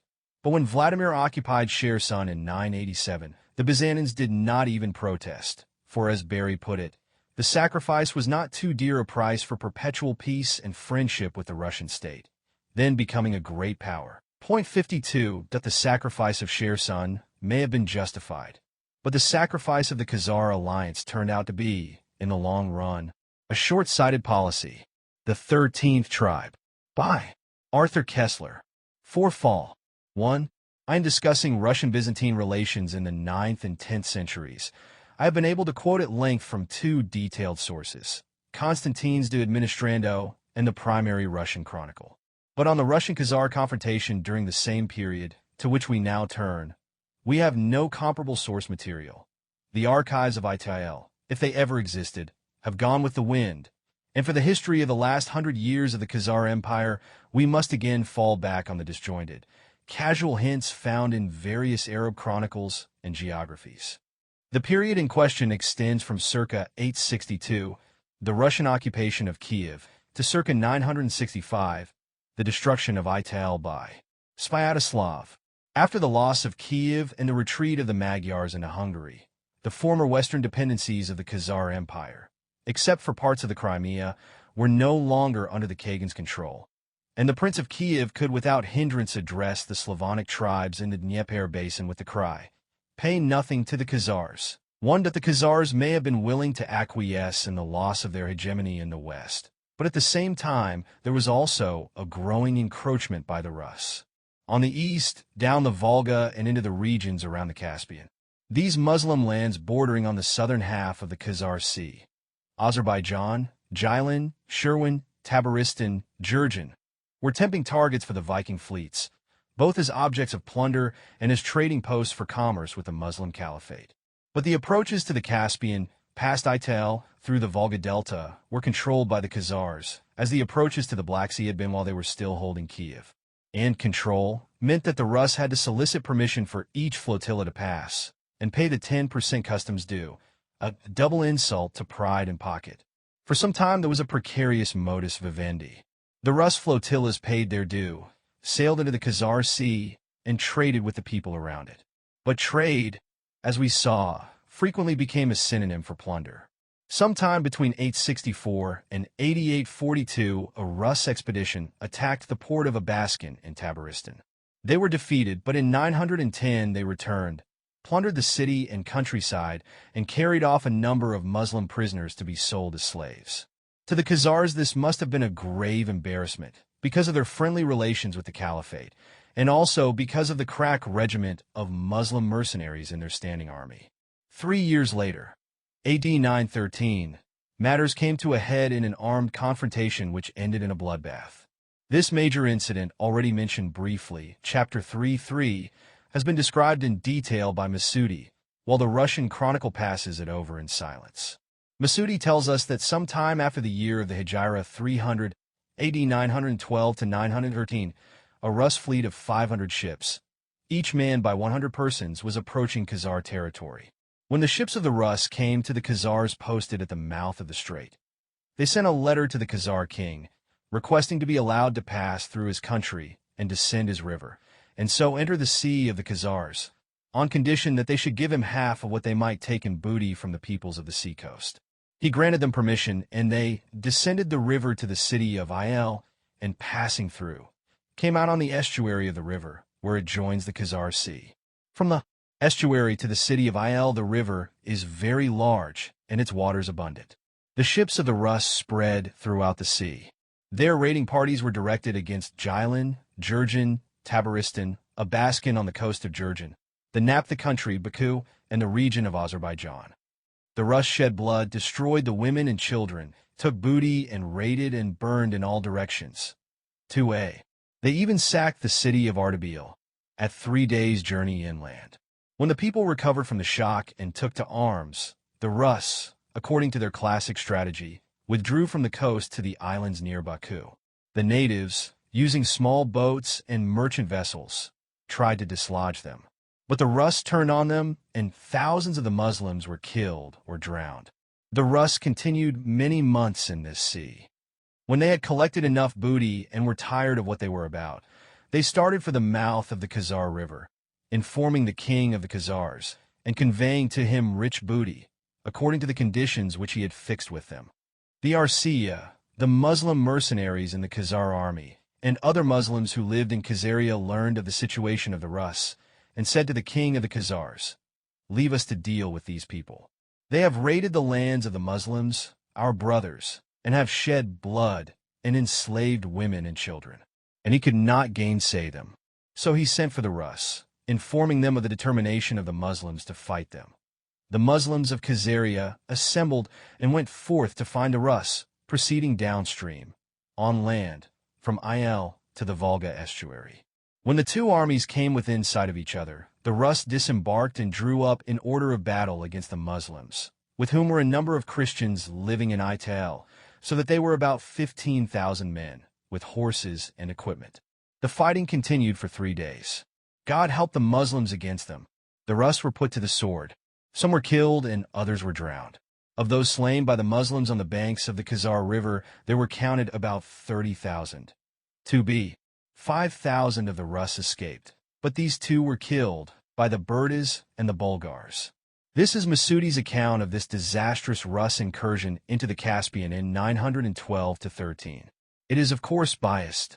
The Khazar ruler comes out of it as a double-crossing rascal who acts first as a passive accomplice of the Rus marauders, then authorizes the attack on them, but simultaneously informs them of the ambush prepared by the Muslims under his own command. Even of the Bulgars, Masudi says they are Muslims, although Ibn Fadlan, visiting the Bulgars 10 years later, describes them as still far from being converted. But though colored by religious prejudice, Masudi's account provides a glimpse of the dilemma or several dilemmas confronting the Khazar leadership. They may not have been unduly worried about the misfortunes suffered by the people on the Caspian shores. It was not a sentimental age. But what if the predatory Rus, after gaining control of Kiev and the Dnieper, were to establish a foothold on the Volga? Moreover, another Rus raid into the Caspian might bring down the wrath of the Caliphate, not on the Rus themselves, who were beyond its reach, but on the innocent, well, nearly innocent Khazars. Relations with the Caliphate were peaceful, yet nevertheless precarious, as an incident reported by Ibn Fadlan indicates. The Rus raid described by Masudi took place in 912-13. Ibn Fadlan's mission to Bulgar in 921-2. His account of the incident in question is as follows: 3. The Muslims in this city, ITL, have a cathedral mosque where they pray and attend on Fridays. It has a high minaret and several muezzins, criers who call for prayer from the minaret. When the king of the Khazars was informed in H. 310, AD 922, that the Muslims had destroyed the synagogue which was in Dar al-Babunaj, unidentified place in Muslim territory, he gave orders to destroy the minaret, and he killed the muezzins. And he said, "If I had not feared that not a synagogue would be left standing in the lands of Islam, but would be destroyed, I would have destroyed the mosque too." The episode testifies to a nice feeling for the strategy of mutual deterrence and the dangers of escalation. It also shows once more that the Khazar rulers felt emotionally committed to the fate of Jews in other parts of the world. 2. Masudi's account of the 912 to 13 Rus incursion into the Caspian ends with the words, "There has been no repetition on the part of the Rus of what we have described since that year." As coincidences go, Masudi wrote this in the same year, 943, in which the Rus repeated their incursion into the Caspian with an even greater fleet. But Masudi could not have known this. For 30 years, after the disaster of 913, they had lain off that part of the world. Now they felt evidently strong enough to try again. And it is perhaps significant that their attempt coincided, within a year or two, with their expedition against the Byzantines, under the swashbuckling Igor, which perished under the Greek fire. That in the course of this new invasion, the Rus gained a foothold in the Caspian region in the city of Barda, and were able to hold it for a whole year. In the end, pestilence broke out among the Rus, and the Azerbaijanis were able to put the survivors to flight. This time the Arab sources do not mention any Khazar share in the plunder, nor in the fighting. But Joseph does in his letter to Hasdai, written some years later. "I guard the mouth of the river and do not permit the Rus who come in their ships to invade the land of the Arabs. I fight heavy wars with them." Asterisk. In the SoCal 1 ed. long version of the same letter, see Appendix 3, there is another sentence which may or may not have been added by a copyist. "If I allowed them for 1 hour, they would destroy all the country of the Arabs as far as Baghdad." Since the Rus sat on the Caspian not for an hour, but for a year, the bow sounds rather hollow, though a little less so if we take it to refer not to the past but to the future. Whether or not on this particular occasion the Khazar army participated in the fighting, the fact remains that a few years later they decided to deny the Russians access to the Khazar Sea, and that from 943 onward we hear no more of Rus incursions into the Caspian. This momentous decision, in all likelihood motivated by internal pressures of the Muslim community in their midst, involved the Khazars in heavy wars with the Rus. Of these, however, we have no records beyond the statement in Joseph's letter. They may have been more in the nature of skirmishes except for the one major campaign of AD 965, mentioned in the Old Russian Chronicle, which led to the breaking up of the Khazar Empire. 3. The leader of the campaign was Prince Sviatoslav of Kiev, son of Igor and Olga. We have already heard that he was stepping light as a leopard and that he undertook many campaigns. In fact, he spent most of his reign campaigning. In spite of the constant entreaties of his mother, he refused to be baptized, because it would make him the laughing-stock of his subjects. The Russian Chronicle also tells us that, on his expeditions, he carried neither wagons nor cooking utensils, and boiled no meat, but cut off small strips of horseflesh, game or beef, and ate it after roasting it on the coals. Nor did he have a tent, but he spread out a horse blanket under him, and set his saddle under his head, and all his retinue did likewise. For when he attacked the enemy, he scorned doing it by stealth, but instead sent messengers ahead announcing, "I am coming upon you." But to the campaign against the Khazars, the chronicler devotes only a few lines, in the laconic tone which he usually adopts in reporting on armed conflicts. Sviatoslav went to the Oka and the Volga, and on coming in contact with the Vyatikians, a Slavonic tribe inhabiting the region south of modern Moscow, he inquired of them to whom they paid tribute. They made answer that they paid a silver piece per plowshare to the Khazars. When the Khazars heard of his approach, they went out to meet him with their prince, the Kagan, and the armies came to blows. When the battle thus took place, Sviatoslav defeated the Khazars and took their city of Bila Visa.4a. Now Bila Visa, the White Castle, was the Slavonic name for Sarkel, the famed Khazar fortress on the Don. But it should be noted that the destruction of Al, the capital, is nowhere mentioned in the Russian Chronicle, a point to which we shall return. The Chronicle goes on to relate that Sviatoslav also conquered the Yazians and the Karugians, Ossetians and Circassians, defeated the Danube Bulgars, was defeated by the Byzantines, and on his way back to Kiev was murdered by a horde of Pechenegs. They cut off his head and made a cup out of his skull, overlaid it with gold, and drank from it. 5. Several historians have regarded the victory of Sviatoslav as the end of Khazaria, which, as will be seen, is demonstrably wrong.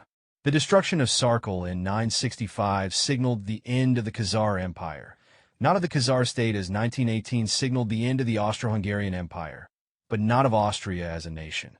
Khazar control of the far-flung Slavonic tribes, which, as we have seen, stretched to the vicinity of Moscow, had now come to a definite end, But the Khazar heartland between Caucasus, Don, and Volga remained intact. The approaches to the Caspian Sea remained closed to the Rus, and we hear of no further attempt on their part to force their way to it. As Toynbee pointedly remarks, the Rus succeeded in destroying the Khazar steppe empire, but the only Khazar territory that they acquired was Tmutarakan on the Tanian Peninsula, facing the Crimea, and this gain was ephemeral. It was not till halfway through the 16th century that the Muscovites made a permanent conquest for Russia of the river Volga to the rivers Bashur into the Caspian Sea. 4. After the death of Sviatoslav, civil war broke out between his sons, out of which the youngest, Vladimir, emerged victorious. He too started life as a pagan, like his father, and he too, like his grandmother Olga, ended up as a repentant sinner, accepted baptism, and was eventually canonized. Yet in his youth Saint Vladimir seemed to have followed Saint Augustine's motto, "Lord, give me chastity, but not yet." The Russian chronicle is rather severe about this. Now Vladimir was overcome by lust for women. He had 300 concubines at Vyshgorod, 300 at Belgorod, and 200 at Berestovo. He was insatiable in vice. He even seduced married women and violated young girls, for he was a libertine like Solomon. For it is said that Solomon had 700 wives and 300 concubines. He was wise, yet in the end he came to ruin. But Vladimir, though at first deluded, eventually found salvation. Great is the Lord, and great his power, and of his wisdom there is no end. 7. Olga's baptism, around 957, did not cut much ice, even with her own son. Vladimir's baptism, AD 989, was a momentous event which had a lasting influence on the history of the world. It was preceded by a series of diplomatic maneuverings and theological discussions with representatives of the four major religions, which provide a kind of mirror image to the debates before the Khazar conversion to Judaism. Indeed, the old Russian chronicles account of these theological disputes constantly remind one of the Hebrew and Arab accounts of King Bulan's erstwhile brain's trust. Only the outcome is different. This time there were 4 instead of 3 contestants, as the schism between the Greek and the Latin churches was already an accomplished fact in the 10th century, though it became official only in the 11th. The Russian chronicles account of Vladimir's conversion first mentions a victory he achieved against the Volga Bulgars, followed by a treaty of friendship. The Bulgars declared, "May peace prevail between us till stone floats and straw sinks." Vladimir returned to Kiev, and the Bulgars sent a Muslim religious mission to convert him. They described to him the joys of paradise where each man will be given 70 fair women. Vladimir listened to them with approval, but when it came to abstinence from pork and wine, he drew the line.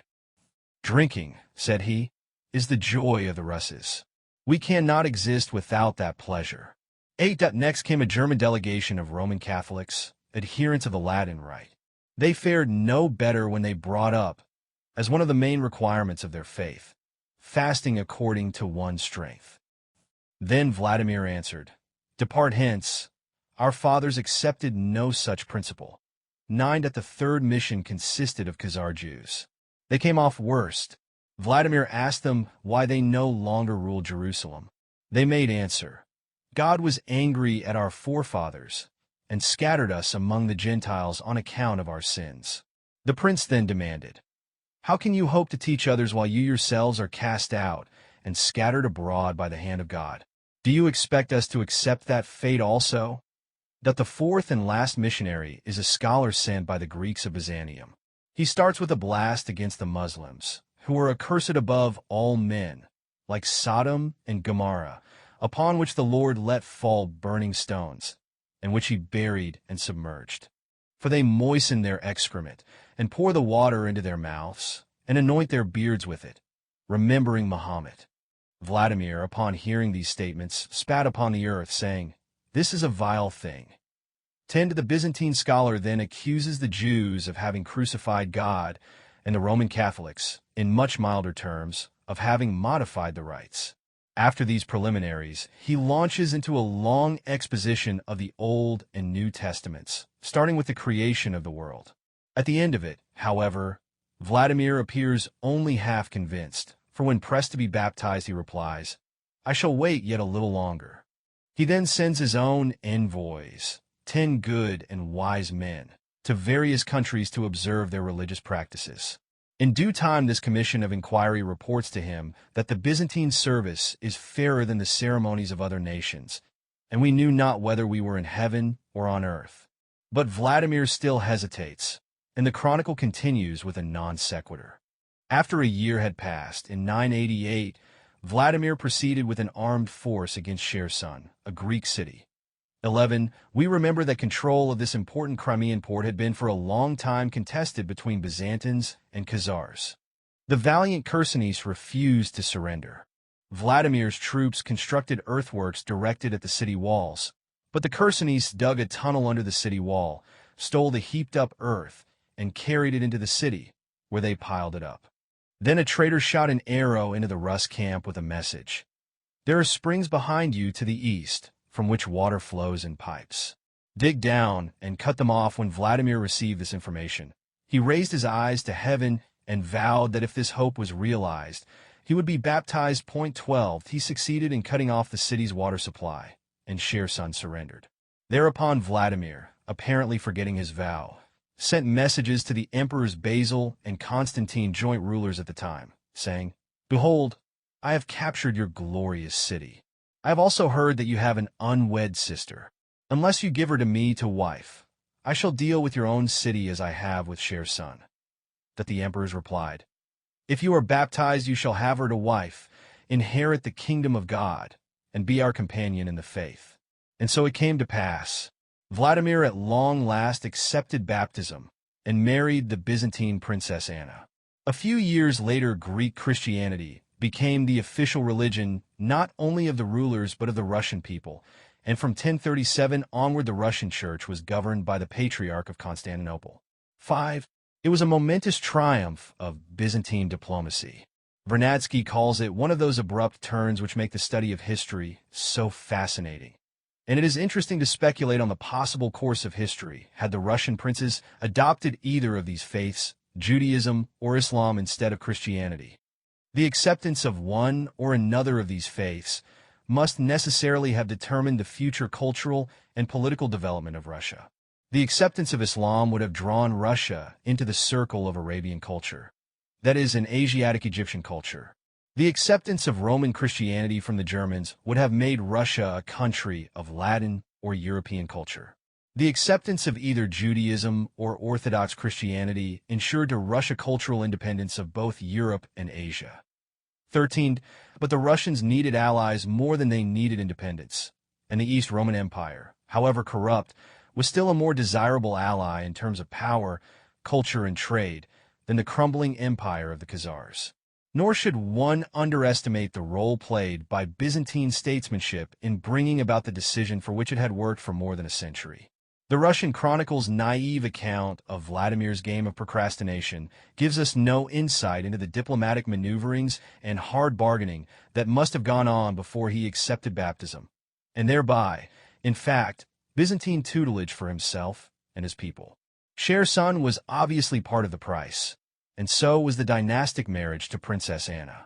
But the most important part of the deal was the end of the Byzantine-Khazar alliance against the Rus, and its replacement by a Byzantine-Russian alliance against the Khazars.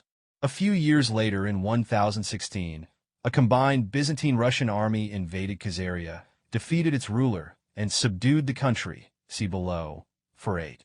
Yet the cooling off towards the Khazars had already started, as we have seen, in Constantine Porphyrogenitus' day, 50 years before Vladimir's conversion. We remember Constantine's musings on how war is to be made on Khazaria and by whom. The passage quoted earlier on, 2:7, continues. If the ruler of Alania does not keep the peace with the Khazars but considers the friendship of the emperor of the Romans to be of greater value to him, then, if the Khazars do not choose to maintain friendship and peace with the emperor, the Alan can do them great harm. He can ambush their roads and attack them when they are off their guard on their route to Sarkel and to the 9 regions and to Kherson. Black Bulgaria, the Volga Bulgars, is also in a position to make war on the Khazars. 14. Toynbee, after quoting this passage, makes the following rather touching comment. If this passage in Constantine Porphyrogenitus's Manual for the Conduct of the East Roman Imperial Government's Foreign Relations had ever fallen into the hands of the Khazar Khan and his ministers, they would have been indignant. They would have pointed out that nowadays Khazaria was one of the most pacific states in the world, and that, if she had been more warlike in her earlier days, her arms had never been directed against the East Roman Empire. The two powers had, in fact, never been at war with each other, while, on the other hand, Khazaria had frequently been at war with the East Roman Empire's enemies, and this to the empire's signal advantage. Indeed, the empire may have owed it to the Khazars that she had survived the successive onslaughts of the Sassanid Persian Emperor Khusra II Perviz and the Muslim Arabs. And thereafter the pressure on the empire of the Arabs' onslaught had been relieved by the vigor of the Khazars' offensive, defensive resistance to the Arabs' advance towards the Caucasus. The friendship between Khazaria and the empire had been symbolized and sealed in two marriage alliances between their respective imperial families. What, then, had been in Constantine's mind when he had been thinking out ways of tormenting Khazaria by inducing her neighbors to fall upon her? 15. The answer to Toynbee's rhetorical question is obviously that the Byzantines were inspired by realpolitik, and that, as already said, theirs was not a sentimental age. Nor is ours. 6. Nevertheless, it turned out to be a short-sighted policy. To quote Barry once more, the first principle of imperial policy in this quarter of the world was the maintenance of peace with the Khazars. This was the immediate consequence of the geographical position of the Khazar Empire, lying as it did between the Dnieper and the Caucasus. From the 7th century, when Heraclius had sought the help of the Khazars against Persia, to the 10th, in which the power of Itl declined, this was the constant policy of the emperors. It was to the advantage of the empire that the Chagan should exercise an effective control over his barbarian neighbors. Point 16. This effective control was now to be transferred from the Khazar Khagan to the Rus Khagan, the Prince of Kiev. But it did not work. The Khazars were a Turkish tribe of the steppes, who had been able to cope with wave after wave of Turkish and Arab invaders. They had resisted and subdued the Bulgars, Burdas, Pecheneg, Guz, and so on. The Russians and their Slav subjects were no match for the nomad warriors of the steppes, their mobile strategy and guerrilla tactics. Asterisk. The most outstanding Russian epic poem of the period, The Lay of Igor's Host, describes one of the disastrous campaigns of the Russians against the Guz. As a result of constant nomad pressure, the centers of Russian power were gradually transferred from the southern steppes to the wooded north, to the principalities of Galicia, Novgorod, and Moscow. The Byzantines had calculated that Kiev would take over the role of Itl as the guardian of Eastern Europe and center of trade. Instead, Kiev went into rapid decline. It was the end of the first chapter of Russian history, followed by a period of chaos, with a dozen independent principalities waging endless wars against each other. This created a power vacuum, into which poured a new wave of conquering nomads, or rather a new offshoot of our old friends the Guz, whom Ibn Fadlan had found even more abhorrent than the other barbarian tribes which he was obliged to visit. These pagan and godless foes, as the chronicle describes them, were called Polovtsi by the Russians, Cumans by the Byzantines, Kuan by the Hungarians, Kipchaks by their fellow Turks. They ruled the steppes as far as Hungary from the late 11th to the 13th century, when they, in turn, were swamped by the Mongol invasion. Asterisk, one substantial branch of the Cumans, fleeing from the Mongols, was granted asylum in Hungary in 1241 and merged with the native population. Kuan is still a frequent surname in Hungary. They also fought several wars against the Byzantines. Another branch of the Guz, the Seljuks, named after their ruling dynasty, destroyed a huge Byzantine army in the historic Battle of Manzikert, 1071, and captured the Emperor Romanus IV Diogenes. Henceforth, the Byzantines were unable to prevent the Turks from gaining control of most provinces of Asia Minor, the present-day Turkey, which had previously been the heartland of the East Roman Empire. One can only speculate whether history would have taken a different course if Byzantium had not abandoned its traditional policy, maintained throughout the 3 previous centuries, of relying on the Khazar stronghold against the Muslim, Turkish, and Viking invaders. Be that as it may, imperial realpolitik turned out to have been not very realistic. 7. During the 2 centuries of Cuman rule, followed by the Mongol invasion, the eastern steppes were once more plunged into the Dark Ages, and the later history of the Khazars is shrouded in even deeper obscurity than their origin. The references to the Khazar state in its final period of decline are found mainly in Muslim sources, but they are, as we shall see, so ambiguous that almost every name, date, and geographical indication is open to several interpretations. Historians, famished for facts, have nothing left but a few bleached bones to gnaw at like starving bloodhounds, in the forlorn hope of finding some hidden morsel to sustain them. But in the light of what has been said before, it appears that the decisive event precipitating the decline of Khazar power was not Sviatoslav's victory, but Vladimir's conversion. How important was in fact that victory, which 19th century historians asterisk, following a tradition set by Friend in 1822 in the Memoirs of the Russian Academy, habitually equated with the end of the Khazar state? We remember that the Russian chronicle mentions only the destruction of Sarkel, the fortress, but not the destruction of Itl, the capital. That Itl was indeed sacked and devastated we know from several Arab sources, which are too insistent to be ignored. But when and by whom it was sacked is by no means clear. Ibn Hakel, the principal source, says it was done by the Rus who utterly destroyed Khazaran, Samander, and Itul, apparently believing that Khazaran and Ital were different towns, whereas we know that they were one twin town. And his dating of the event differs from the Russian chronicle's dating of the fall of Sarkel, which Ibn Hakel does not mention at all, just as the chronicle does not mention the destruction of Itl. Accordingly, Marquardt suggested that Itl was sacked not by Sviatoslav's Rus, who only got as far as Sarkel, but by some fresh wave of Vikings. To complicate matters a little more, the second Arab source, Ibn Miskawayh, says that it was a body of Turks which descended on Khazaria in the critical year 965. By Turks, he may have meant the Rus, as Barthold maintained. But it could also have been a marauding horde of Pecheneg, for instance. It seems that we shall never know who destroyed Ital, however long we chew the bones. And how seriously was it destroyed? The principal source, Ibn Hakel, first speaks of the utter destruction of Ital, but then he also says, writing a few years later, that Khazaran is still the center on which the Rus trade converges. Thus the phrase utter destruction may have been an exaggeration. This is the more likely because he also speaks of the utter destruction of the town of Bulgar, capital of the Volga Bulgars.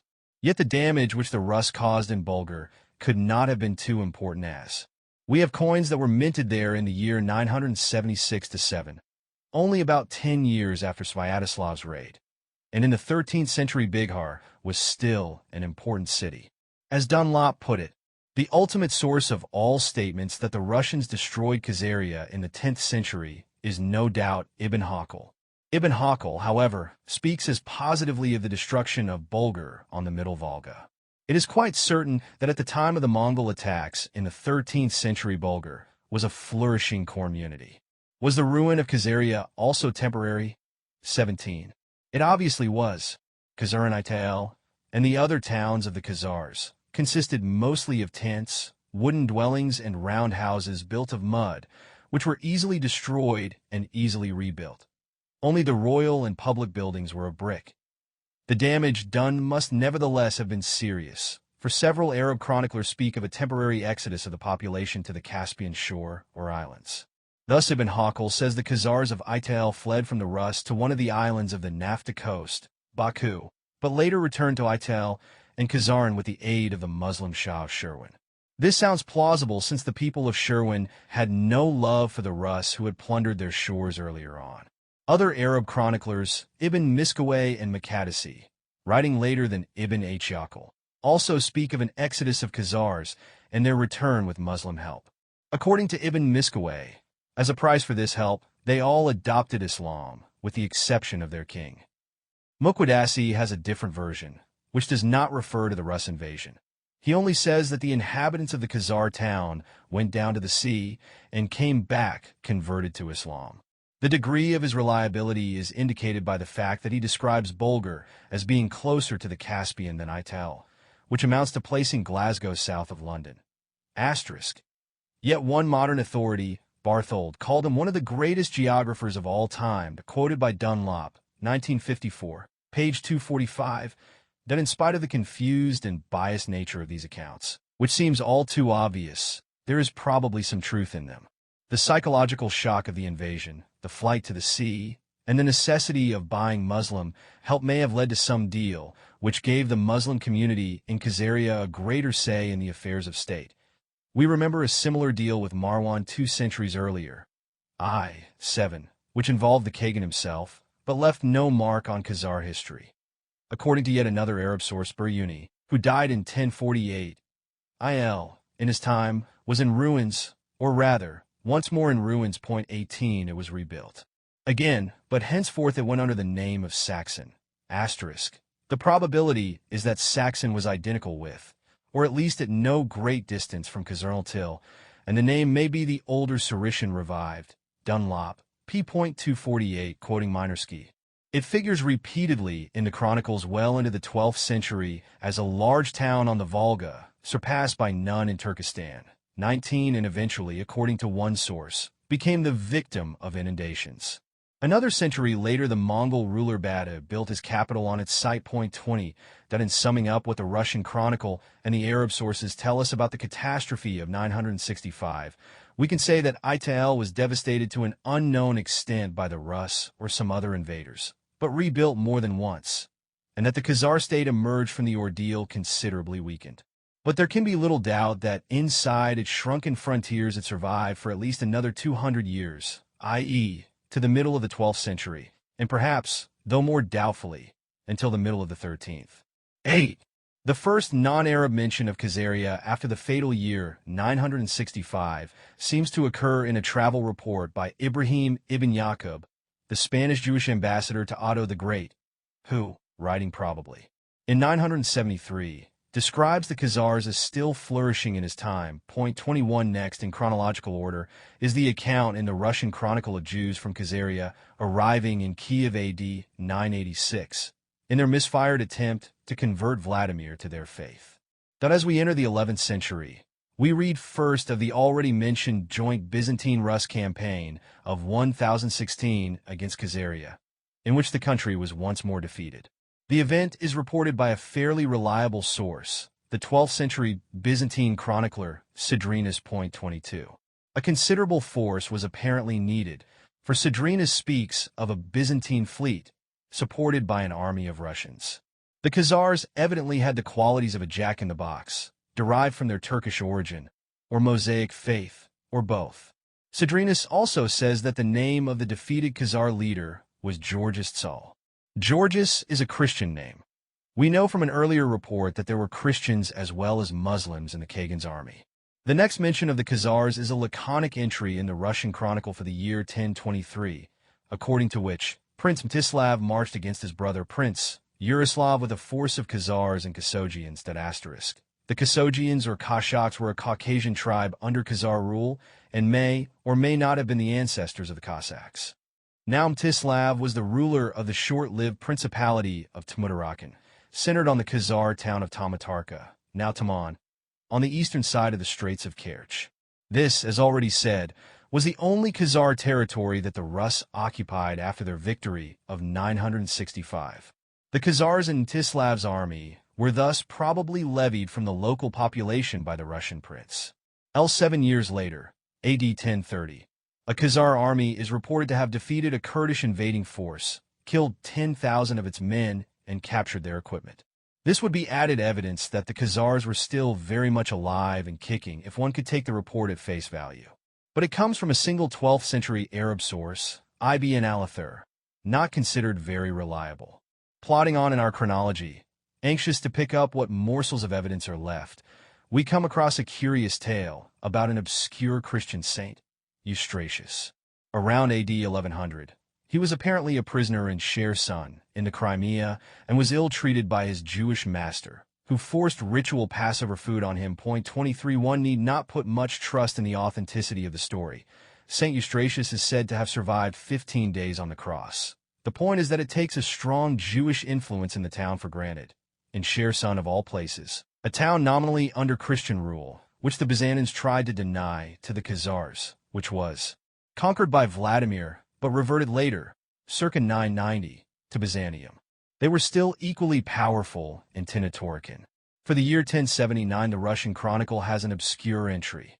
The Khazars of Tmutarakan took Oleg prisoner and shipped him overseas to Tsargrad, Constantinople. That is all. Obviously, the Byzantines were engaged in one of their cloak-and-dagger intrigues, favoring one Russian prince against his competitors. But we again find that the Khazars must have wielded considerable power in this Russian town, if they were able to capture and dispatch a Russian prince. For years later, Oleg, having come to terms with the Byzantines, was allowed to return to Tmutarakan, where he slaughtered the Khazars who had counseled the death of his brother and had plotted against himself. Oleg's brother Roman had actually been killed by the Kipchak Cumans in the same year as the Khazars captured Oleg. Did they also engineer his brother's murder by the Cumans? Or were they victims of the Byzantines' Machiavellian game of playing off Khazars and Rus against each other? At any rate, we are approaching the end of the 11th century, and they are still very much on the scene. A few years later, sub anno 1106, the Russian chronicle has another laconic entry, according to which the Polovtsi, i.e. the Cumans, raided the vicinity of Zaretsk, west of Kiev, and the Russian prince sent a force out to pursue them, under the command of the three generals Yin, Pyotr, and Ivan, the Khazar. This is the last mention of the Khazars in the Old Russian Chronicle, which stops 10 years later, in 1116. But in the second half of the 12th century, two Persian poets, Khaqani, circa 1106-90, and the better-known Nizami, circa 1141-1203, mention in their epics a joint Khazar-Rus invasion of Sherwin during their lifetime. Although they indulged in the writing of poetry, they deserve to be taken seriously, as they spent most of their lives as civil servants in the Caucasus and had an intimate knowledge of Caucasian tribes. Khaqani speaks of Dervent Khazars, Darban being the defile or turnstile between the Caucasus and the Black Sea, through which the Khazars used to raid Georgia in the good 01D days of the 7th century, before they developed a more sedate style of life. Did they revert, towards the end, to the unsettled nomad warrior habits of their youth? After, or possibly before, these Persian testimonies, we have the tantalizingly short and grumpy remarks of that famed Jewish traveler, Rabbi Patakia of Regensburg, quoted earlier on, 2:8. We remember that he was so huffed by the lack of Talmudic learning among the Khazar Jews of the Crimean region that when he crossed Khazaria proper, he only heard the wailing of women and the barking of dogs. Was this merely a hyperbole to express his displeasure, or was he crossing a region devastated by a recent Cuman raid? The date is between 1170 and 1185. The 12th century was drawing to its close, and the Cumans were now the omnipresent rulers of the steppes. That as we enter the 13th century, the darkness thickens, and even our meager sources dry up. But there is at least one reference which comes from an excellent witness.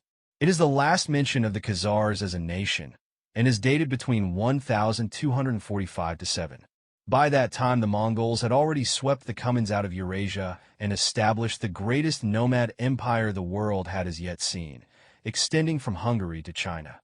In 1245, Pope Innocent I sent a mission to Bada Khan, grandson of Genghis Khan, ruler of the western part of the Mongol Empire, to explore the possibilities of an understanding with this new world power, and also no doubt to obtain information about its military strength. Head of this mission was the 60-year-old Franciscan friar, Jonas de Plano Carpini. He was a contemporary and disciple of Saint Francis of Assisi, but also an experienced traveler and church diplomat who had held high offices in the hierarchy. The mission set out on Easter Day 1245 from Cologne, traversed Germany, crossed the Dnieper and the Don, and arrived 1 year later at the capital of Bada Khan and his golden horde in the Volga estuary, the town of Sarai Badu, alias Saxon, alias Ital. After his return to the West, Carpini wrote his celebrated Historica Mongolorum. It contains, amidst a wealth of historical, ethnographical, and military data, also a list of the people living in the regions visited by him. In this list, enumerating the people of the Northern Caucasus, he mentions, along with the Alans and Circassians, the Khazars observing the Jewish religion. It is, as already said, the last known mention of them before the curtain falls. But it took a long time until their memory was effaced. Genovese and Venetian merchants kept referring to the Crimea as Khazaria, and that name occurs in Italian documents as late as the 16th century. This was, however, by that time merely a geographical designation, commemorating a vanished nation. 9. Yet even after their political power was broken, they left marks of Khazar Jewish influence in unexpected places and on a variety of people. Among them were the Seljuk, who may be regarded as the true founders of Muslim Turkey. Towards the end of the 10th century, this other offshoot of the Guz had moved southwards into the vicinity of Bokhara, from where they were later to erupt into Byzantine Asia Minor and colonize it. They do not enter directly into our story, but they do so through a back door, as it were, for the great Seljuk dynasty seems to have been intimately linked with the Khazars. This Khazar connection is reported by Bar Hebrachus, 122686, one of the greatest among Syriac writers and scholars. As the name indicates, he was of Jewish origin, but converted to Christianity and ordained a bishop at the age of 20. Bar Hebrachus relates that Seljuk's father, Turkic, was a commander in the army of the Khazar Khagan, and that after his death, Seljuk himself, founder of the dynasty, was brought up at the Khagans' court. But he was an impetuous youth and took liberties with the Khagan, to which the Khatan, the queen, objected. As a result, Seljuk had to leave, or was banned from the court. 24. Another contemporary source, Ibn al-Adam's History of Aleppo, also speaks of Seljuk's father as one of the notables of the Khazar Turks. 25 while a third, Ibn Hassel, 26 reports that Seljuk struck the king of the Khazars with his sword and beat him with a mace which he had in his hand. We also remember the strong, ambivalent attitude of the Guz towards the Khazars in Ibn Fadlan's travelogue. Thus, there seems to have been an intimate relationship between the Khazars and the founders of the Seljuk dynasty, followed by a break. This was probably due to the Seljuk's conversion to Islam, while the other Guz tribes, such as the Cumans, remained pagans. Nevertheless, the Khazar Judaic influence prevailed for some time, even after the break. Among the 4 sons of Seljuk, one was given the exclusively Jewish name of Israel, and one grandson was called David. Dunlop, usually a very cautious author, remarks, "In view of what has already been said, the suggestion is that these names are due to the religious influence among the leading families of the Guz of the dominant Khazars. The house of worship among the Guz mentioned by Kazwini might well have been a synagogue." 27. We may add here that according to Artemanov, specifically Jewish names also occurred among that other Guz branch, the Cumans. The sons of the Cuman Prince Kobiak were called Isaac and Daniel. 10. Where the historian's resources give out, legend and folklore provide useful hints. The primary Russian chronicle was compiled by monks. It is saturated with religious thought and long biblical excursions. But parallel with the ecclesiastical writings on which it is based, the Kiev period also produced a secular literature. The so-called Belina, heroic epics or folk songs, mostly concerned with the deeds of great warriors and semi-legendary princes. The lay of Igor's host, already mentioned, about that leader's defeat by the Cumans, is the best known among them. The Belina were transmitted by oral tradition and, according to Vernadsky, were still chanted by peasants in remote villages of northern Russia in the beginning of the 20th century. 28, in striking contrast to the Russian chronicle. These epics do not mention by name the Khazars or their country. Instead, they speak of the country of the Jews, Zemlya Judovskaya, and of its inhabitants as Jewish heroes, Jidov and Bogatyr, who ruled the steppes and fought the armies of the Russian princes. One such hero, the epics tell us, was a giant Jew who came from the Zemlya Judovskaya to the steppes of Tsetsar under Mount Sorokin. And only the bravery of Vladimir's general, Ilya Muromets, saved Vladimir's army from the Jews. 29. There are several versions of this tale, and the search for the whereabouts of Tsetsar and Mount Sorokin provided historians with another lively game.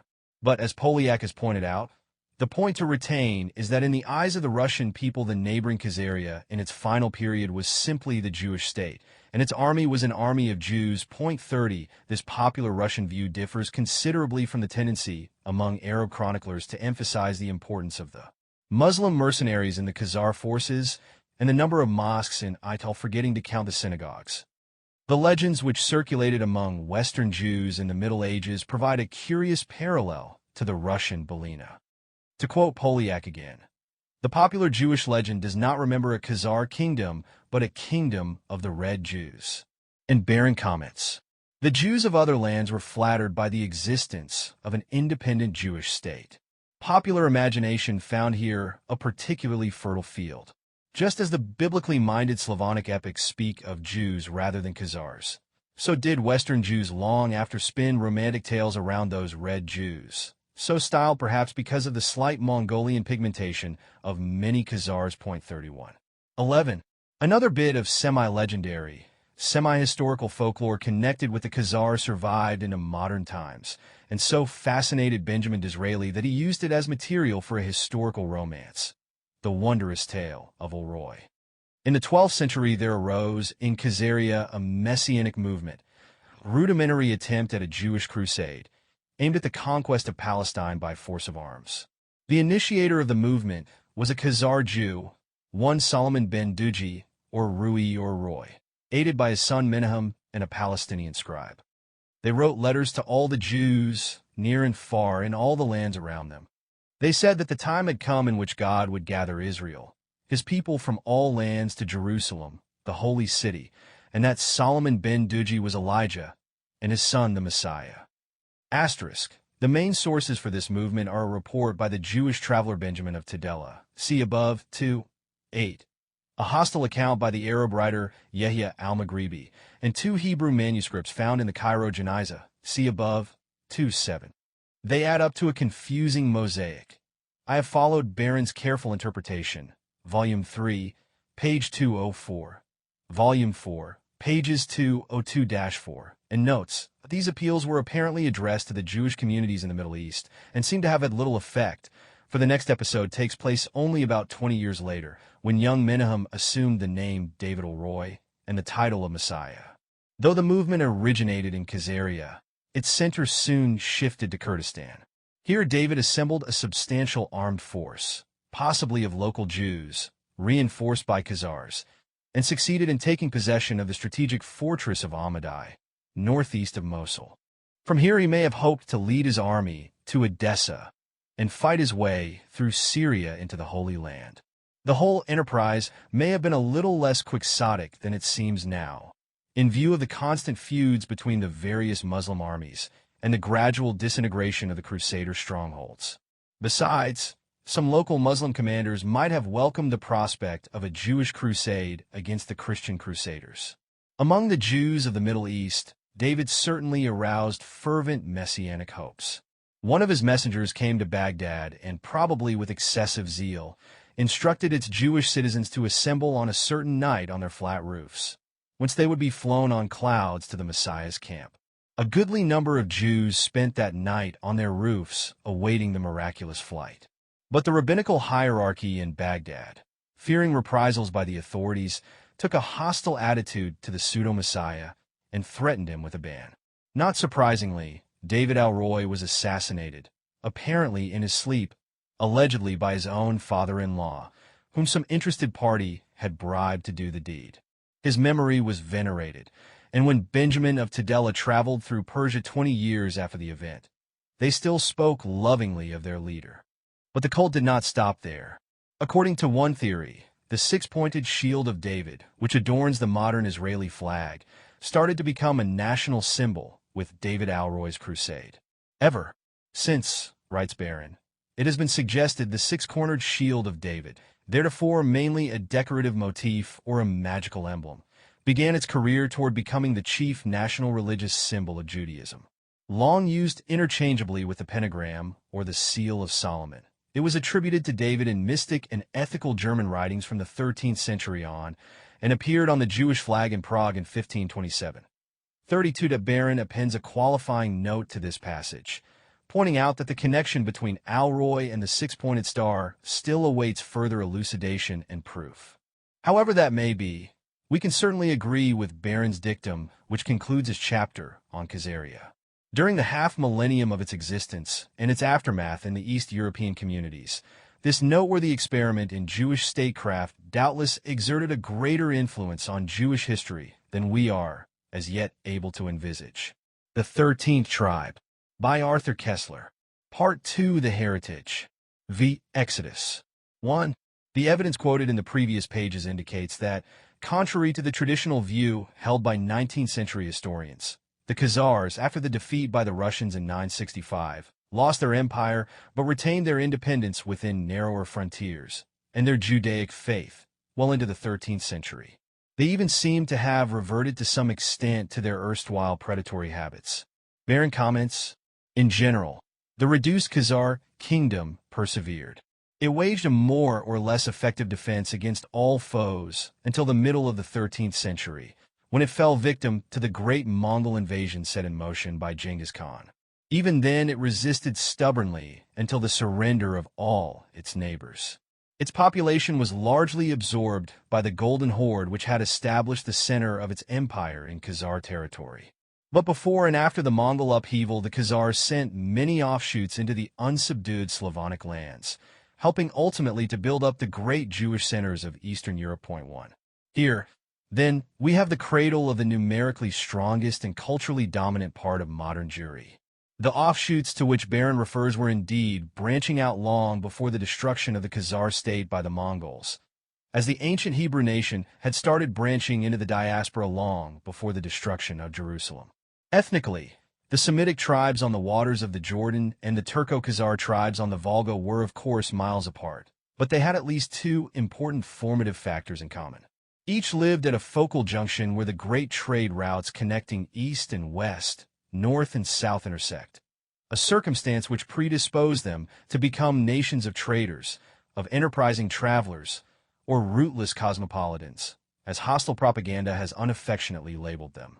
But at the same time, their exclusive religion fostered a tendency to keep to themselves and stick together, to establish their own communities with their own places of worship, schools, residential quarters, and ghettos, originally self-imposed in whatever town or country they settled.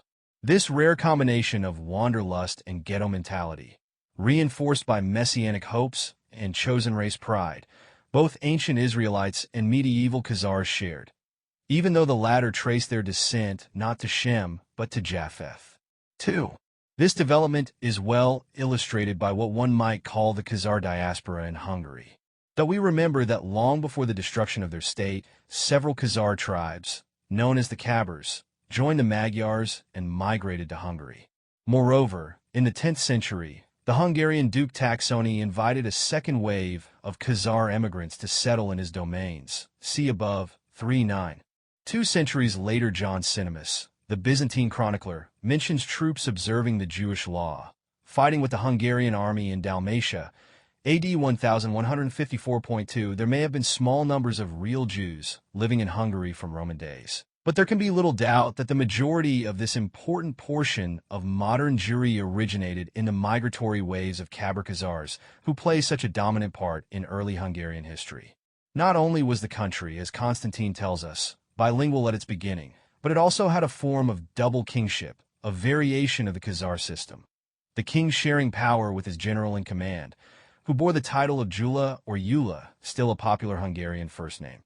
The system lasted to the end of the 10th century, when St. Stephen embraced the Roman Catholic faith and defeated a rebellious Eula, who, as one might expect, was a Khazar, vain in the faith and refusing to become a Christian. Point 3, that this episode put an end to the double kingship, but not to the influence of the Khazar Jewish community in Hungary.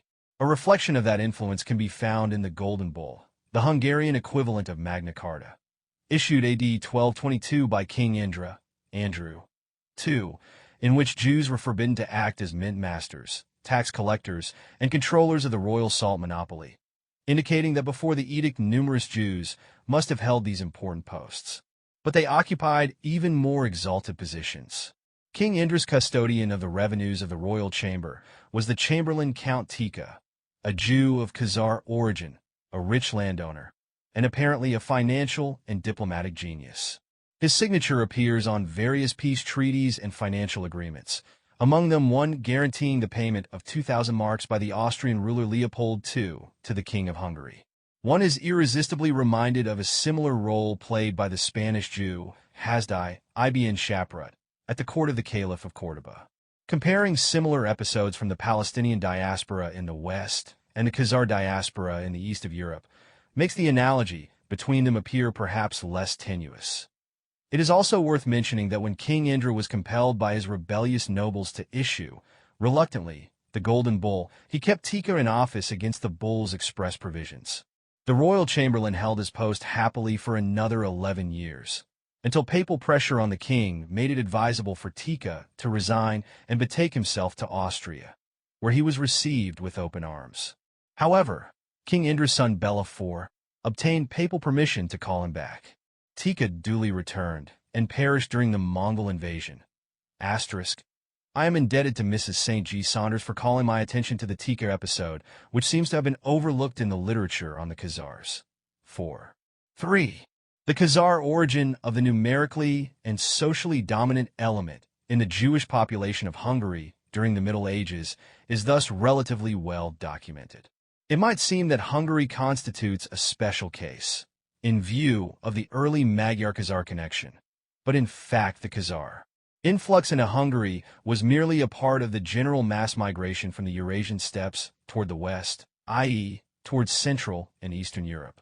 The Khazars were not the only nation which sent offshoots into Hungary.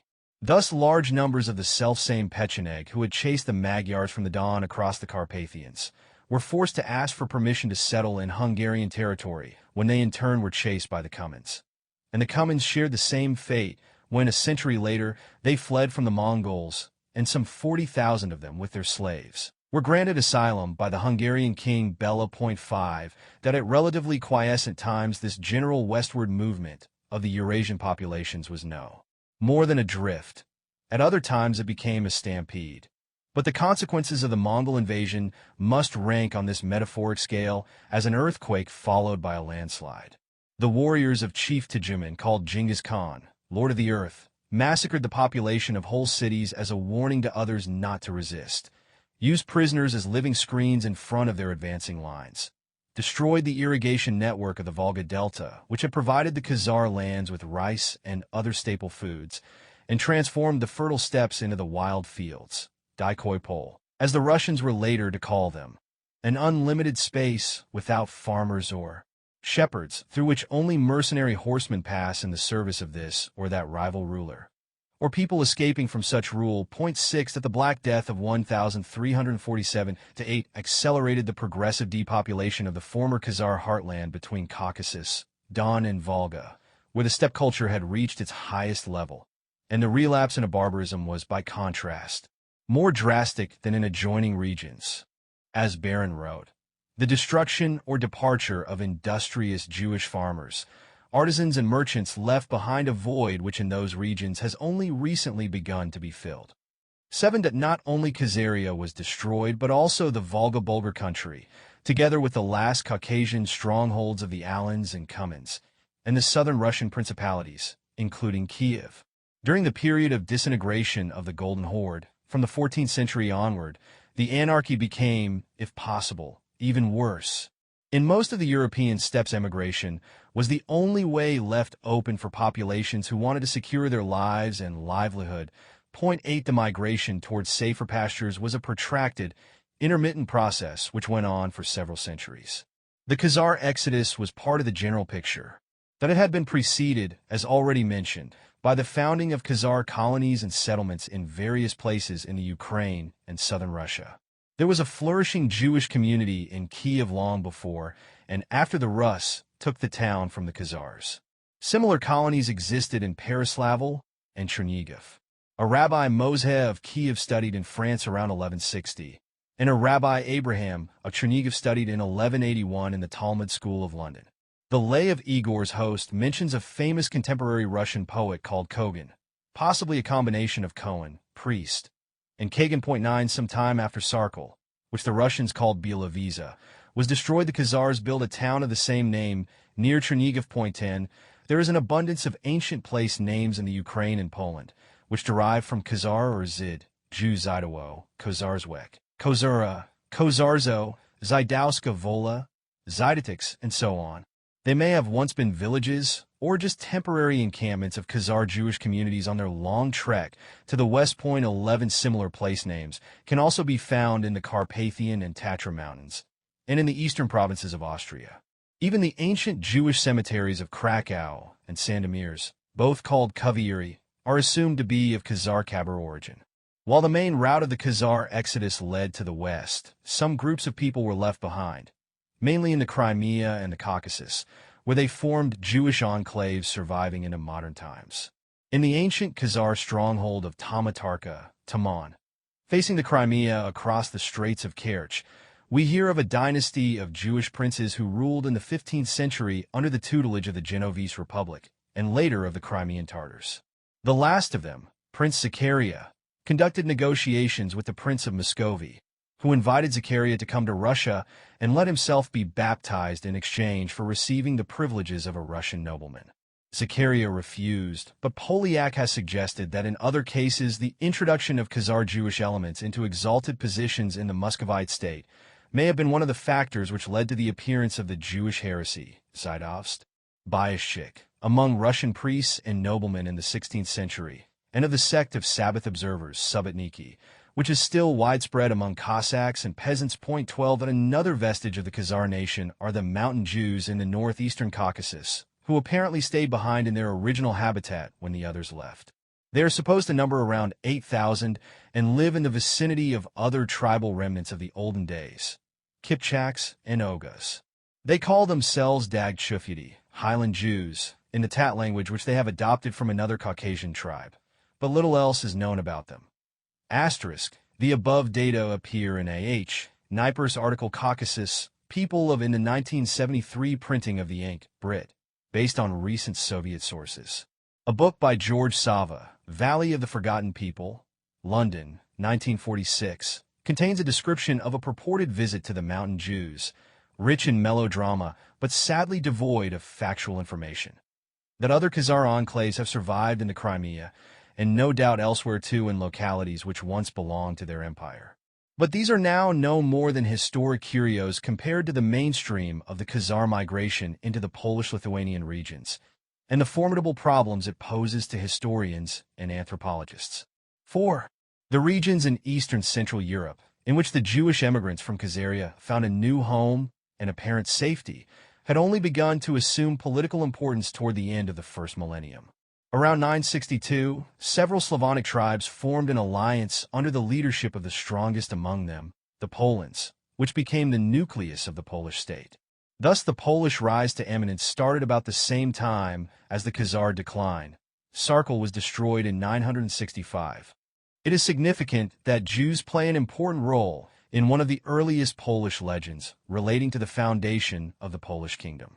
We are told that when the allied tribes decided to elect a king to rule them all, they chose a Jew named Abraham Prokonik. 13. He may have been a rich and educated Khazar merchant, from whose experience the Slav backwoodsmen hoped to benefit, or just a legendary figure. But if so, the legend indicates that Jews of his type were held in high esteem. At any rate, so the story goes on, Abraham, with unwanted modesty, resigned the crown in favor of a native peasant named Piast, who thus became the founder of the historic Piast dynasty, which ruled Poland from circa 962 to 1370. Whether Abraham Prokonik existed or not, there are plenty of indications that the Jewish immigrants from Khazaria were welcomed as a valuable asset to the country's economy and government administration. The Poles under the Piast dynasty and their Baltic neighbors, the Lithuanians, the two nations became united in a series of treaties, starting in 1386, into the Kingdom of Poland.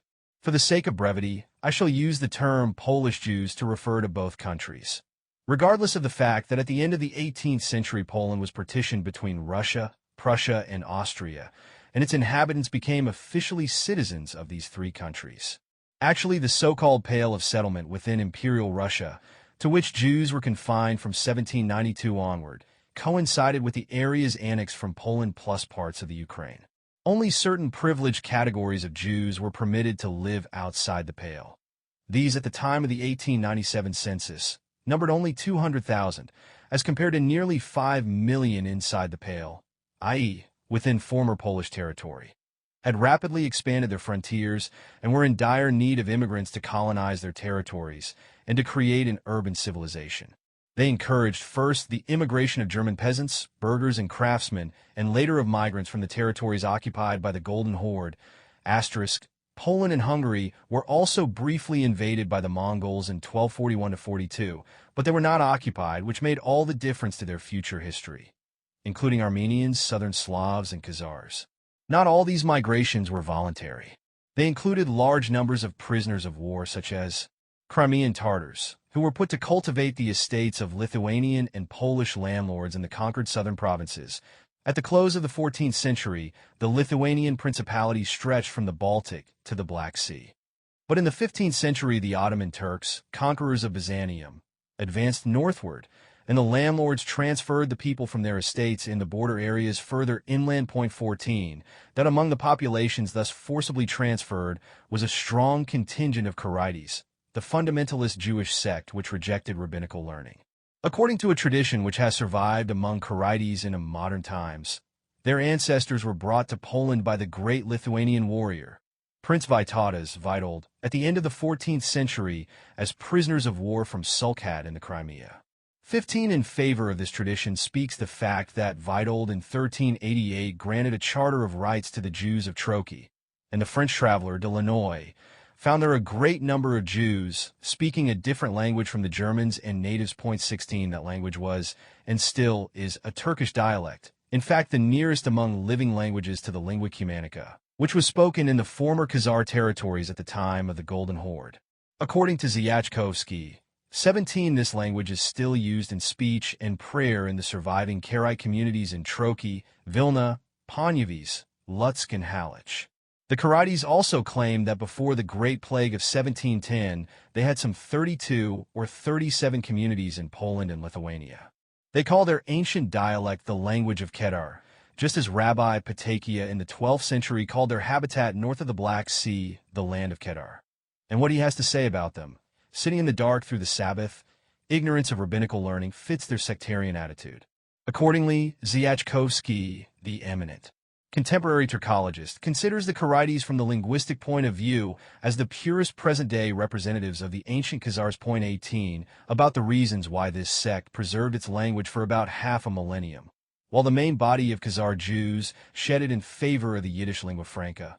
More will have to be said later. 5. The Polish kingdom adopted from its very beginnings, under the Piast dynasty, a resolutely Western orientation, together with Roman Catholicism. But compared with its Western neighbors, it was culturally and economically an underdeveloped country. Hence the policy of attracting immigrants, Germans from the West, Armenians and Khazar Jews from the East, and giving them every possible encouragement for their enterprise, including royal charters detailing their duties and special privileges.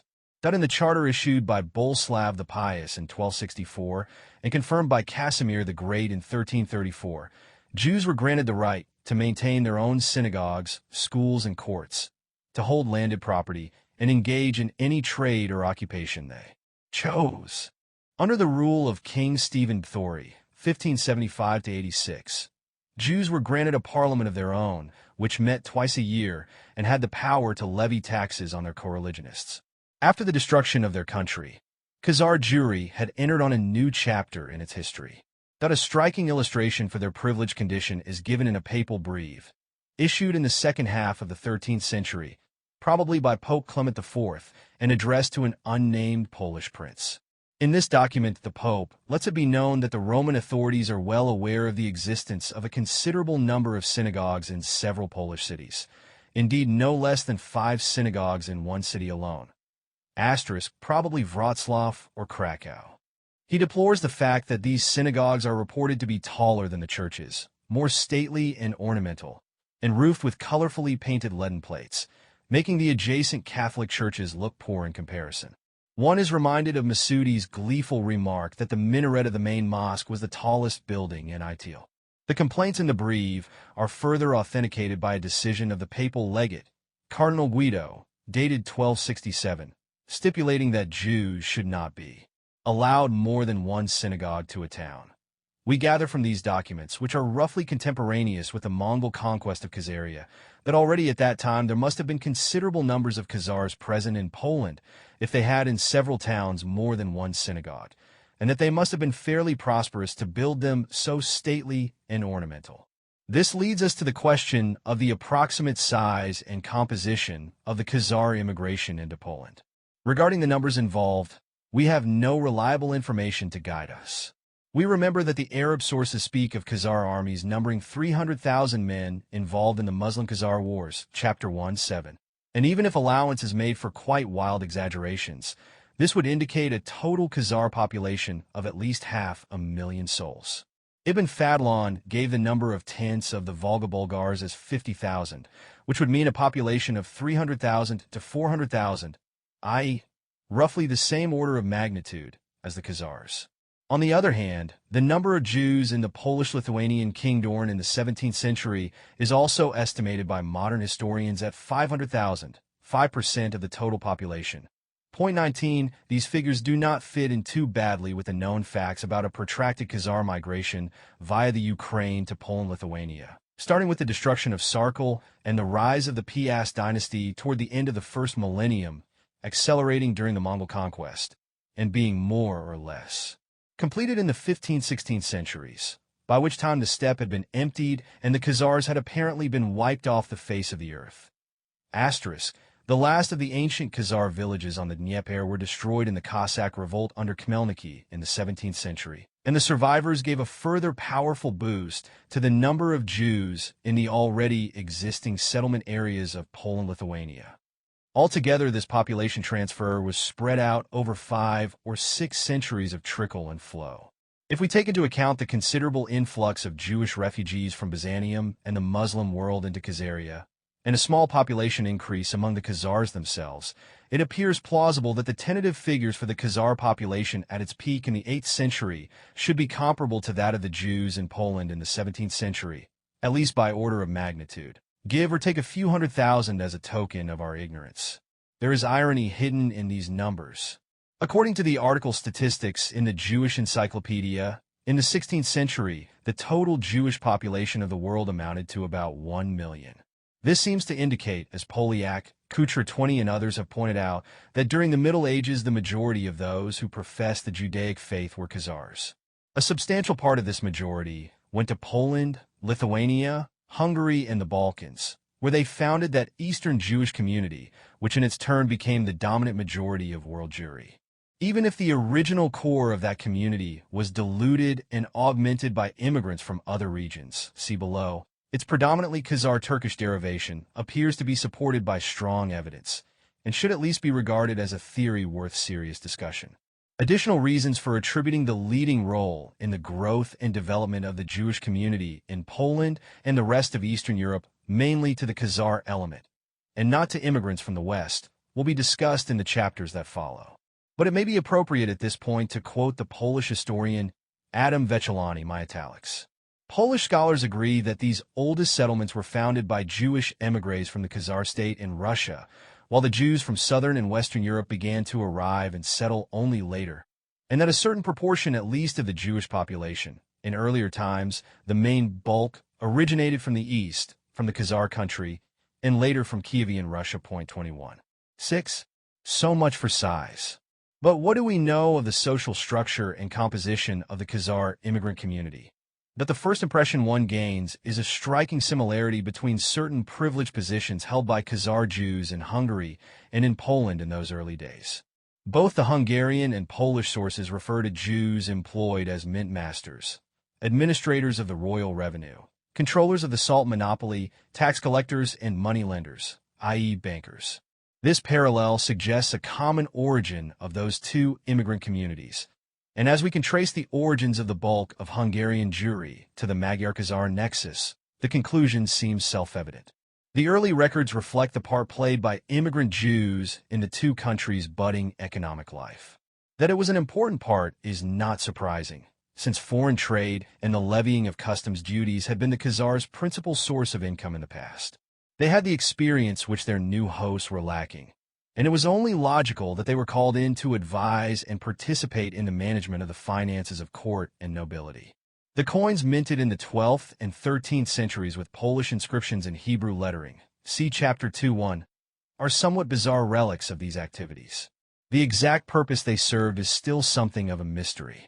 Some bear the name of a king, e.g. Leszek, Mieszko, Others are inscribed from the house of Abraham ben Joseph the Prince, possibly the Minterbanker himself, or show just a word of benediction, luck or blessing. Significantly, contemporary Hungarian sources also speak of the practice of minting coins from silver provided by Jewish owners. Point 22 to however, in contrast to Western Europe, finance and commerce were far from being the only fields of Jewish activity. Some rich emigrants became landowners in Poland as Count Tycho was in Hungary.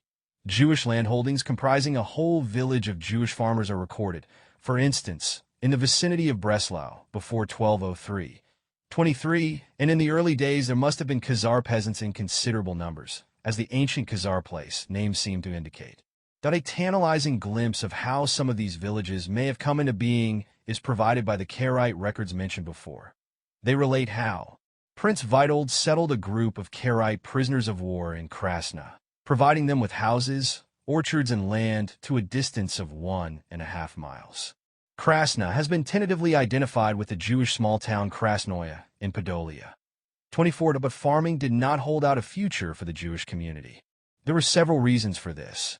The rise of feudalism in the 14th century gradually transformed the peasants of Poland into serfs, forbidden to leave their villages, deprived of freedom of movement.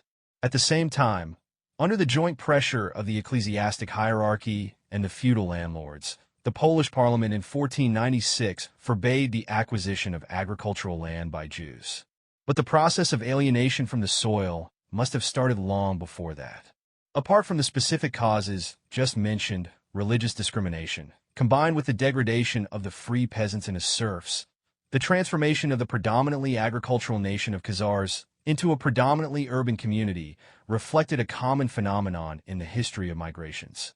Faced with different climatic conditions and farming methods on the one hand, and on the other with unexpected opportunities for an easier living offered by urban civilization, immigrant populations are apt to change their occupational structure within a few generations.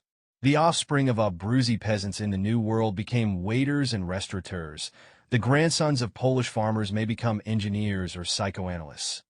Asterisk. The opposite process of colonists settling on virgin soil applies to migrants from more highly developed to underdeveloped regions. That, however, the transformation of Khazar Jewry into Polish Jewry did not entail any brutal break with the past or loss of identity. It was a gradual, organic process of change which, as Polyak has convincingly shown, preserved some vital traditions of Khazar communal life in their new country. This was mainly achieved through the emergence of a social structure, or way of life, found nowhere else in the world diaspora. The Jewish small town, in Hebrew Iara, in Yiddish shtetl, in Polish miasteko. All three designations are diminutives, which, however, do not necessarily refer to smallness in size. Some were quite big small towns, but to the limited rights of municipal self-government they enjoyed. The shtetl should not be confused with the ghetto. The latter consisted of a street or quarter in which Jews were compelled to live within the confines of a Gentile town. It was from the second half of the 16th century onward the universal habitat of Jews everywhere in the Christian and most of the Muslim world. The ghetto was surrounded by walls, with gates that were locked at night.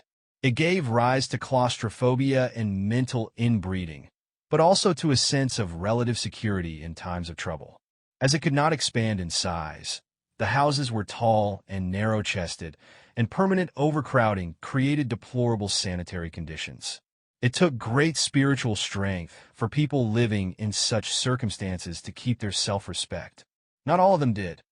The shtetl, on the other hand, was a quite different proposition, a type of settlement which, as already said, existed only in Poland-Lithuania and nowhere else in the world.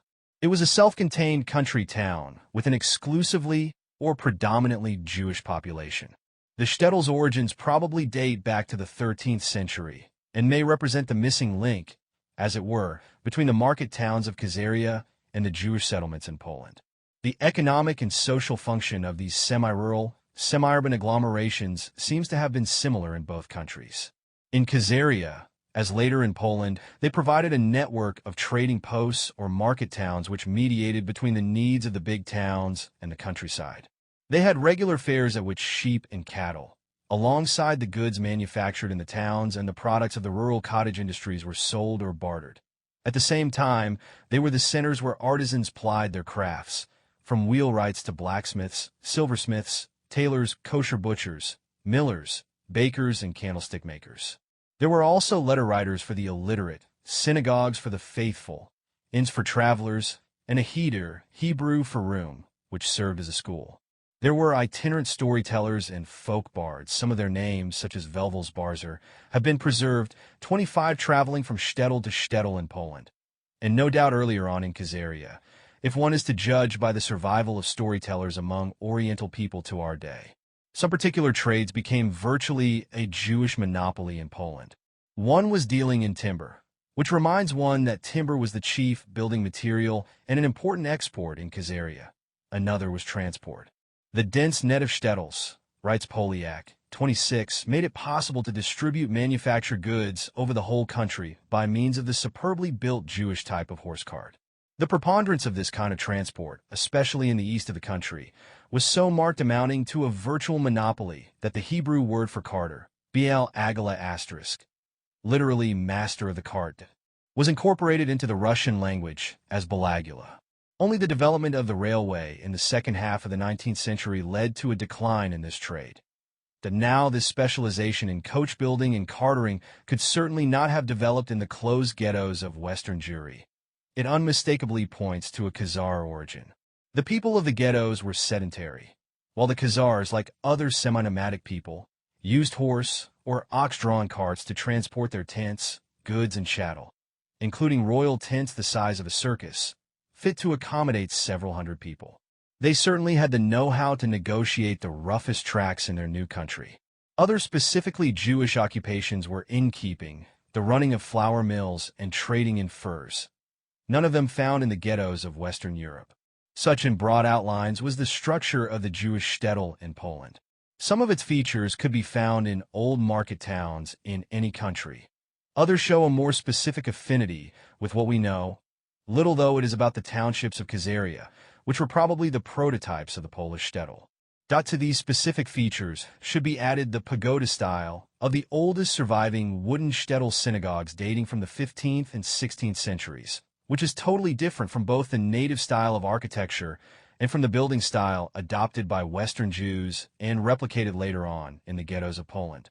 The interior decoration of the oldest shtetl synagogues is also quite different from the style of the Western ghetto.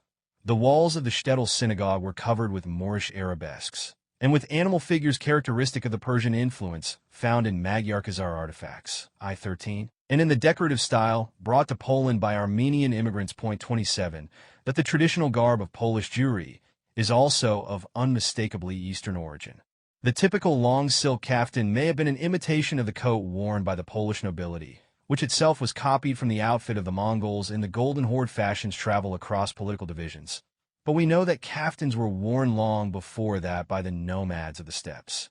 The skullcap, yarmulke, is worn to this day by Orthodox Jews and by the Uzbeks and other Turkish people in the Soviet Union. On top of the skullcap, men wore the strymel, an elaborate round hat rimmed with fox fur, which the Khazars copied from the Cossacks, or vice versa. As already mentioned, the trade in fox and sable furs, which had been flourishing in Khazaria, became another virtual Jewish monopoly in Poland. As for the women, they wore, until the middle of the 19th century, a tall white turban, which was an exact copy of the jalak worn by Cossack and Turkmen women. 28. Nowadays, Orthodox Jewesses have to wear instead of a turban a wig made of their own hair, which is shaved off when they get married. Point one might also mention in this context, though somewhat dubiously, the Polish Jews' odd passion for gefilte, stuffed fish, a national dish which the Polish Gentiles adopted. Without fish, the saying went, there is no Sabbath. Was it derived from distant memories of life on the Caspian, where fish was the staple diet? Life in the shtetl is celebrated with much romantic nostalgia in Jewish literature and folklore. Thus we read in a modern survey of its customs 29 about the joyous way its inhabitants celebrated the Sabbath. Wherever one is, he will try to reach home in time to greet the Sabbath with his own family. The peddler traveling from village to village, the itinerant tailor, shoemaker, cobbler, the merchant off on a trip, all will plan, push, hurry, trying to reach home before sunset on Friday evening. That as they press homeward, the shamus calls through the streets of the shtetl, "Jews to the bathhouse." A functionary of the synagogue, the shamus is a combination of sexton and beadle. He speaks with an authority more than his own, for when he calls Jews to the bathhouse, he is summoning them to a commandment. The most vivid evocation of life in the shtetl is the surrealistic amalgam of fact and fantasy in the paintings and lithographs of Marc Chagall, where biblical symbols appear side by side with the bearded carter wielding his whip and wistful rabbis in kaftan and yarmulke. That it was a weird community reflecting its weird origins. Some of the earliest small towns were probably founded by prisoners of war, such as the Khazars of Turkey, whom Polish and Lithuanian nobles were anxious to settle on their empty lands. But the majority of these settlements were products of the general migration away from the wild fields, which were turning into deserts. After the Mongol conquest, wrote Polyak, when the Slav villages wandered westward, the Khazar shtetls went with them. The pioneers of the new settlements were probably rich Khazar traders who constantly traveled across Poland on the much-frequented trade routes into Hungary. The Magyar and Kabar migration into Hungary blazed the trail for the growing Khazar settlements in Poland. It turned Poland into a transit area between the two countries with Jewish communities. 31. Thus the traveling merchants were familiar with conditions in the prospective areas of resettlement and had occasion to make contact with the landowners in search of tenants. The landlord would enter into an agreement with such rich and respected Jews. We are reminded of Abraham Prokonik, as would settle on his estate and bring in other settlers. They would, as a rule, choose people from the place where they had lived. 32. These colonists would be an assorted lot of farmers, artisans, and craftsmen, forming a more or less self-supporting community. Thus the Khazar shtetl would be transplanted and become a Polish shtetl. Farming would gradually drop out, but by that time the adaptation to changed conditions would have been completed. The nucleus of modern Jewry thus followed the old recipe. Strike out for new horizons, but stick together. The 13th Tribe, by Arthur Koestler. 6. Where from? 1. Two basic facts emerge from our survey: the disappearance of the Khazar nation from its historic habitat, and the simultaneous appearance in adjacent regions to the northwest of the greatest concentration of Jews since the beginnings of the diaspora. Since the two are obviously connected, historians agree that immigration from Khazaria must have contributed to the growth of Polish Jewry, a conclusion supported by the evidence cited in the previous chapters. But they feel less certain about the extent of this contribution. The size of the Khazar immigration compared with the influx of Western Jews, and their respective share in the genetic makeup of the modern Jewish community. That, in other words, the fact that Khazars emigrated in substantial numbers into Poland is established beyond dispute. The question is whether they provided the bulk of the new settlement, or only its hardcore, as it were. To find an answer to this question, we must get some idea of the size of the immigration of real Jews from the West. 2. Towards the end of the first millennium, the most important settlements of Western European Jews were in France and the Rhineland. Asterisk, not counting the Jews of Spain, who formed a category apart and did not participate in the migratory movements with which we are concerned. Some of these communities had probably been founded in Roman days, for between the destruction of Jerusalem and the decline of the Roman Empire, Jews had settled in many of the greater cities under its rule, and were later on reinforced by immigrants from Italy and North Africa. Thus, we have records from the 9th century onwards of Jewish communities in places all over France, from Normandy down to Provence and the Mediterranean. One group even crossed the Channel to England in the wake of the Norman invasion, apparently invited by William the Conqueror, one because he needed their capital and enterprise. Their history has been summed up by Baron. They were subsequently converted into a class of royal usurers whose main function was to provide credits for both political and economic ventures. After accumulating great wealth through the high rate of interest, these moneylenders were forced to disgorge it in one form or another for the benefit of the royal treasury. The prolonged well-being of many Jewish families, the splendor of their residence and attire, and their influence on public affairs blinded even experienced observers to the deep dangers lurking from the growing resentment of debtors of all classes and the exclusive dependence of Jews on the protection of their royal masters. Rumblings of discontent culminating in violent outbreaks in 1189–90, presaged the final tragedy, the expulsion of 1290. The meteoric rise and even more rapid decline of English Jewry in the brief span of 2¼ centuries, 1066 to 1290, brought into sharp relief the fundamental factors shaping the destinies of all Western Jewries in the crucial first half of the second millennium. Point 2. The English example is instructive because it is exceptionally well documented compared to the early history of the Jewish communities on the continent. The main lesson we derive from it is that the social-economic influence of the Jews was quite out of proportion with their small numbers.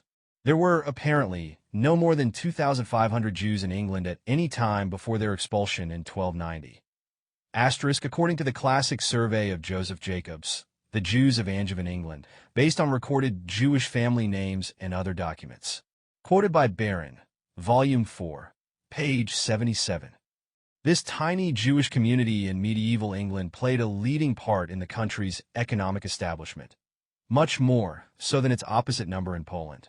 Yet in contrast to Poland, it could not rely on a network of Jewish small towns to provide it with a mass basis of humble craftsmen, of lower middle-class artisans and workmen, carters and innkeepers. It had no roots in the people. On this vital issue, Angevin, England, epitomized developments on the Western continent. The Jews of France and Germany faced the same predicament. Their occupational stratification was lopsided and top-heavy. This led everywhere to the same tragic sequence of events. The dreary tale always starts with a honeymoon and ends in divorce and bloodshed. In the beginning, the Jews are pampered with special charters, privileges, favors. They are personae grati like the court alchemists because they alone have the secret of how to keep the wheels of the economy turning. In the Dark Ages, wrote Cecil Roth, the commerce of Western Europe was largely in Jewish hands, not excluding the slave trade, and in the Carolingian carcelaries, Jew and merchant are used as almost interchangeable terms. 3. But with the growth of a native mercantile class, they became gradually excluded not only from most productive occupations, but also from the traditional forms of commerce, and virtually the only field left open to them was lending capital on interest. The floating wealth of the country was soaked up by the Jews, who were periodically made to disgorge into the exchequer, for the archetype of Shylock was established long before Shakespeare's time. In the honeymoon days, Charlemagne had sent a historic embassy in 797 to Harun al-Rashid in Baghdad to negotiate a treaty of friendship. The embassy was composed of the Jew Isaac and 2 Christian nobles. The bitter end came when, in 1306, Philip le Bel expelled the Jews from the Kingdom of France. Though later some were allowed to return, they suffered further persecution, and by the end of the century the French community of Jews was virtually extinct. The modern community of Jews in France and England was founded by refugees from the Spanish Inquisition in the 16th and 17th centuries. 3. If we turn to the history of German Jewry, the first fact to note is that, remarkably, we do not possess a comprehensive scholarly history of German Jewry. The Germanica Judaica is merely a good reference work to historic sources shedding light on individual communities up to 1238. 5. It is a dim light, but at least it illuminates the territorial distribution of the Western Jewish communities in Germany during the critical period when Khazar Jewish immigration into Poland was approaching its peak. One of the earliest records of such a community in Germany mentions a certain Colonymus, who in 906 emigrated with his kinsfolk from Lucca in Italy to Mavits. About the same time we hear of Jews in Spires and Worms, and somewhat later in other places Treves, Metz, Strasbourg, Cologne, all of them situated in a narrow strip in Alsace and along the Rhine Valley. The Jewish traveler Benjamin of Tudela, see above 2:8, visited the region in the middle of the 12th century and wrote, "In these cities there are many Israelites, wise men and rich." 6. But how many are many? In fact, very few, as will be seen. Earlier on, there lived in Mayence a certain Rabbi Gershom ben Yehuda, circa 960–1030, whose great learning earned him the title Light of the Diaspora and the position of spiritual head of the French and Rhenish German community. At some date around 1020, Gershom convened a rabbinical council in Worms, which issued various edicts, including one that put a legal stop to polygamy, which had anyway been in abeyance for a long time. To these edicts a codicil was added, which provided that in case of urgency any regulation could be revoked by an assembly of 100 delegates from the countries Burgundy, Normandy, France, and the towns of Mayence, Spires, and Worms. In other rabbinical documents, too, dating from the same period, only these 3 towns are named, and we can only conclude that the other Jewish communities in the Rhineland were at the beginning of the 11th century still too insignificant to be mentioned. Point 7 by the end of the same century. The Jewish communities of Germany narrowly escaped complete extermination in the outbursts of mob hysteria accompanying the First Crusade, AD 1096. F. Barker has conveyed the Crusaders' mentality with a dramatic force rarely encountered in the columns of the Encyclopedia Britannica. 8. He might butcher all, till he waded ankle-deep in blood, and then at nightfall kneel, sobbing for very joy, at the altar of the sepulchre. For was he not read from the winepress of the Lord? The Jews of the Rhineland were caught in that winepress, which nearly squeezed them to death. Moreover, they themselves became affected by a different type of mass hysteria, a morbid yearning for martyrdom.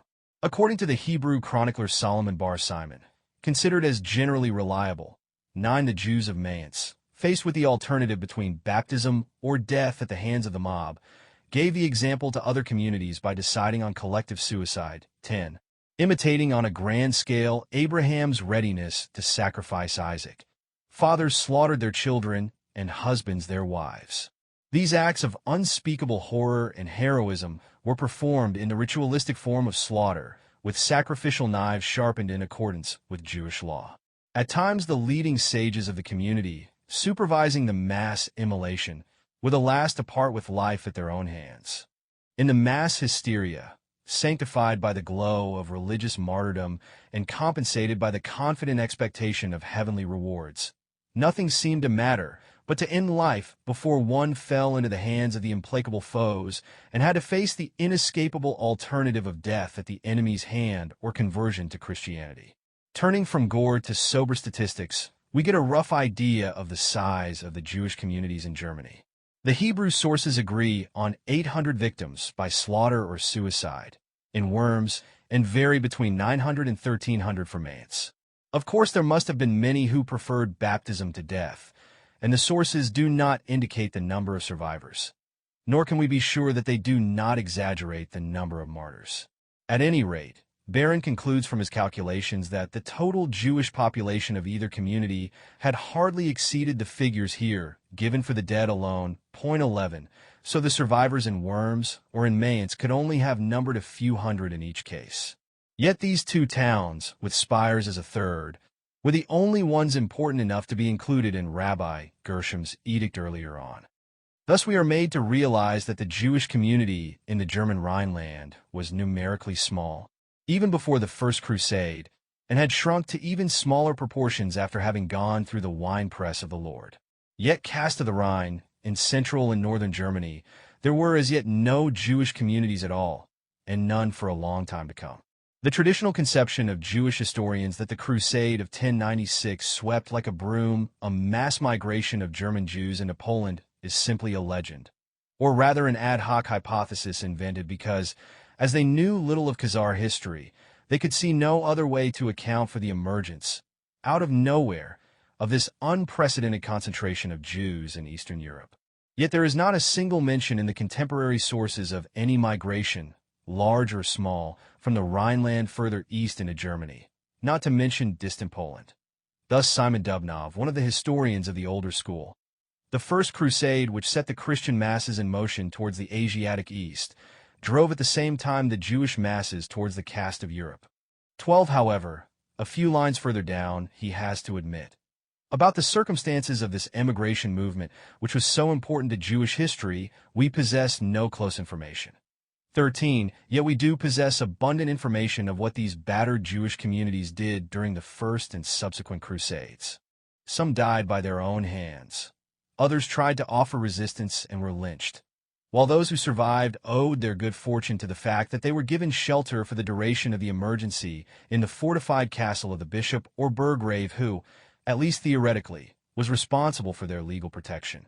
Frequently this measure was not enough to prevent a massacre, but the survivors, once the crusading hordes had passed, invariably returned to their ransacked homes and synagogues to make a fresh start.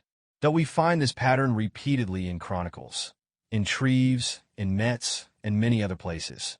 By the time of the Second and later Crusades, it had become almost a routine. At the beginning of the agitation for a new crusade, many Jews of Mayence, Worms, Spires, Strasbourg, Risberg, and other cities escaped to neighboring castles, leaving their books and precious possessions in the custody of friendly burghers. 14. One of the main sources is the Book of Remembrance by Ephraim bar Jacob, who himself, at the age of 13, had been among the refugees from Cologne and the castle of Wokenberg. 15. Solomon bar Simon reports that during the Second Crusade the survivors of the Mayence Jews found protection in Spires, then returned to their native city and built a new synagogue. 16. This is the leitmotif of the Chronicles. To repeat it once more, there is not a word about Jewish communities emigrating toward Eastern Germany, which in the words of Mises 17 was still Judenrein, clean of Jews, and was to remain so for several centuries. 4. The 13th century was a period of partial recovery. We hear for the first time of Jews in regions adjacent to the Rhineland. The Palatinate AD 1225, Freiburg 1230, Ulm 1243, Heidelberg 1255, etc. 18, but it was to be only a short respite, for the 14th century brought new disasters to Franco-German Jewry. The first catastrophe was the expulsion of all Jews from the royal domains of Philip le Bel. France had been suffering from an economic crisis, to the usual accompaniments of debased currency and social unrest. Philip tried to remedy it by the habitual method of soaking the Jews. He exacted from them payments of 100,000 livres in 1292, 215,000 livres in 1295, 1299, 1302, and 1305, then decided on a radical remedy for his ailing finances. On June 21, 1306, he signed a secret order to arrest all Jews in his kingdom on a given day, confiscate their property, and expel them from the country. The arrests were carried out on July 22nd, and the expulsion a few weeks later.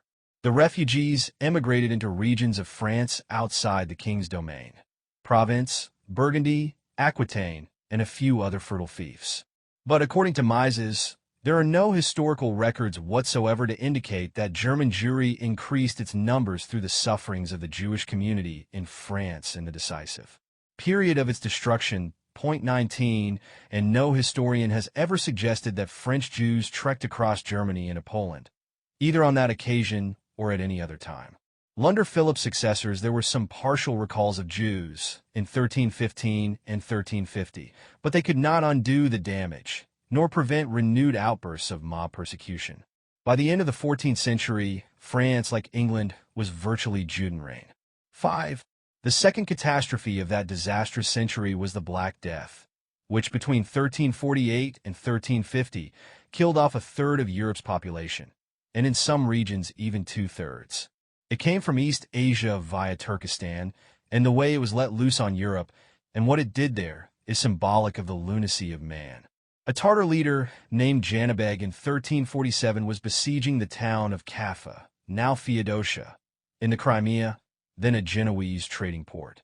The plague was rampant in Janibeg's army, so he catapulted the corpses of infected victims into the town, whose population became infected in its turn. Genoese ships carried the rats and their deadly fleas westward into the Mediterranean ports, from where they spread inland. The bacilli of Pastorella pestis were not supposed to make a distinction between the various denominations, yet Jews were nevertheless singled out for special treatment. After being accused earlier on of the ritual slaughter of Christian children, they were now accused of poisoning the wells to spread the Black Death. The legend traveled faster even than the rats, and the consequence was the burning of Jews en masse all over Europe.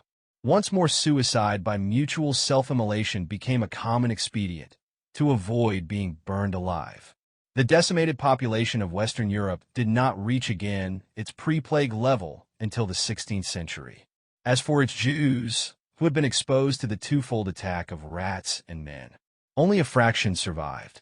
As Couture wrote, the populace avenged on them the cruel blows of destiny and set upon those whom the plague had spared with fire and sword. When the epidemics receded, Germany, according to contemporary historians, was left virtually without Jews. We are led to conclude that in Germany itself the Jews could not prosper and were never able to establish large and populous communities. How, then, in these circumstances, should they have been able to lay the foundations in Poland of a mass population so dense that at present, in 1909, it outnumbers the Jews of Germany at the rate of 10 to 1? It is indeed difficult to understand how the idea ever gained ground that the Eastern Jews represent immigrants from the West, and especially from Germany. 20. Yet next to the First Crusade, the Black Death is most frequently invoked by historians as the deus ex machina, which created Eastern Jewry. And, just as in the case of the Crusades, there is not a shred of evidence for this imaginary exodus. On the contrary, the indications are that the Jews' only hope of survival on this, as on that earlier occasions, was to stick together and seek shelter in some fortified place or less hostile surroundings in the vicinity. There is only one case of an emigration in the Black Death period mentioned by Mises. Jews from Spires took refuge from persecution in Heidelberg, about 10 miles away. After the virtual extermination of the old Jewish communities in France and Germany in the wake of the Black Death, Western Europe remained Judenrein for a couple of centuries, with only a few enclaves vegetating on, except in Spain. It was an entirely different stock of Jews who founded the modern communities of England, France, and Holland in the 16th and 17th centuries. The Sephardim, Spanish Jews, forced to flee from Spain where they had been resident for more than a millennium. Their history, and the history of modern European Jewry, lies outside the scope of this book. Though we may safely conclude that the traditional idea of a mass exodus of Western Jewry from the Rhineland to Poland all across Germany, a hostile Julius Glacis, is historically untenable. It is incompatible with the small size of the Rhenish communities, their reluctance to branch out from the Rhine Valley towards the east, their stereotyped behavior in adversity, and the absence of references to migratory movements in contemporary chronicles. Further evidence for this view is provided by linguistics, to be discussed in Chapter 7. The 13th Tribe, by Arthur Koestler. 7 Cross-currents. 1. On the evidence quoted in previous chapters, one can easily understand why Polish historians who are, after all, closest to the sources, are in agreement that in earlier times, the main bulk of the Jewish population originated from the Khazar country. Point 1. One might even be tempted to overstate the case by claiming, as Kuchra does, that Eastern Jewry was 100% of Khazar origin. Such a claim might be tenable if the ill-fated Franco-Rhenish community were the only rival in the search for paternity. But in the later Middle Ages, things become more complicated by the rise and fall of Jewish settlements all over the territories of the former Austro-Hungarian monarchy and the Balkans. Thus, not only Vienna and Prague had a considerable Jewish population, but there are no less than 5 places called Judendorf, Jew village, in the Carinthian Alps, and more Judenbergs and Judenstadts in the mountains of Styria. By the end of the 15th century, the Jews were expelled from both provinces and went to Italy, Poland, and Hungary. But where did they originally come from? Certainly not from the West, as Mises put it in his survey of these scattered communities. During the High Middle Ages, we thus find in the east a chain of settlements stretching from Bavaria to Persia, the Caucasus, Asia Minor, and Byzantium. But westward from Bavaria there is a gap through the whole length of Germany. Just how this immigration of Jews into the Alpine regions came about we do not know, but without doubt the 3 great reservoirs of Jews from late antiquity played their part: Italy, Byzantium, and Persia. Point 2. The missing link in this enumeration is, once again, Khazaria, which, as we have seen earlier on, served as a receptacle and transit station for Jews emigrating from Byzantium and the Caliphate. Mises has acquired great merit in refuting the legend of the Rhenish origin of Eastern Jewry, but he, too, knew little of Khazar history and was unaware of its demographic importance. However, he may have been right in suggesting an Italian component among the immigrants to Austria. Italy was not only quasi-saturated with Jews since Roman times, but, like Khazaria, also received its share of immigrants from Byzantium. So here we might have a trickle of genuine Jews of Semitic origin into Eastern Europe. Yet it could not have been more than a trickle, for there is no trace in the records of any substantial immigration of Italian Jews into Austria, whereas there is plenty of evidence of a reverse migration of Jews into Italy after their expulsion from the Alpine provinces at the end of the 15th century. Details like this tend to blur the picture and make one wish that the Jews had gone to Poland on board the Mayflower, with all the records neatly kept. Yet the broad outlines of the migratory process are nevertheless discernible. The Alpine settlements were in all likelihood westerly offshoots of the general Khazar migration toward Poland, which was spread over several centuries and followed several different routes, through the Ukraine, the Slavonic regions north of Hungary, perhaps also through the Balkans. A Romanian legend tells of an invasion, the date unknown, of armed Jews into that country. 3. 2. There is another, very curious legend relating to the history of Austrian Jewry. It was launched by Christian chroniclers in the Middle Ages, but was repeated in all seriousness by historians as late as the beginning of the 18th century. In pre-Christian days, so the legend goes, the Austrian provinces were ruled by a succession of Jewish princes. The Austrian Chronicle, compiled by a Viennese scribe in the reign of Albert III, 1350–95, contains a list of no less than 22 such Jewish princes, who were said to have succeeded each other. The list gives not only their alleged names, some of which have a distinctly Uraltean ring, but also the length of their rule and the place where they are buried. Thus, Sun Nan ruled 45 years, buried at the Stebenter in Vienna. Zipan, 43 years, buried in Tone, and so on, including names like Lapton, Maalon, Raptan, Rabin, Ephra, Samek, etc. After these Jews came 5 pagan princes, followed by Christian rulers. The legend is repeated, with some variations, in the Latin histories of Austria by Henricus Gundelfingus, 1474, and by several others, the last one being Anselmus Schramm's Florus Chronicorum Austriae, 1702, who still seems to have believed in its authenticity. Point 4. How could this fantastic tale have originated? Let us listen to Mises again. The very fact that such a legend could develop and stubbornly maintain itself through several centuries indicates that deep in the national consciousness of ancient Austria, dim memories persisted of a Jewish presence in the lands on the upper Danube in bygone days. Who knows whether the tidal waves emanating from the Khazar dominions in Eastern Europe once swept into the foothills of the Alps, which would explain the Turanian flavor of the names of those princes. The confabulations of medieval chroniclers could evoke a popular echo only if they were supported by collective recollections, however vague. 5. As already mentioned, Mises is rather inclined to underestimate the Khazar contribution to Jewish history, but even so he hit on the only plausible hypothesis which could explain the origin of the persistent legend.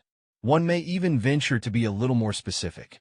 For more than half a century, up to AD 955, Austria, as far west as the river Enns, was under Hungarian domination. The Magyars had arrived in their new country in 896, together with the Khazar tribes who were influential in the nation. The Hungarians at the time were not yet converted to Christianity. That happened only a century later, AD 1000, and the only monotheistic religion familiar to them was Khazar Judaism. There may have been one or more tribal chieftains among them who practiced a Judaism of sorts. We remember the Byzantine chronicler John Cinemus mentioning Jewish troops fighting in the Hungarian army. See above, v. 2. Thus there may have been some substance to the legend, particularly if we remember that the Hungarians were still in their savage raiding period, the scourge of Europe. To be under their dominion was certainly a traumatic experience which the Austrians were unlikely to forget. It all fits rather nicely. 3. Further evidence against the supposedly Franco-Rhenish origin of Eastern Jewry is provided by the structure of Yiddish, the popular language of the Jewish masses, spoken by millions before the Holocaust, and still surviving among traditionalist minorities in the Soviet Union and the United States. Yiddish is a curious amalgam of Hebrew, medieval German, Slavonic, and other elements, written in Hebrew characters. Now that it is dying out, it has become a subject of much academic research in the United States and Israel, but until well into the 20th century, it was considered by Western linguists as merely an odd jargon, hardly worth serious study. As H. Smith remarked, little attention has been paid to Yiddish by scholars. Apart from a few articles in periodicals, the first really scientific study of the language was Mises's historical grammar published in 1924. It is significant that the latest edition of the Standard Historical Grammar of German, which treats German from the point of view of its dialects, dismisses Yiddish in 12 lines. 6. That at first glance the prevalence of German loanwords in Yiddish seems to contradict our main thesis on the origins of Eastern Jewry.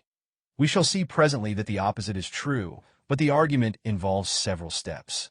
The first is to inquire what particular kind of regional German dialect went into the Yiddish vocabulary. Nobody before Mises seems to have paid serious attention to this question. It is to his lasting merit to have done so, and to have come up with a conclusive answer. Based on the study of the vocabulary, phonetics, and syntax of Yiddish, as compared with the main German dialects in the Middle Ages, he concludes, no linguistic components derived from the parts of Germany bordering on France are found in the Yiddish language. Not a single word from the entire list of specifically Moselle-Franconian origin compiled by J. A. Ballas, Beecher zur Kunstnis der Triarischen Volkssprache, 1903, 28 ff., has found its way into the Yiddish vocabulary. Even the more central regions of Western Germany, around Frankfurt, have not contributed to the Yiddish language. 7. Insofar as the origins of Yiddish are concerned, Western Germany can be written off. 8. Could it be that the generally accepted view, according to which the German Jews once upon a time immigrated from France across the Rhine, is misconceived? The history of the German Jews of Ashkenazi * for Ashkenazi see below. 8. Jewry must be revised. The errors of history are often rectified by linguistic research.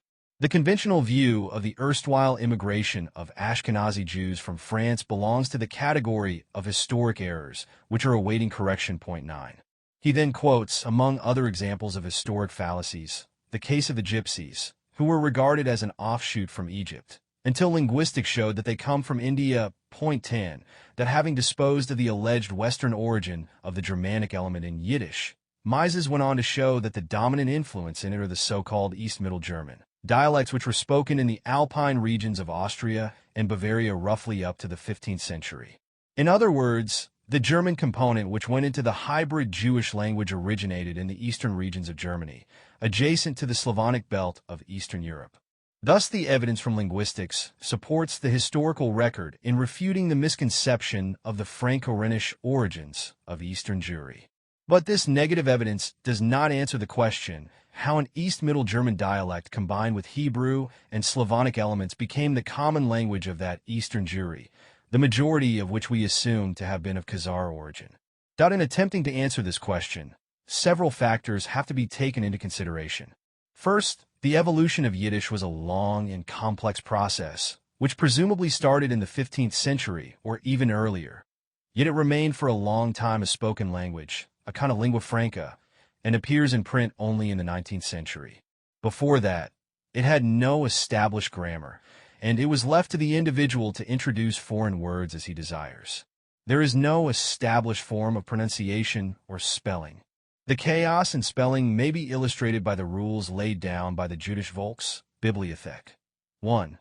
Write as you speak. 2. Write so that both Polish and Lithuanian Jews may understand you. And 3. Spell differently words of the same sound which have a different signification.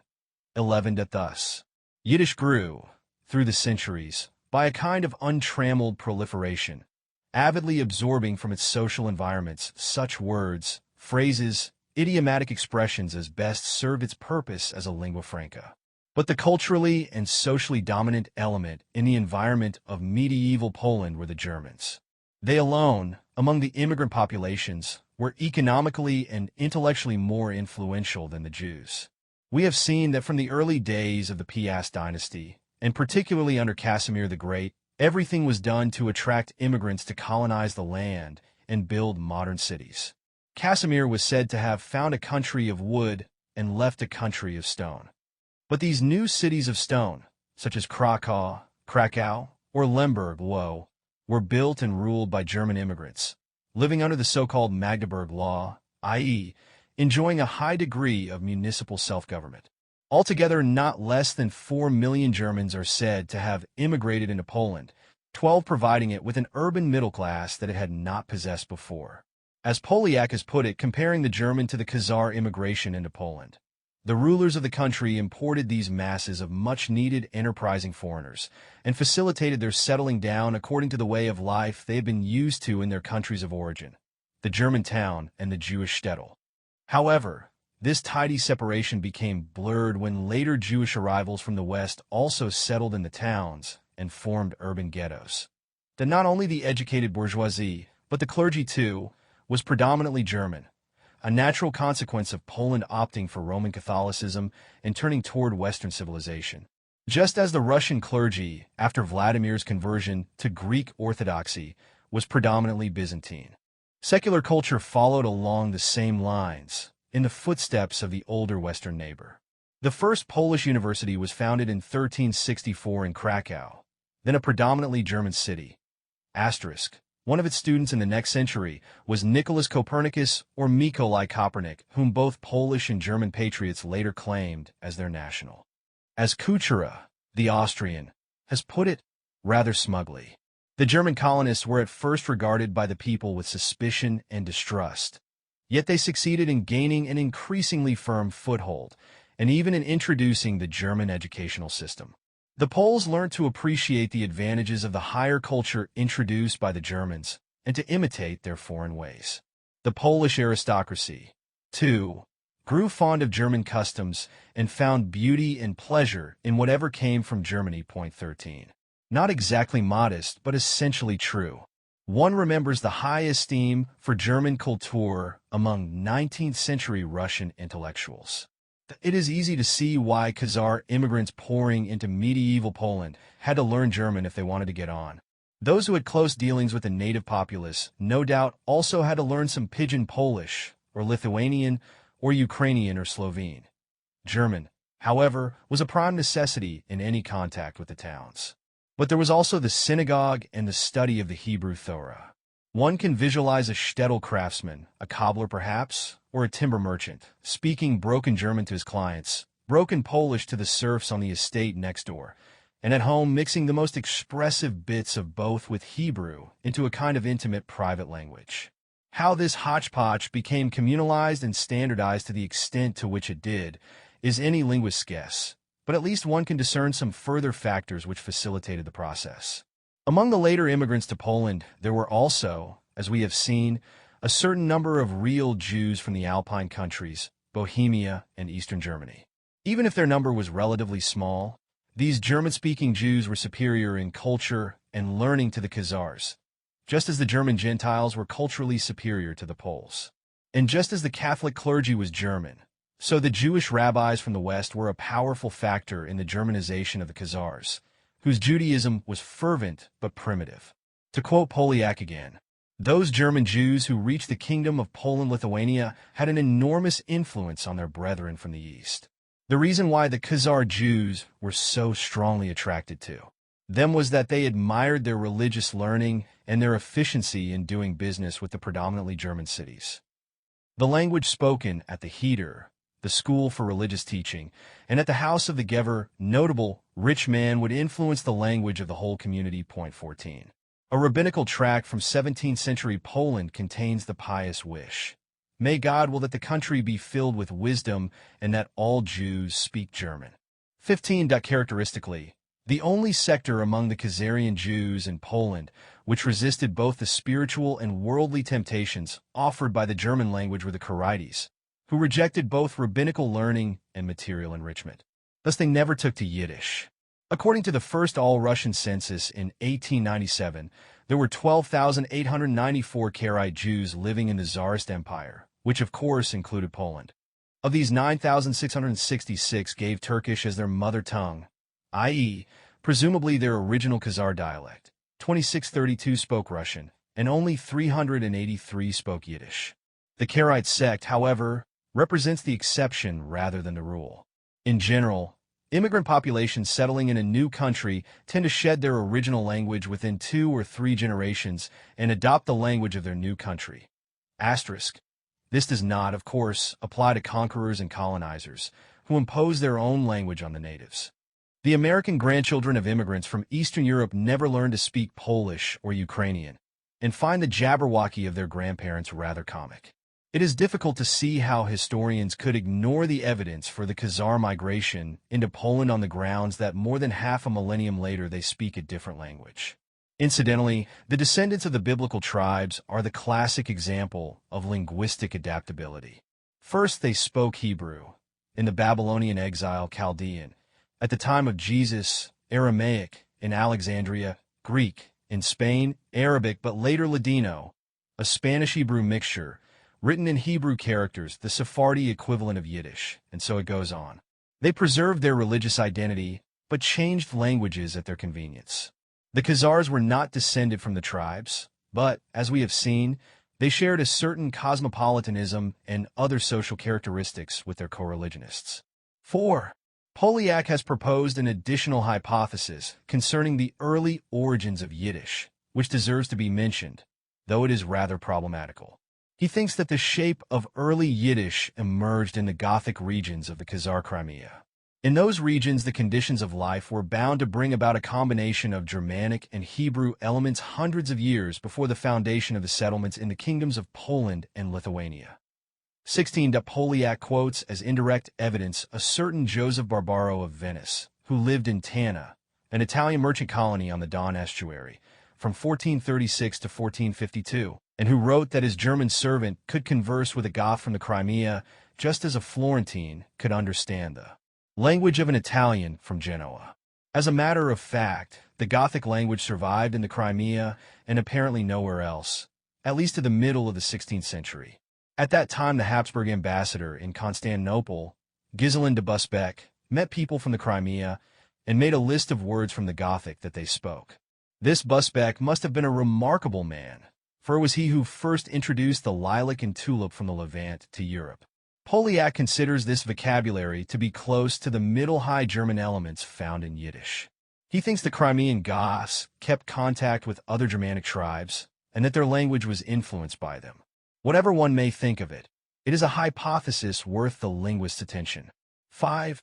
In a sense, wrote Cecil Roth, the Jewish Dark Ages may be said to begin with the Renaissance.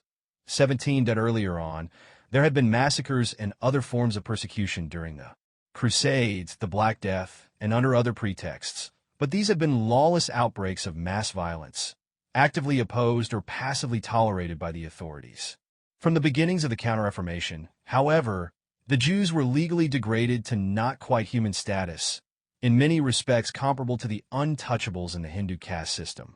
The few communities suffered to remain in Western Europe, i.e., in Italy, Germany, and the papal possessions in southern France, were subjected at last to all the restrictions which earlier ages had usually allowed to remain an ideal, tinai, which had existed on ecclesiastical and other decrees, but had remained on paper, as, for instance, in Hungary, see above, v. 2. Now, however, these ideal ordinances were ruthlessly enforced. Residential segregation, sexual apartheid, exclusion from all respected positions and occupations, wearing of distinctive clothes, yellow badge, and conical headgear. In 1555, Pope Paul IV, in his bull Cum Nimis Absurdum, insisted on the strict and consistent enforcement of earlier edicts, confining Jews to closed ghettos. A year later, the Jews of Rome were forcibly transferred. All Catholic countries, where Jews still enjoyed relative freedom of movement, had to follow the example. In Poland, the honeymoon period inaugurated by Casimir the Great had lasted longer than elsewhere, but by the end of the 16th century it had run its course. The Jewish communities, now confined to shtetl and ghetto, became overcrowded, and the refugees from the Cossack massacres in the Ukrainian villages under Khmelnytsky, see above, v5, led to a rapid deterioration of the housing situation and economic conditions. The result was a new wave of massive emigration into Hungary, Bohemia, Romania, and Germany, where the Jews who had all but vanished with the Black Death were still thinly spread. Thus the Great Trek to the west was resumed. It was to continue through nearly 3 centuries until the Second World War, and became the principal source of the existing Jewish communities in Europe, the United States, and Israel. When its rate of flow slackened, the pogroms of the 19th century provided a new impetus. The Second Western Movement, writes Roth, dating the first from the destruction of Jerusalem, which continued into the 20th century, may be said to begin with the deadly Khmelnytsky massacres of 1648-49 in Poland. 19:6. The evidence quoted in previous chapters adds up to a strong case in favor of those modern historians, whether Austrian, Israeli, or Polish, who, independently from each other, have argued that the bulk of modern Jewry is not of Palestinian, but of Caucasian origin. The mainstream of Jewish migrations did not flow from the Mediterranean across France and Germany to the east and then back again.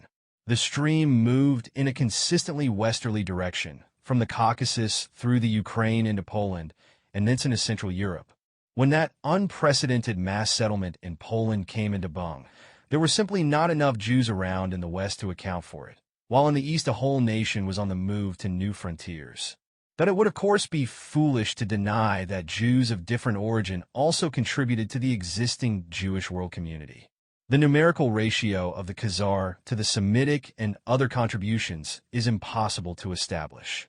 But the cumulative evidence makes one inclined to agree with the consensus of Polish historians that in earlier times the main bulk originated from the Khazar country, and that, accordingly, the Khazar contribution to the genetic makeup of the Jews must be substantial, and in all likelihood dominant. The 13th Tribe, by Arthur Koestler. 8. Race and Myth. 1. The Jews of our times fall into two main divisions, Sephardim and Ashkenazim. The Sephardim are descendants of the Jews who since antiquity had lived in Spain, in Hebrew Sepharad, until they were expelled at the end of the 15th century and settled in the countries bordering on the Mediterranean, the Balkans, and to a lesser extent in Western Europe. They spoke a Spanish-Hebrew dialect, Ladino, C7-3, and preserved their own traditions and religious rites. In the 1960s, the number of Sephardim was estimated at 500,000. The Ashkenazim, at the same period, numbered about 11 million. Thus, in common parlance, Jew is practically synonymous with Ashkenazi Jew. But the term is misleading, for the Hebrew word Ashkenaz was, in medieval rabbinical literature, applied to Germany, thus contributing to the legend that modern Jewry originated on the Rhine. There is, however, no other term to refer to the non-Sephardic majority of contemporary Jewry. For the sake of piquantry, it be mentioned that the Ashkenaz of the Bible refers to a people living somewhere in the vicinity of Mount Ararat in Armenia.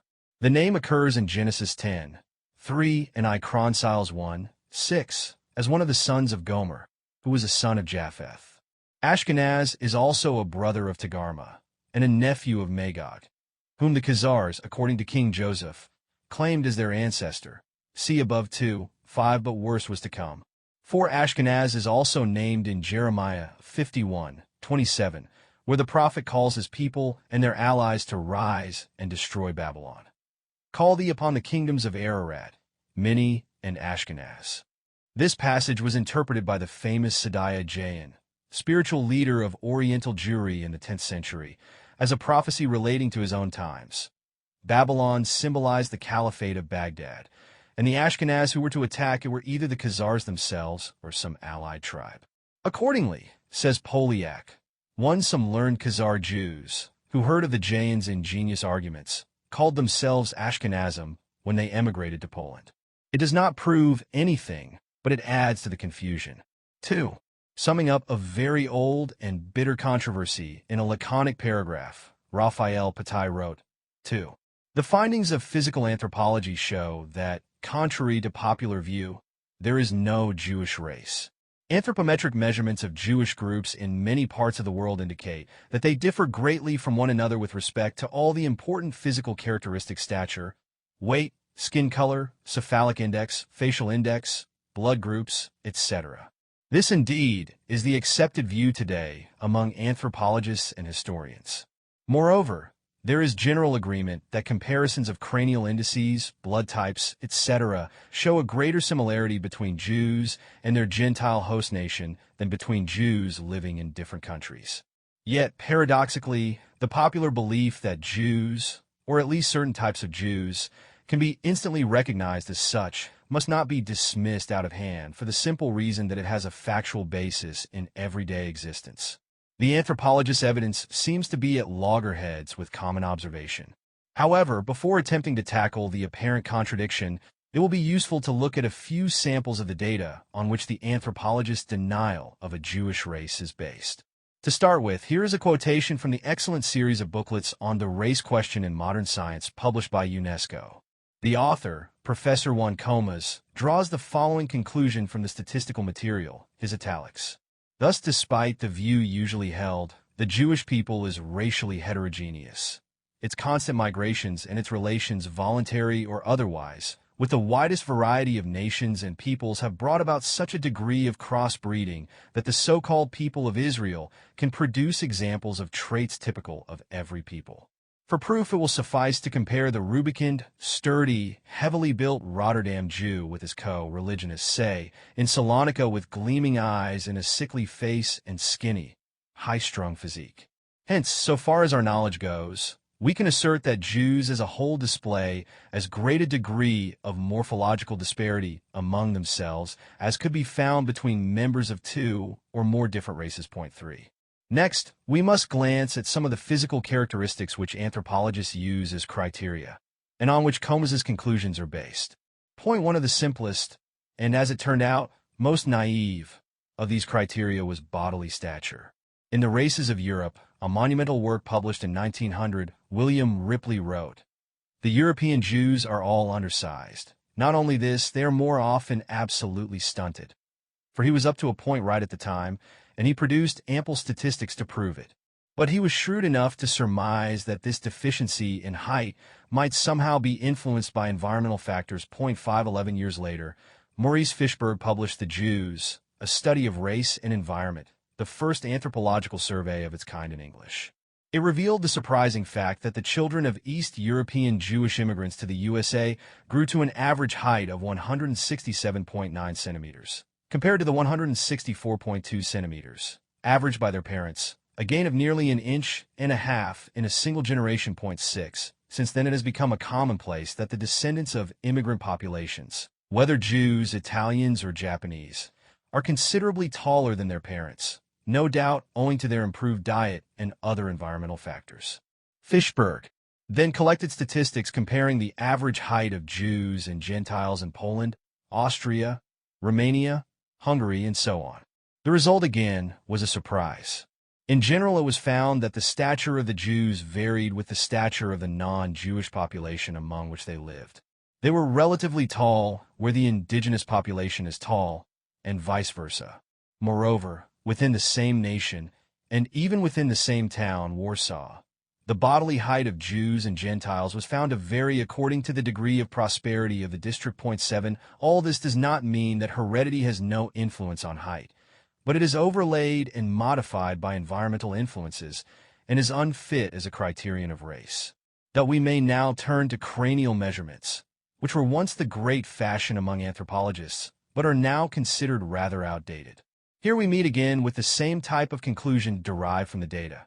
A comparison of the cephalic indices of Jewish and non-Jewish populations in various countries reveals a marked similarity between the Jewish and non-Jewish indices in many countries, while showing very wide variations when the cephalic indices of Jewish populations inhabiting different countries are compared. Thus one is driven to the conclusion that this feature, its plasticity notwithstanding, points to a racial diversity of the Jews. 8. That this diversity, it should be noted, is most pronounced between Sephardi and Ashkenazi Jews. By and large, the Sephardim are dolichocephalic, long-headed, the Ashkenazim brachycephalic, broad-headed. Kuchera saw in this difference a further proof of the separate racial origin of Khazar Ashkenazi and Semitic Sephardi Jews. But we have just seen that the indices of shorter long-headedness are covariant with the host nations, which to some extent invalidates the argument. The statistics relating to other physical features also speak against racial unity. Generally, Jews are dark-haired and dark-eyed. But how general is generally, when, according to Comas, 49% of Polish Jews were light-haired, 9 and 54% of Jewish schoolchildren in Austria had blue eyes. 10. It is true that Virchow 11 found only 32% of blonde Jewish schoolchildren in Germany, whereas the proportion of blonde Gentiles was larger. But that merely shows that the covariance is not absolute, as one would expect. The hardest evidence to date comes from classification by blood groups. A great amount of work has recently been done in this field, but it will be sufficient to quote a single example with a particularly sensitive indicator. In Patai's words, with regard to blood type, Jewish groups show considerable differences among themselves and marked similarities to the Gentile environment. The Hersfeld Biochemical Index, A plus sub, B plus sub, can be used most conveniently to express this. A few typical examples are German Jews 2.74, German Gentiles 2.63, Romanian Jews 1.54, Romanian Gentiles 1.55, Polish Jews 1.94, Polish Gentiles 1.55, Moroccan Jews 1.63, Moroccan Gentiles 1.63, Iraqi Jews 1.22, Iraqi Gentiles 1.37, Turkestan Jews 0.97, Turkestan Gentiles 0.99.12. One might sum up this situation in two mathematical formulae, GB and GAGB, JAJB. That is to say that, broadly speaking, the difference in respect of anthropological criteria between Gentiles, GA, and Jews, JA, in a given country, A, is smaller than the difference between Jews in different countries, A and B. And the difference between Gentiles in countries A and B is similar to the difference between Jews in A and B. It seems appropriate to wind up this section with another quotation from Harry Shapiro's contribution to the UNESCO series, The Jewish People, A Biological History, 13. The wide range of variation between Jewish populations in their physical characteristics and the diversity of the gene frequencies of their blood groups render any unified racial classification for them a contradiction in terms. For although modern racial theory admits some degree of polymorphism or variation within a racial group, it does not permit distinctly different groups, measured by its own criteria of race, to be identified as one. To do so would make the biological purposes of racial classification futile and the whole procedure arbitrary and meaningless. Unfortunately, this subject is rarely wholly divorced from non-biological considerations, and despite the evidence, efforts continue to be made to somehow segregate the Jews as a distinct racial entity. 3. How did this twin phenomenon, diversity in somatic features and conformity to the host nation, come about? The geneticist's obvious answer is, through miscegenation combined with selective pressures. This, writes Fishberg, is indeed the crucial point in the anthropology of the Jews. Are they of pure race, modified more or less by environmental influences, or are they a religious sect composed of racial elements acquired by proselytism and intermarriage during their migration in various parts of the world? And he leaves his readers in no doubt about the answer. 14. Beginning with biblical evidence and traditions, it appears that even in the beginning of the formation of the tribe of Israel, they were already composed of various racial elements. We find in Asia Minor, Syria, and Palestine at that time many races: the Amorites, who were blondes, dolichocephalic, and tall; the Hittites, a dark-complexioned race, probably of Mongoloid type; the Cushites, a Negroid race, and many others. With all these, the ancient Hebrews intermarried, as can be seen in many passages in the Bible. The prophets may thunder against marrying daughters of a strange god, yet the promiscuous Israelites were not deterred, and their leaders were foremost in giving a bad example. Even the first patriarch, Abraham, cohabited with Hagar, an Egyptian. Joseph married a Senath, who was not only Egyptian but the daughter of a priest. Moses married a Midianite, Zipporah. Samson, the Jewish hero, was a Philistine. King David's mother was a Moabite, and he married a princess of Geshur. As for King Solomon, whose mother was a Hittite, he loved many strange women, including the daughter of Pharaoh, women of the Moabites, Ammonites, Edomites, Zidonians, and Hittites. 15. And so the Chronique scandaleuse goes on. The Bible also makes it clear that the royal example was imitated by many, high and low. Besides, the biblical prohibition of marrying Gentiles exempted female captives in times of war, and there was no shortage of them. The Babylonian exile did not improve racial purity. Even members of priestly families married Gentile women. In short, at the beginning of the Diaspora, the Israelites were already a thoroughly hybridized race. So, of course, were most historic nations, and the point would not need stressing if it were not for the persistent myth of the biblical tribe having preserved its racial purity throughout the ages. Another important source of interbreeding were the vast numbers of people of the most varied races converted to Judaism. Witness to the proselytizing zeal of the Jews of earlier times are the black-skinned Falasha of Abyssinia, the Chinese Jews of Kaifeng who look like Chinese, the Yemenite Jews with their dark olive complexion, the Jewish Berber tribes of the Sahara who look like Tuaregs, and so on, down to our prime example, the Khazars. Nearer home, Jewish proselytizing reached its peak in the Roman Empire between the fall of the Jewish state and the rise of Christianity. Many patrician families in Italy were converted, but also the royal family, which ruled the province of Adiabene. Philo speaks of numerous converts in Greece. Flavius Josephus relates that a large proportion of the population of Antioch was Judaized. St. Paul met with proselytes on his travels more or less everywhere from Athens to Asia Minor. The fervor of proselytism, the Jewish historian Tate Renock wrote, 16 was indeed one of the most distinctive traits of Judaism during the Greco-Roman epoch, a trait which it never possessed in the same degree either before or since. It cannot be doubted that Judaism in this way made numerous converts during 2 or 3 centuries.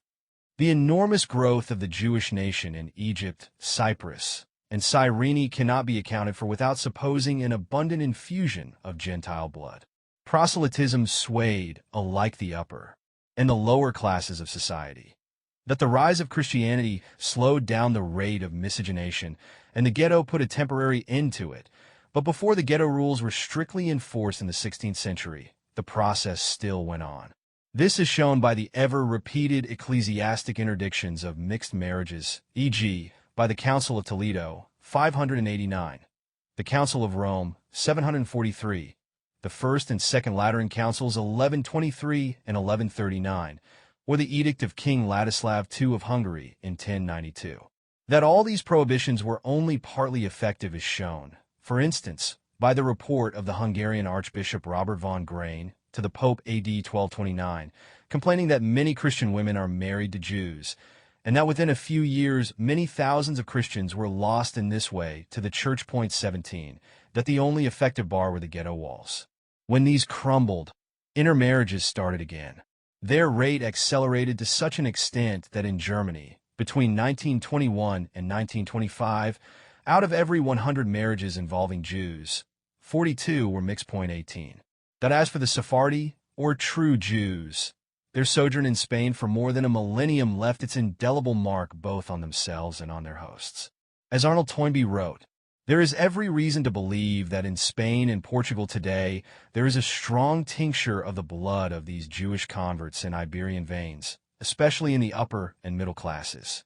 Yet the most acute psychoanalyst would find it difficult, if samples of living upper and middle-class Spanish and Portuguese were presented to him, to detect who had Jewish ancestors. 19. The process worked both ways. After the massacres of 1391 and 1411, which swept the peninsula, over 100,000 Jews, at a moderate estimate, accepted baptism. But a considerable proportion of them continued to practice Judaism in secret. These crypto-Jews, the Marranos, prospered, rose to high positions at court and in the ecclesiastical hierarchy, and intermarried with the aristocracy. After the expulsion of all unrepentant Jews from Spain, 1492, and Portugal, 1497, the Marranos were regarded with increasing suspicion. Many were burned by the Inquisition. The majority emigrated in the 16th century to the countries around the Mediterranean, to Holland, England, and France.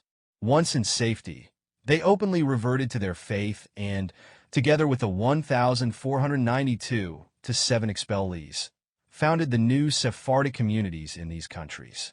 Thus Toynbee's remark about the hybrid ancestry of the upper strata of society in Spain also applies, mutatis mutandis, to the Sephardic communities of Western Europe. Spinoza's parents were Portuguese Marranos, who emigrated to Amsterdam. The old Jewish families of England, who arrived here long before the 19th-20th century influx from the East. The Montefioris, Lasadas, Montags, Avigdors, Sutros, Sassoons, etc., all came out of the Iberian mixing bowl and can claim no purer racial origin than the Ashkenazis, or the Jews named Davis, Harris, Phillips, or Hart. Point 1 distressingly recurrent type of event was miscegenation by rape. That too has a long history, starting in Palestine. We are told, for example, that a certain Judah ben Ezekiel opposed a son marrying a woman who was not of the seed of Abraham, whereupon his friend Ola remarked, "How do we know for certain that we ourselves are not descended from the heathens who violated the maidens of Zion at the siege of Jerusalem?" 20. Rape and loot, the amount of the latter often fixed in advance, was considered a natural right of a conquering army. There is an ancient tradition, recorded by Greeks, which attributes the origin of the earliest Jewish settlements in Germany to an episode reminiscent of the rape of the Sabine women. According to this tradition, a German unit, the Vangioni, who fought with the Roman legions in Palestine, had chosen from the vast horde of Jewish prisoners the most beautiful women, had brought them back to their stations on the shores of the Rhine and the Main, and had compelled them to minister to the satisfaction of their desires. The children thus begotten of Jewish and German parents were brought up by their mothers in the Jewish faith, their fathers not troubling themselves about them. It is these children who are said to have been the founders of the first Jewish communities between Worms and Mayence. 21. That in Eastern Europe rape was even more common. To quote Fishberg again, "Such violent infusion of Gentile blood into the veins of the flock of Israel has been especially frequent in Slavonic countries." One of the favorite methods of the Cossacks to wring out money from the Jews was to take a large number of prisoners, knowing well that the Jews would ransom them. That the women thus ransomed were violated by these semi-savage tribes goes without saying. In fact, the Council of the Four Lands, at its session in the winter of 1650, had to take cognizance of the poor women and children born to them from Cossack husbands during captivity, and thus restore order in the family and social life of the Jews. Similar outrages were, again, perpetrated on Jewish women in Russia during the massacres in 1903 to 5.22. 4. And yet, to return to the paradox, many people, who are neither racialists nor anti-Semites, are convinced that they are able to recognize a Jew at a single glance. How is this possible if Jews are such a hybrid lot as history and anthropology show them to be? The part of the answer, I think, was given by Ernest Renan in 1883. Il n'y a pas un type juif il, y a de types juifs.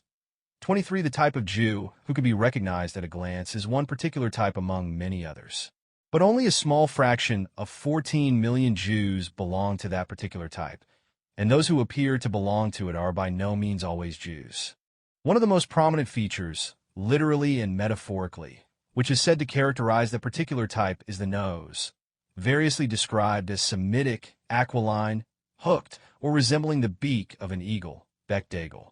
But surprisingly, among 2836 Jews in New York City, Fishberg found that only 14%, i.e. 1 person in 7, had a hooked nose, while 57% were straight-nosed, 20% were snub-nosed, and 6.5% had flat and broad noses. Point 24. Other anthropologists came up with similar results regarding Semitic noses in Poland and the Ukraine. Point 25. Moreover, among true Semites, such as purebred Bedouins, this form of nose does not seem to occur at all. Point 26. On the other hand, it is very frequently met among the various Caucasian tribes and also in Asia Minor.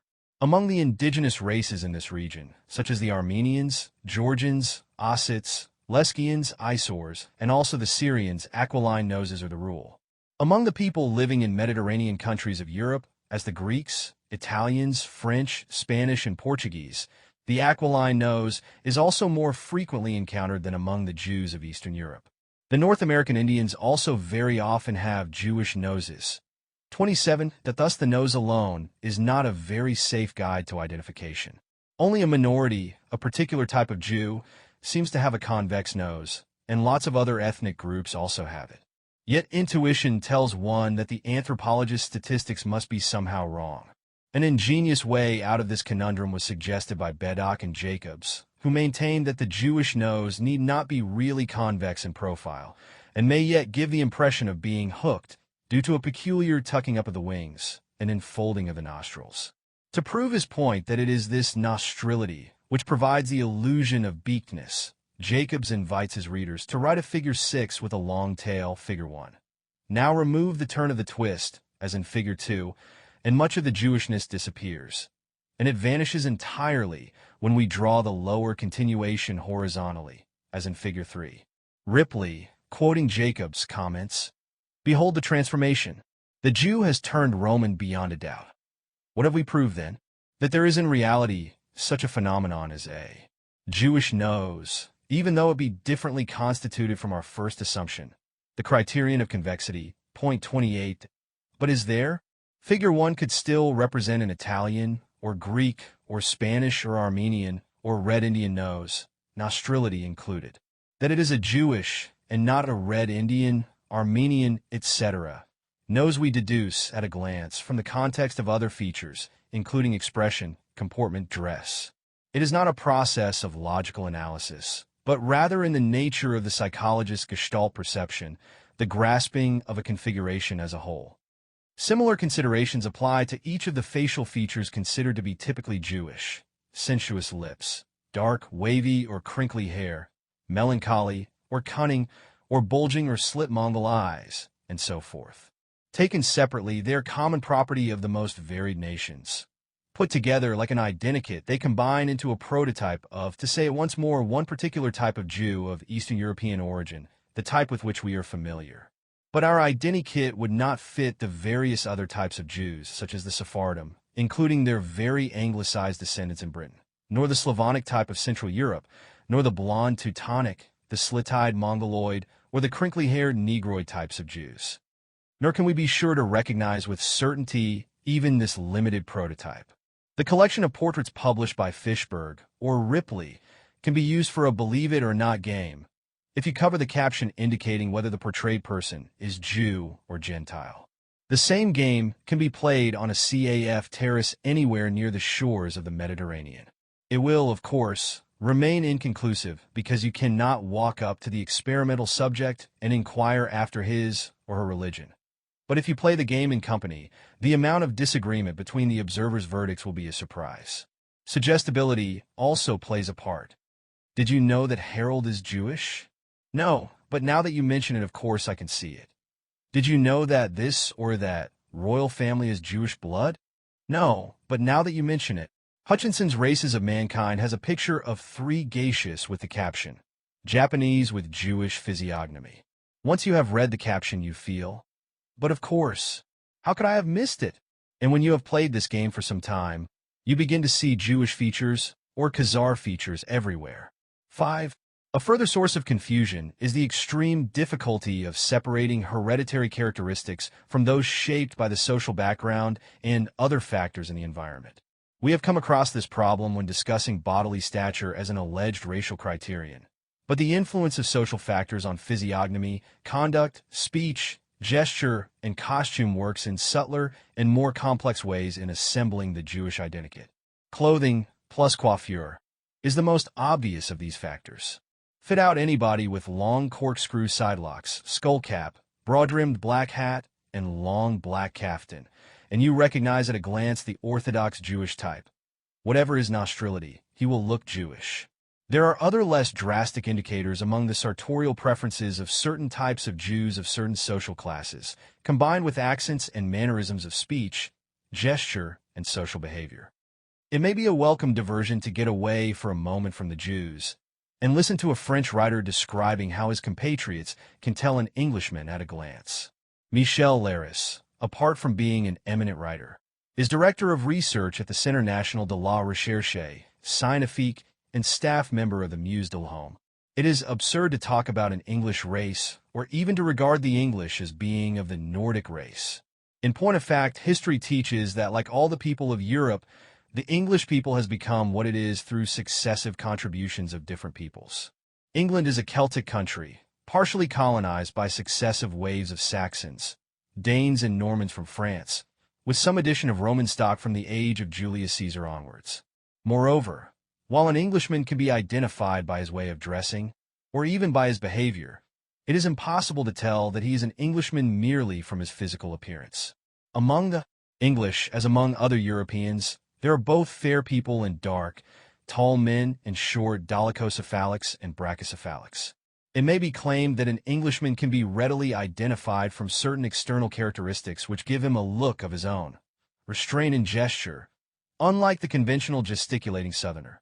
Gait and facial expression, all expressing what is usually included under the rather vague term of phlegm. However, anyone who made this claim would be likely to be found at fault in many instances, for by no means all the English have these characteristics. And even if they're the characteristics of the typical Englishman, the fact would still remain that these outward characteristics are not physique in the true sense. Bodily attitudes and motions and expressions of the face all come under the heading of behavior, and being habits determined by the subject's social background are cultural, not natural. Moreover, though loosely describable as traits, they typify not a whole nation, but a particular social group within it, and thus cannot be included among the distinctive marks of race. Point 29. However, when Laris says that facial expressions are not physique but come under the heading of behavior, he seems to overlook the fact that behavior can modify the features of individuals and thus leave its stamp on their physique. One only has to think of certain typical traits in the physiognomies of aging ham actors, of priests living in celibacy, of career soldiers, convicts serving long sentences, sailors, farmers, and so on. Their way of life affects not only their facial expression but also their physical features, thus giving the mistaken impression that these traits are of hereditary or racial origin. Asterisk.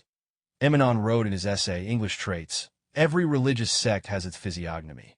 The Methodists have acquired a face, the Quakers a face, the nuns a face. An Englishman will point out a dissenter by his manners. Trades and professions carve their own lines on faces and forms. If I may add a personal observation, I frequently met on visits to the United States Central European friends of my youth who emigrated before World War II and whom I had not seen for some 30 or 40 years. Each time I was astonished to find that they not only dressed, spoke, ate, and behaved like Americans, but had acquired an American physiognomy. I am unable to describe the change, except that it has something to do with a broadening of the jaw and a certain look in and around the eyes. An anthropologist friend attributed the former to the increased use of the jaw musculature in American enunciation, and the look as a reflection of the rat race and the resulting propensity for duodenal ulcers.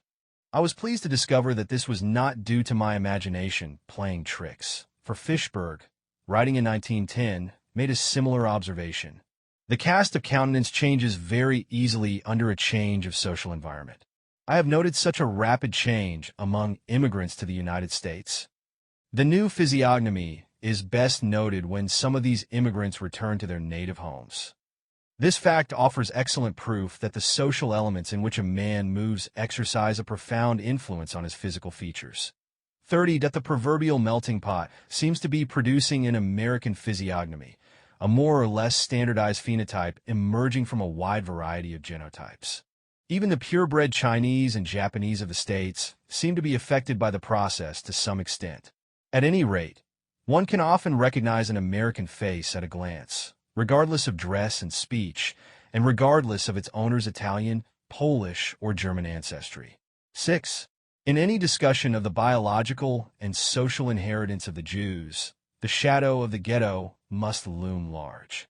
The Jews of Europe and America, and even of North Africa, are children of the ghetto, and no more than 4 or 5 generations removed.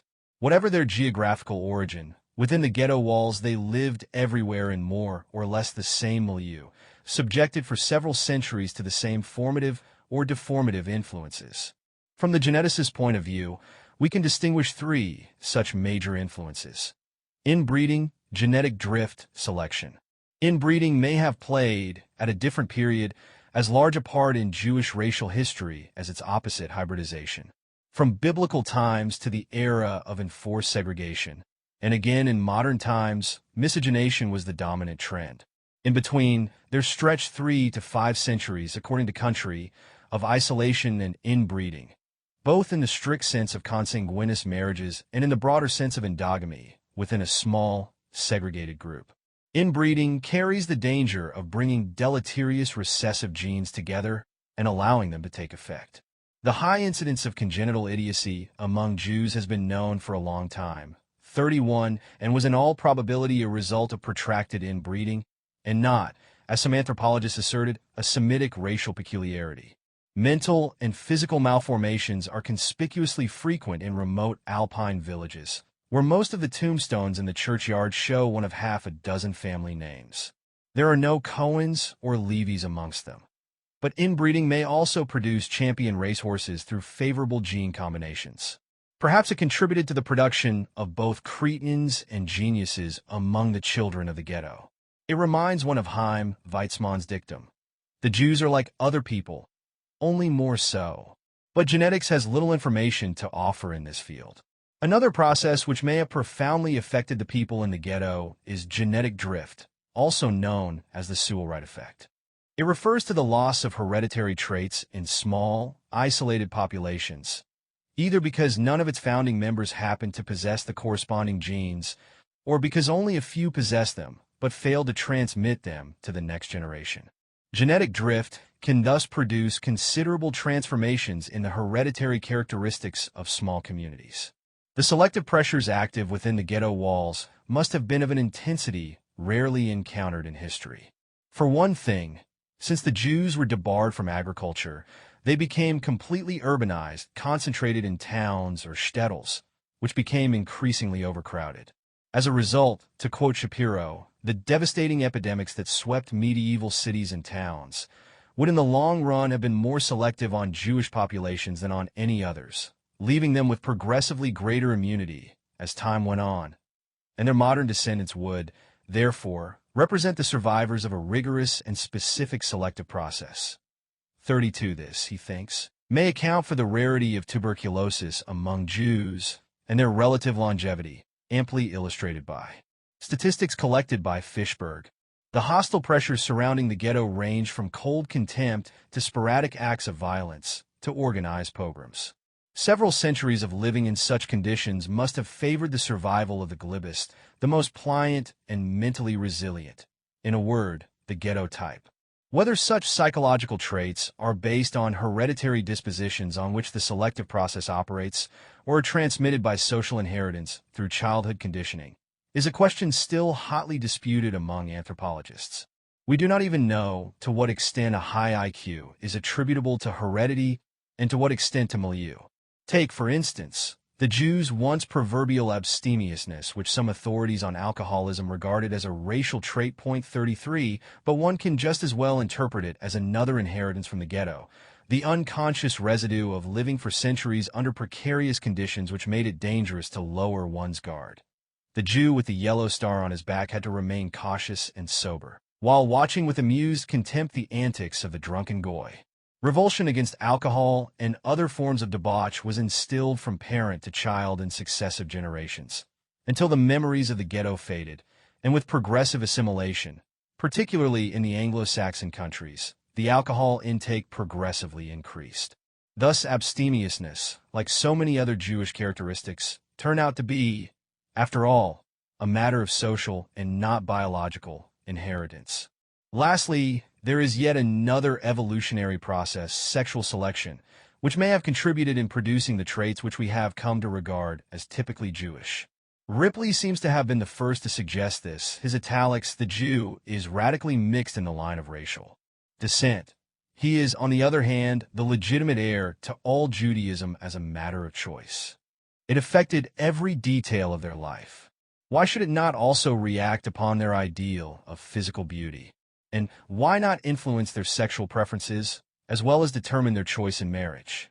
Its results thus became accentuated through heredity." 34. Ripley did not inquire into the ghetto's ideal of physical beauty. But Fishberg did, and came up with an appealing suggestion. To the strictly Orthodox Jew in Eastern Europe, a strong, muscular person is an Esau.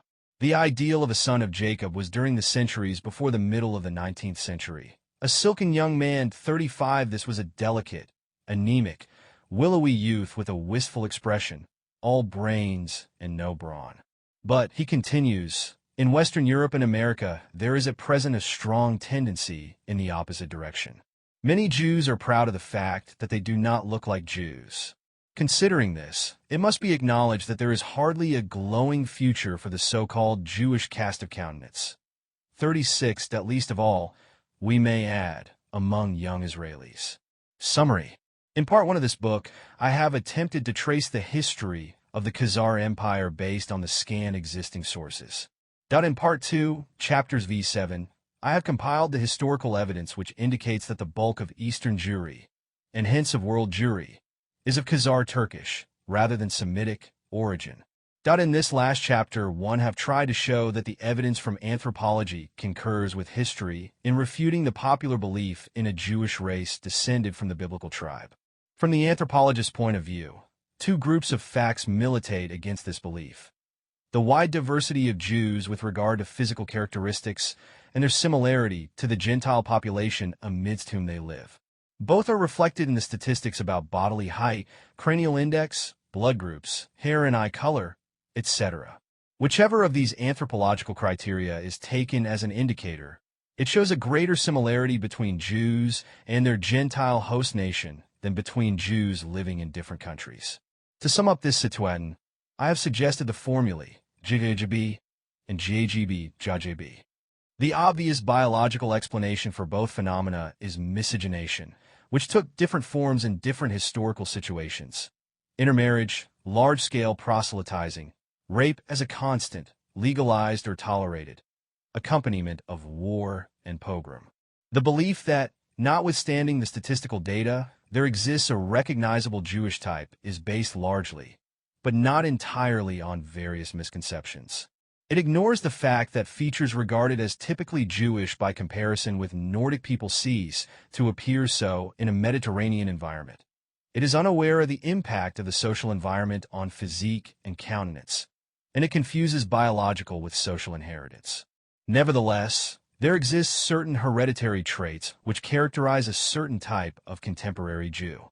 In the light of modern population genetics, these can to a large degree be attributed to processes which operated for several centuries in the segregated conditions of the ghetto: inbreeding, genetic drift, selective pressure.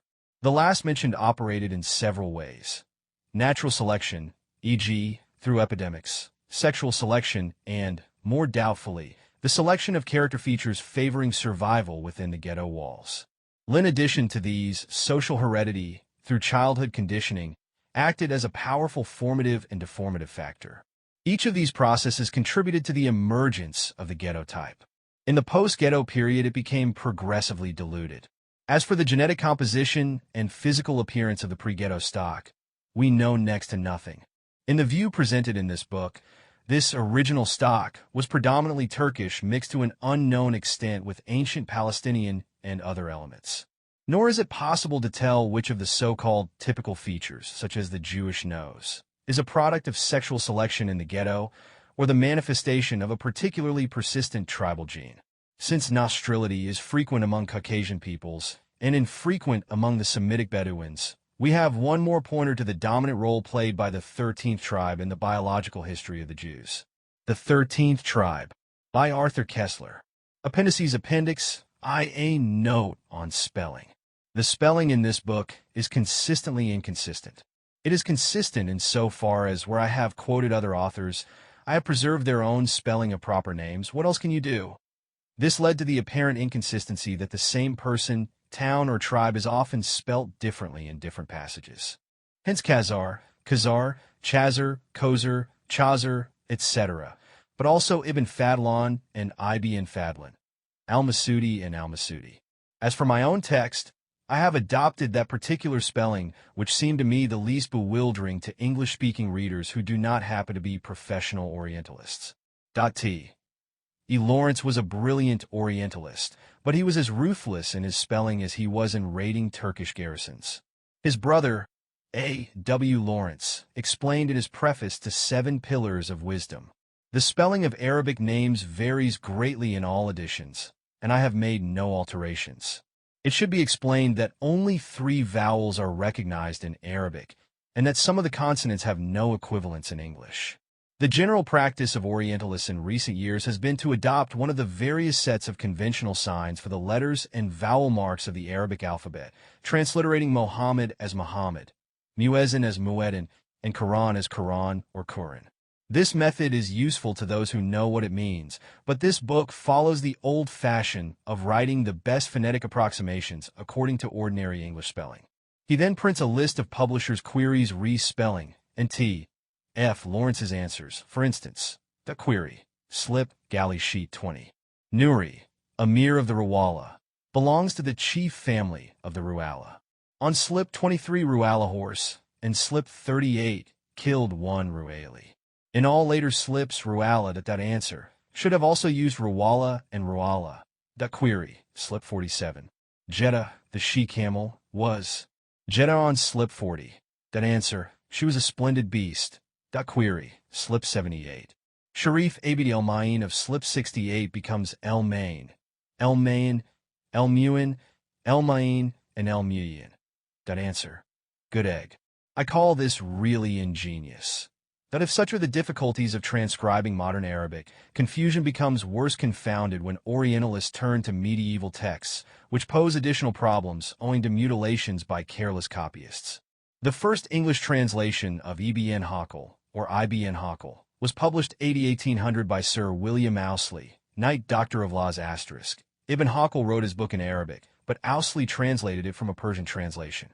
In his preface, Sir William, an eminent Orientalist, uttered this touching cri decor of the difficulties arising from an irregular combination of letters, the confusion of one word with another, and the total omission, in some lines, of the diacritical points. I should not complain, because habit and persevering attention have enabled me to surmount them in passages of general description, or sentences of common construction. But in the names of persons or of places never before seen or heard of, in which the context could not assist in deciphering, when the diacritical points were omitted, conjecture alone could supply them, or collation with a more perfect manuscript.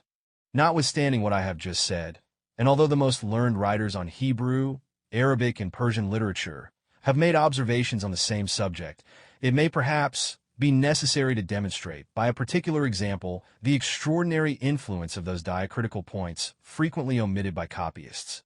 Point 1 example will suffice. Let us suppose the 3 letters forming the name Tibet to be divested of their diacritical points. The first character may be rendered by the application of 1 point above an N, of 2 points a T, of 3 points a TH or S. If 1 point is placed under, it becomes a B. If 2 points, a Y, and if 3 points, a P. In like manner, the second character may be affected, and the third character may be, according to the addition of points, rendered a B, P, T, and TH or S, asterisk. The original of this quote is enlivened by letters in Persian script, which I have omitted in kindness to the publishers. Appendix 2, a note on sources. A. Ancient sources. Our knowledge of Khazar history is mainly derived from Arab, Byzantine, Russian, and Hebrew sources, with corroborative evidence of Persian, Syriac, Armenian, Georgian, and Turkish origin. I shall comment only on some of the major sources. 1. Arabic. The early Arabic historians differ from all others in the unique form of their compositions. Each event is related in the words of eyewitnesses or contemporaries, transmitted to the final narrator through a chain of intermediate reporters, each of whom passed on the original report to his successor. Often the same account is given in 2 or more slightly divergent forms, which have come down through different chains of reporters. Often, too, one event or one important detail is told in several ways on the basis of several contemporary statements transmitted to the final narrator through distinct lines of tradition. The principle still is that what has been well said once need not be told again, in other words. The writer, therefore, keeps as close as he can to the letter of his sources, so that quite a late writer often reproduces the very words of the first narrator. Thus, the 2 classic authorities in the field, H.A.R. Gibb and M.J. de Guge, in their joint article on Arab historiography, in earlier editions of the Encyclopedia Britannica. Point 1, it explains the excruciating difficulties in tracing an original source, which is often as not is lost, through the successive versions of later historians, compilers, and plagiarists. It makes it frequently impossible to put a date on an episode or a description of the state of affairs in a given country, and the uncertainty of dating may range over a whole century in passages where the author gives an account in the present tense without a clear indication that he is quoting some source in the distant past. Add to this the difficulties of identifying persons, tribes, and places, owing to the confusion over spelling, plus the vagaries of copyists, and the result is a jigsaw puzzle with half the pieces missing, others of extraneous origin thrown in, and only the bare outlines of the picture discernible. The principal Arabic accounts of Khazaria, most frequently quoted in these pages, are by Ibn Fadlan, Al-Istaqri, Ibn Hakel, and Al-Masudi. But only a few of them can be called primary sources, such as Ibn Fadlan, who speaks from first-hand experience. Ibn Hakel's account, for instance, written circa 977, is based almost entirely on Istaqri's, written around 932, which in turn is supposed to be based on a lost work by the geographer al-Baqi, who wrote around 921. About the lives of these scholars and the quality of their scholarship, we know very little. Ibn Fadlan, the diplomat and astute observer, is the one who stands out most vividly. Nevertheless, as we move along the chain through the 10th century, we can observe successive stages in the evolution of the young science of historiography. Al-Baqi, the first in the chain, marks the beginning of the classical school of Arab geography, in which the main emphasis is on maps, while the descriptive text is of secondary importance. Istaqri shows a marked improvement, with a shift of emphasis from maps to text. About his life, nothing is known, and what survives of his writings is apparently only a synopsis of a larger work. With Ibn Hakel, about whom we only know that he was a traveling merchant and missionary, a decisive advance is reached. The text is no longer a commentary on the maps, as in Baqi, and still partly in Istaqri, but becomes a narrative in its own right. Lastly, with Yakut, 1179 to 1229, we reach, 2 centuries later, the age of the compilers and encyclopedists. About him we know at least that he was born in Greece and sold as a boy on the slave market in Baghdad to a merchant who treated him kindly and used him as a kind of commercial traveler. After his manumission, he became an itinerant bookseller and eventually settled in Mosul, where he wrote his great encyclopedia of geography and history. This important work includes both Istaqri's and Ibn Fadlan's account of the Khazars. But, alas, Yakut mistakenly attributes Istaqri's narrative also to Ibn Fadlan. As the two narratives differ on important points, their attribution to the same author produced various absurdities, with the result that Ibn Fadlan became somewhat discredited in the eyes of modern historians. But events took a different turn with the discovery of the full text of Ibn Fadlan's report on an ancient manuscript in Meshed, Persia. The discovery, which created a sensation among Orientalists, was made in 1923 by Dr. Zeki Validi Togan, about whom more below. It not only confirmed the authenticity of the sections of Ibn Fadlan's report on the Khazars quoted by Yakut, but also contained passages omitted by Yakut, which were thus previously unknown. Moreover, after the confusion created by Yakut, Ibn Fadlan and Istaqri/Ibn Hakel were now recognized as independent sources which mutually corroborated each other. The same corroborative value attaches to the reports of Ibn Rusta, al-Bekri, or Gardizi, which I had little occasion to quote precisely because their contents are essentially similar to the main sources. Another, apparently independent source was al-Masudi, died circa 956, known as the Arab Herodotus. He was a restless traveler, of insatiable curiosity, but modern Arab historians seem to take a rather jaundiced view of him. Thus, the Encyclopedia of Islam says that his travels were motivated by a strong desire for knowledge. But this was superficial and not deep. He never went into original sources but contented himself with superficial inquiries and accepted tales and legends without criticism. But this could just as well be said of other medieval historiographers, Christian or Arab. 2. Byzantine. Among Byzantine sources, by far the most valuable is Constantine's 7 Porphyrogenitus's De Administrando Imperio, written about 950. It is important not only because of the information it contains about the Khazars themselves, and particularly about their relationship with the Magyars, but because of the data it provides on the Rus and the people of the northern steppes. Constantine, 904-59. The scholar emperor was a fascinating character. No wonder Arnold Toynbee confessed to have lost his heart to him too, a love affair with the past that started in his undergraduate days. The eventual result was Toynbee's monumental Constantine Porphyrogenitus and His World, published in 1973, when the author was 84. As the title indicates, the emphasis is as much on Constantine's personality and work as on the conditions of the world in which he and the Khazars lived. Yet Toynbee's admiration for Constantine did not make him overlook the emperor's limitations as a scholar. The information assembled in the Do Administrando Imperio has been gathered at different dates from different sources, and the product is not a book in which the materials have been digested and coordinated by an author. It is a collection of files which have been edited only perfunctorily. 3 and later on. Do Administrando Imperio and De Ceremoniis, in the state in which Constantine bequeathed them to posterity, will strike most readers as being in lamentable confusion. For Constantine himself was touchingly convinced that De Ceremoniis was a technical masterpiece besides being a monument of exact scholarship and a labor of love. 5. Similar criticisms have been voiced earlier by Barry, 6, and by Macartney, trying to sort out Constantine's contradictory statements about the Magyar migrations. We shall do well to remember the composition of the Do Administrando Imperio, a series of notes from the most various sources, often duplicating one another, often contradicting one another, and tacked together with the roughest of editing. 7. But we must beware of bathwaterism, throwing the baby away with the water, as scholarly critics are sometimes apt to do. Constantine was privileged as no other historian to explore the imperial archives and to receive first-hand reports from his officials and envoys returning from missions abroad. When handled with caution, and in conjunction with other sources, the Administrando throws much valuable light on that dark period. 3. Russian.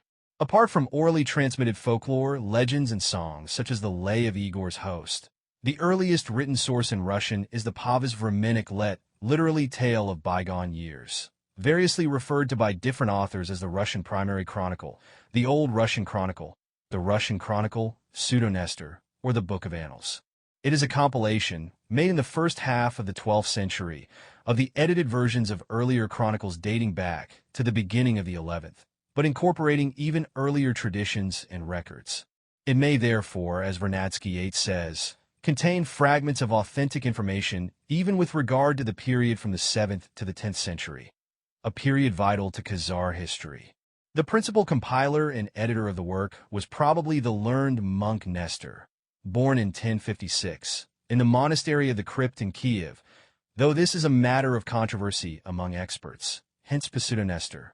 Questions of authorship apart, the Povyst is an invaluable, though not infallible, guide for the period that it covers.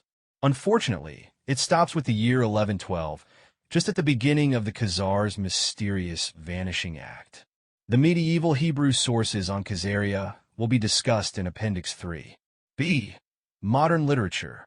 It would be presumptuous to comment on the modern historians of repute quoted in these pages, such as Toynbee or Barry, Vernadsky, Barron, Macartney, etc., who have written on some aspect of Khazar history. The following remarks are confined to those authors whose writings are of central importance to the problem, but who are known only to a specially interested part of the public. Foremost among these are the late Professor Paul F. Kale and his former pupil, Douglas Morton Dunlop, at the time of writing Professor of Middle Eastern History at Columbia University. Paul Eric Kale, 1875 to 1965, was one of Europe's leading Orientalists and Masoretic scholars. He was born in East Prussia, was ordained a Lutheran minister, and spent 6 years as a pastor in Cairo. He subsequently taught at various German universities and in 1923 became director of the famous Oriental Seminar in the University of Bonn, an international center of study which attracted Orientalists from all over the world. There can be no doubt, Kale wrote, 9, that the international character of the seminar, its staff, its students, and its visitors, was the best protection against Nazi influence and enabled us to go on with our work undisturbed during nearly 6 years of Nazi regime in Germany. I was for years the only professor in Germany who had a Jew, a Polish rabbi, as assistant. That no wonder that, in spite of his impeccable Aryan descent, Kale was finally forced to emigrate in 1938. He settled in Oxford, where he received 2 additional doctorates in philosophy and theology. In 1963, he returned to his beloved Bonn, where he died in 1965. The British Museum catalog has 27 titles. To his credit, among them the Cairo Geniza and Studies of the Dead Sea Scrolls. Among Kale's students before the war in Bonn was the young Orientalist D. M. Dunlop. Kale was deeply interested in Khazar history. When the Belgian historian Professor Henri Grégoire published an article in 1937 questioning the authenticity of the Khazar Correspondence, Kale took him to task. I indicated to Khazar a number of points in which he could not be right, and I had the chance of discussing all the problems with him when he visited me in Bonn in December 1937. We decided to make a great joint publication, but political developments made the plan impracticable. So I proposed to a former Bonn pupil of mine, Dunlop, that he should take over the work instead. He was a scholar able to deal both with Hebrew and Arabic sources, knew many other languages, and had the critical training for so difficult a task.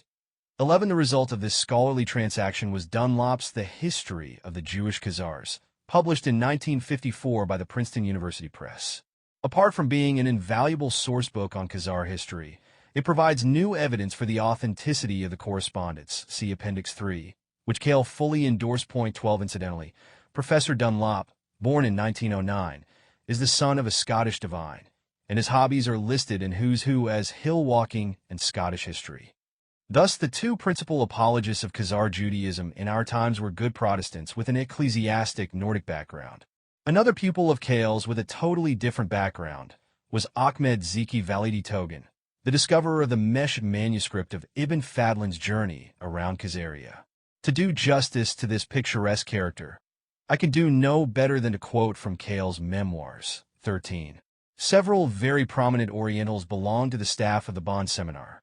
Among them I may mention Dr. Zeki Validi, a special protege of Sir Aurel Stein, a Bashkir who had made his studies at Kazan University, and already before the First War had been engaged in research work at the Petersburg Academy.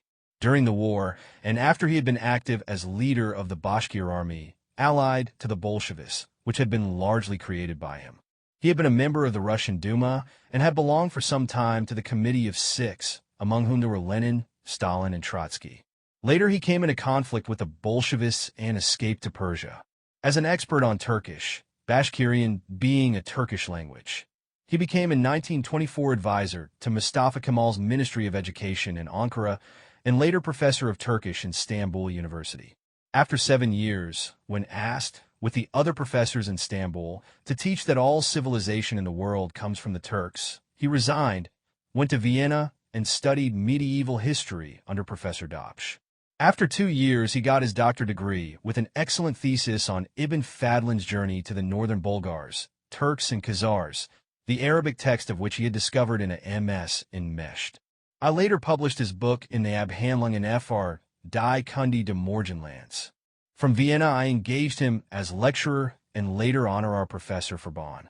He was a real scholar, a man of wide knowledge, always ready to learn, and collaboration with him was very fruitful. In 1938, he went back to Turkey and again became professor of Turkish in Istanbul University. Yet another impressive figure in a different way was Hugo Freiherr von Kuchera, 1847 to 1910. One of the early propounders of the theory of the Khazar origin of Eastern Jewry. The son of a high-ranking Austrian civil servant, he was destined to a diplomatic career and studied at the Oriental Academy in Vienna, where he became an expert linguist, mastering Turkish, Arabic, Persian, and other Eastern languages. After serving as an attaché at the Austro-Hungarian embassy in Constantinople, he became an 1882 director of administration in Sarajevo of the provinces of Bosnia-Herzegovina, recently occupied by Austro-Hungary.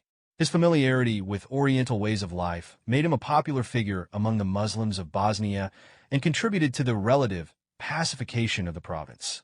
He was rewarded with the title of Freiherr Baron and various other honors. After his retirement, in 1909, he devoted his days to his lifelong hobby, the connection between European Jewry and the Khazars. Already as a young man, he had been struck by the contrast between Sephardi and Ashkenazi Jews in Turkey and in the Balkans. His study of the ancient sources on the history of the Khazars led to a growing conviction that they provided at least a partial answer to the problem. He was an amateur historian, though a quasi-professional linguist, but his erudition was remarkable. There is hardly an Arabic source known before 1910, missing from his book. Unfortunately, he died before he had time to provide the bibliography and references to it. Die Chazarin, Histor Studii was published posthumously in 1910. Although it soon went into a second edition, it is rarely mentioned by historians. Abraham N. Polyak was born in 1910 in Kiev. He came with his family to Palestine in 1923. He occupied the chair of medieval Jewish history at Tel Aviv University and is the author of numerous books in Hebrew, among them A History of the Arabs, Feudalism in Egypt 1250 to 1900, Geopolitics of Israel and the Middle East, etc. His essay on the Khazar conversion to Judaism appeared in 1941 in the Hebrew periodical Zion and led to lively controversies. His book Khazaria even more so. It was published in 1944 in Tel Aviv in Hebrew and was received with perhaps understandable hostility as an attempt to undermine the sacred tradition concerning the descent of modern Jewry from the biblical tribe. His theory is not mentioned in the Encyclopedia Judaica 1971-2 printing. Matthias Mises, however, whose views on the origin of Eastern Jewry and the Yiddish language I have quoted, is held in high academic esteem. Born 1885 in Galicia, he studied linguistics and became a pioneer of Yiddish philology, though he wrote mostly in German, Polish, and Hebrew.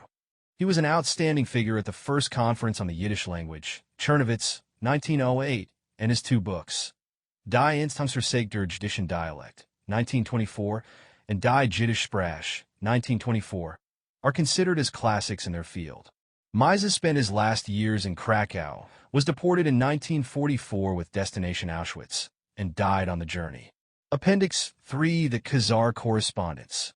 1. The exchange of letters between the Spanish statesman Hasdai ibn Shaprut and King Joseph of Khazaria has for a long time fascinated historians. It is true that, as Dunlop wrote, the importance of the Khazar correspondence can be exaggerated. By this time, it is possible to reconstruct Khazar history in some detail, without recourse to the letters of Hasdai and Joseph. 1. Nevertheless, the reader may be interested in a brief outline of what is known of the history of these documents. Hasdai's letter was apparently written between 954 and 961 for the embassy from Eastern Europe that he mentions, chapter 3, 3-4, is believed to have visited Cordoba in 954, and Caliph Abd Ar-Rahman, whom he mentions as his sovereign, ruled till 961. That the letter was actually penned by Hasdai's secretary, Menahem ben Sharuk, whose name appears in the acrostic after Hasdai's, has been established by Landau, through comparison with Menahem's other surviving work. Thus the authenticity of Hasdai's letter is no longer in dispute, while the evidence concerning Joseph's reply is necessarily more indirect and complex. The earliest known mentions of the correspondence date from the 11th and 12th centuries.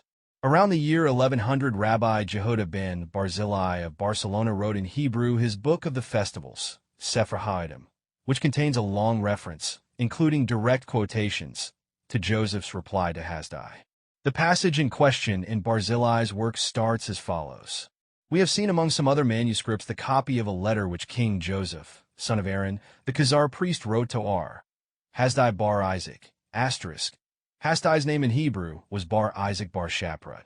The R for rabbi is a courtesy title. We do not know if the letter is genuine or not, and if it is a fact that the Khazars, who were Turks, became proselytes. It is not definite whether all that is written in the letter is fact and truth or not. There may be falsehoods written in it, or people may have added to it, or there may be error on the part of the scribe.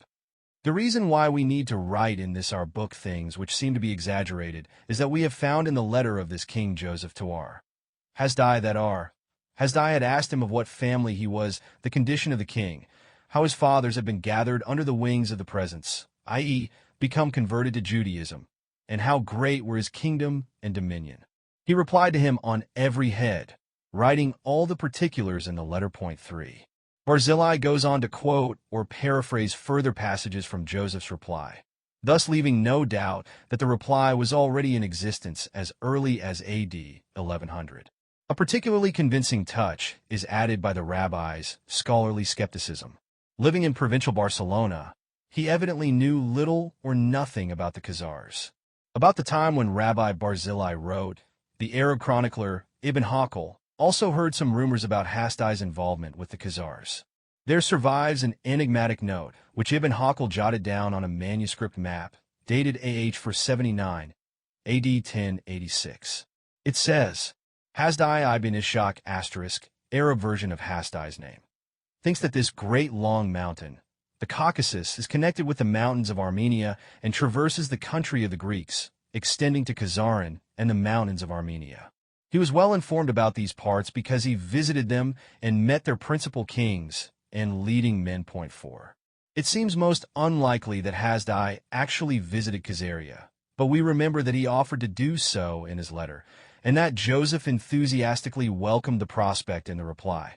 Perhaps the industrious Hawkel heard some gossip about the correspondence and extrapolated from there, a practice not unfamiliar among the chroniclers of the time. Some 50 years later, A.D. 1140, Jehuda Halevi wrote his philosophical tract, The Khazars, Jewry. As already said, it contains little factual information, but his account of the Khazar conversion to Judaism agrees in broad outlines with that given by Joseph in the reply. Halevi does not explicitly refer to the correspondence, but his book is mainly concerned with theology, disregarding any historical or factual references.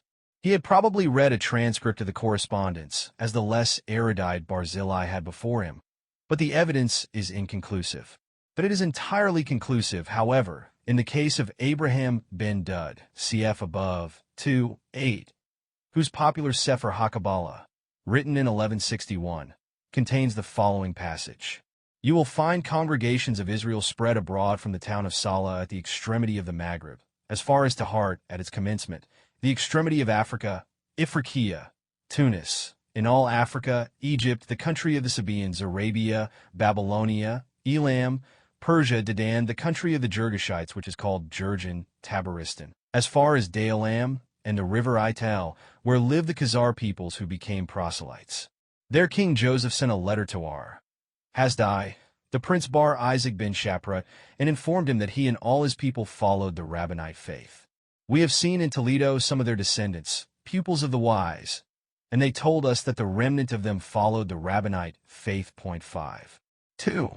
The first printed version of the Khazar correspondence is contained in a Hebrew pamphlet, Kol Mabasser, Voice of the Messenger of Good News, *. 2 copies of the pamphlet belonging to 2 different editions are preserved in the Bodleian Library. It was published in Constantinople in or around 1577 by Isaac Abraham Akarish. In his preface, Akarish relates that during his travels in Egypt 15 years earlier, he had heard rumors of an independent Jewish kingdom. These rumors probably referred to the Falashas of Abyssinia, and that subsequently he obtained a letter which was sent to the king of the Khazars, and the king's reply. He then decided to publish this correspondence in order to raise the spirits of his fellow Jews. Whether or not he thought that Khazaria still existed is not clear. At any rate, the preface is followed by the text of the 2 letters, without further comment. But the correspondence did not remain buried in Akarish's obscure little pamphlet. Some 60 years after its publication, a copy of it was sent by a friend to Johannes Buxtorf the Younger, a Calvinist scholar of great erudition. Buxtorf was an expert Hebraist who published a great amount of studies in biblical exegesis and rabbinical literature. When he read Akarish's pamphlet, he was at first as skeptical regarding the authenticity of the correspondence as Rabbi Barzillai had been 500 years before him. But in 1660, Buxtorf finally printed the text of both letters in Hebrew and in a Latin translation as an addendum to Jehuda Halevi's book on the Khazars.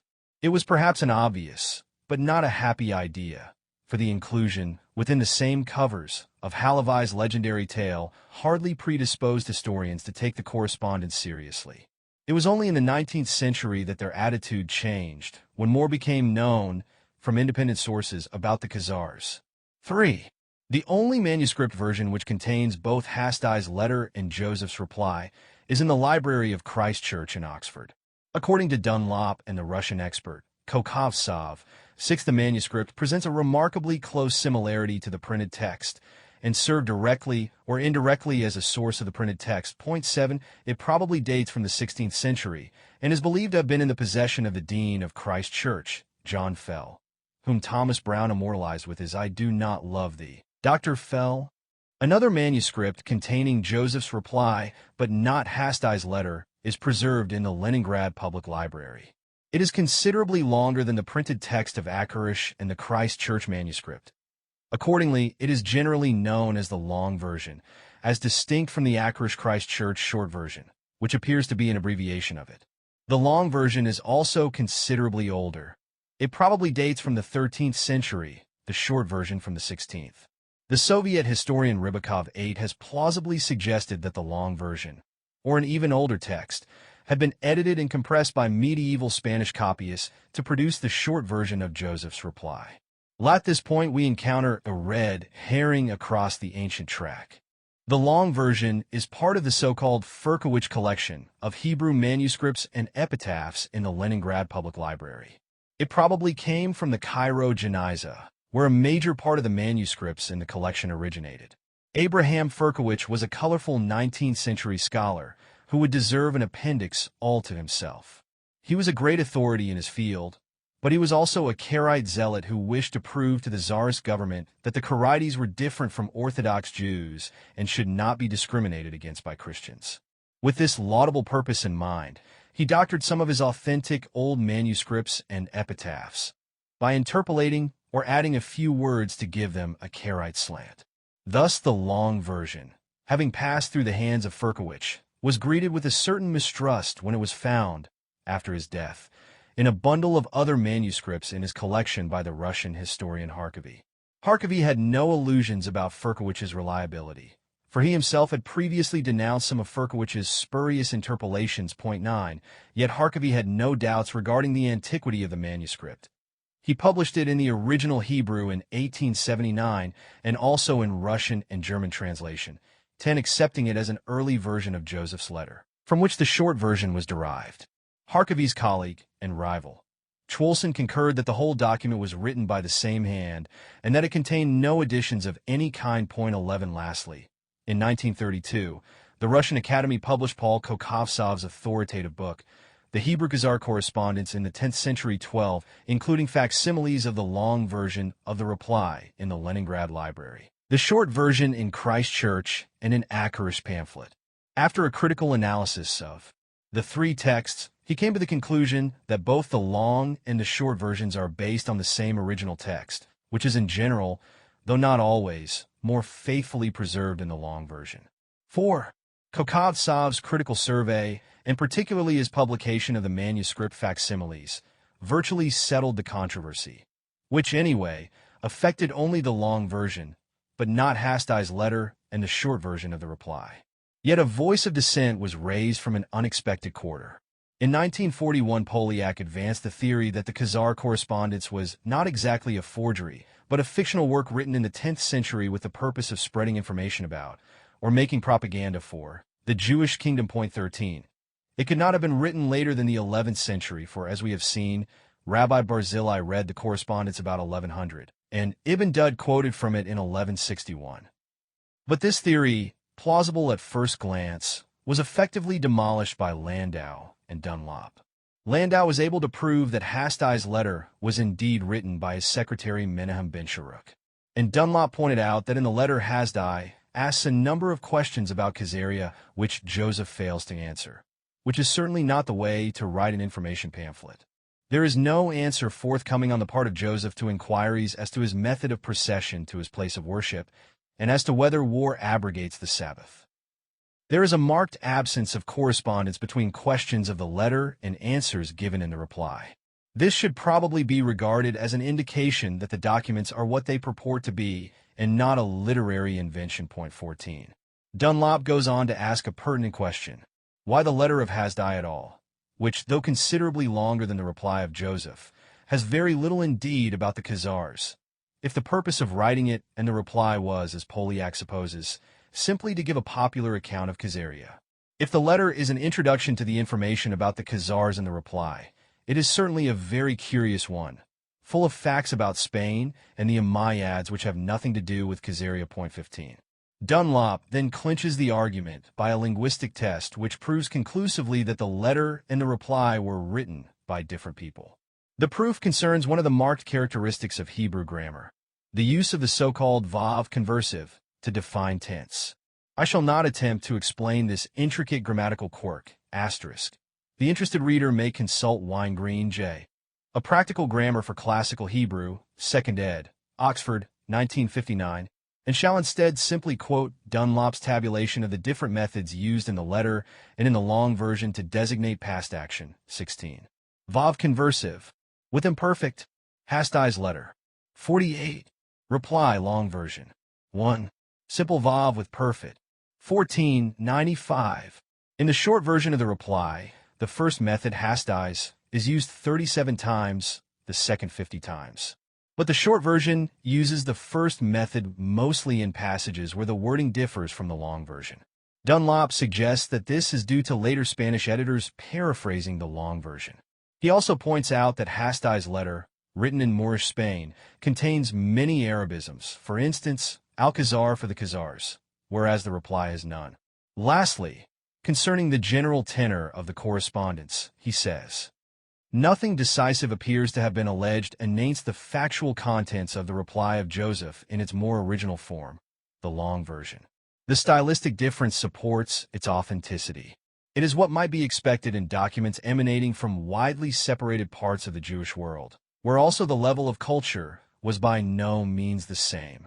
It is perhaps allowable here to record the impression, for what it is worth, that in general the language of the reply is less artificial, more naive, than that of the letter. 17. To sum up, it is difficult to understand why past historians were so reluctant to believe that the Khazar Kagan was capable of dictating a letter, though it was known that he corresponded with the Byzantine emperor. We remember the seals of 3 Solidi, or that pious Jews in Spain and Egypt should have diligently copied and preserved a message from the only Jewish king since biblical times. Appendix for some implications.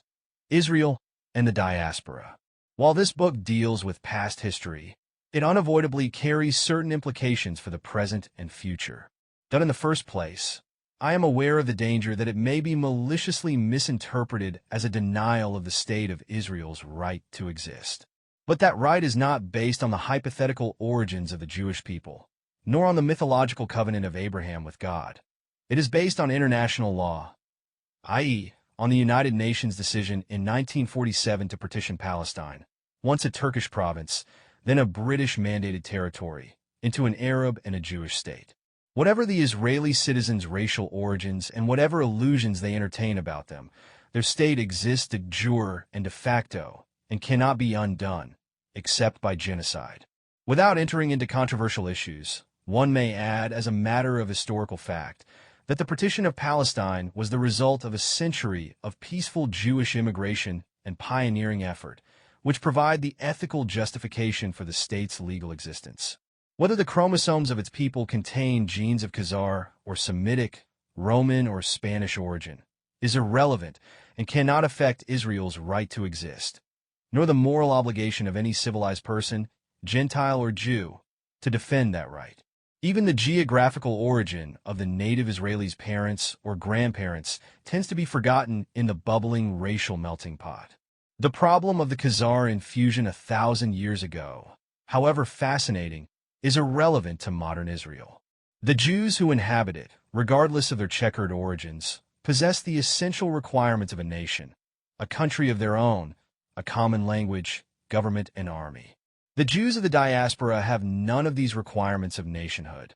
What sets them apart as a special category from the Gentiles amidst whom they live is their declared religion, whether they practice it or not. Here lies the basic difference between Israelis and Jews of the diaspora. The former have acquired a national identity. The latter are labeled as Jews only by their religion, not by their nationality, not by their race. This, however, creates a tragic paradox, because the Jewish religion, unlike Christianity, Buddhism, or Islam, implies membership of a historical nation, a chosen race. All Jewish festivals commemorate events in national history. The exodus from Egypt, the Maccabean revolt, the death of the oppressor Haman, the destruction of the temple.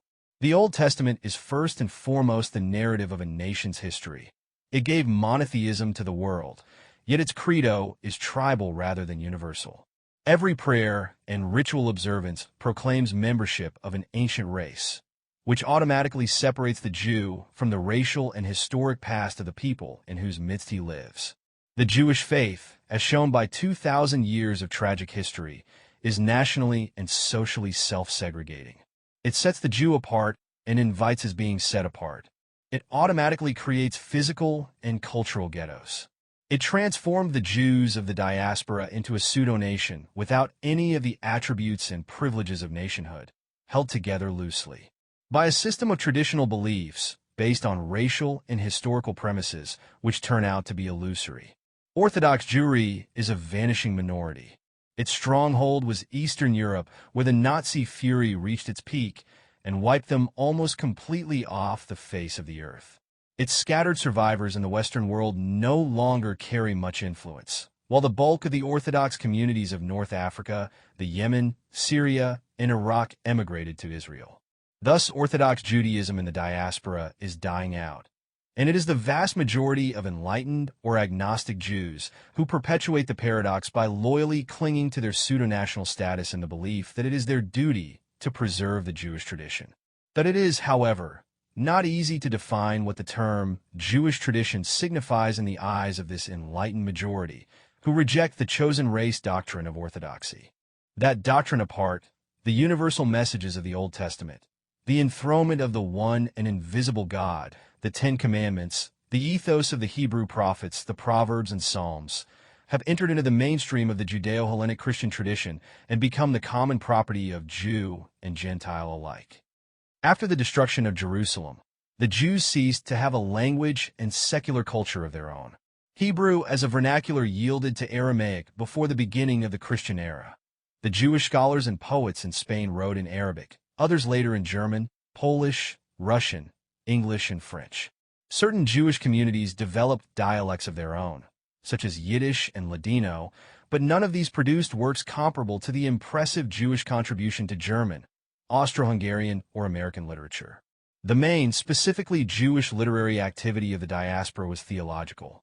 Yet Talmud, Kabbalah, and the bulky tomes of biblical exegesis are practically unknown to the contemporary Jewish public, although they are, to repeat it once more, the only relics of a specifically Jewish tradition, if that term is to have a concrete meaning, during the last 2 millennia. In other words, whatever came out of the diaspora is either not specifically Jewish or not part of a living tradition. The philosophical, scientific, and artistic achievements of individual Jews consist in contributions to the culture of their host nations. They do not represent a common cultural inheritance or autonomous body of traditions. To sum up, the Jews of our day have no cultural tradition in common, merely certain habits and behavior patterns, derived by social inheritance from the traumatic experience of the ghetto and from a religion which the majority does not practice or believe in, but which nevertheless confers on them a pseudo-national status. Obviously, as I have argued elsewhere, the long-term solution of the paradox can only be emigration to Israel or gradual assimilation to their host nations. Before the Holocaust, this process was in full swing, and in 1975 Time magazine reported too that American Jews tend to marry outside their faith at a high rate. Almost 1/3 of all marriages are mixed. Nevertheless, the lingering influence of Judaism's racial and historical message, though based on illusion, acts as a powerful emotional brake by appealing to tribal loyalty. It is in this context that the part played by the 13th tribe in ancestral history becomes relevant to the Jews of the diaspora. Yet, as already said, it is irrelevant to modern Israel, which has acquired a genuine national identity. It is perhaps symbolic that Abraham Polyak, a professor of history at Tel Aviv University and no doubt an Israeli patriot, made a major contribution to our knowledge of Jewry's Khazar ancestry, undermining the legend of the chosen race. It may also be significant that the native Israeli Sabra represents, physically and mentally, the complete opposite of the typical Jew bred in the ghetto. The 13th Tribe, by Arthur Koestler. Selected Bibliography. Alfeldi, La Royaume double des Turcs, Deuxième Congrès turc d'histoire, Istanbul, 1937. Allen, W.E.D. A History of the Georgian People, London, 1932. Annals auf Ackmont, Klebel, die im neu aufgefundene Salzburger Geschichtsquelle, Mitteilungen der Gesellschaft für Salzburger Landeskunde, 1921. Arn, T.J., La Sud et l'Orient, Archives d'études orientales, 8. Osm, Uppsala, 1917. Artemanov M.I. Studies in Ancient Khazar History in Russian, Leningrad, 1936. Artemanov M.I. Khazar History in Russian, Leningrad, 1962. Bader, O.H., Studies of the Kama Archaeological Expedition, in Russian, Kharkov, 1953. Al-Bakri, Book of Kingdoms and Roads, French tr. by Fremry, J. Asiatique, 1849. Ballas, J.A., Beitage zur Kenntnis der trierischen Volkssprache, 1903. Bar Hebricus, Chronography, Oxford, 1932.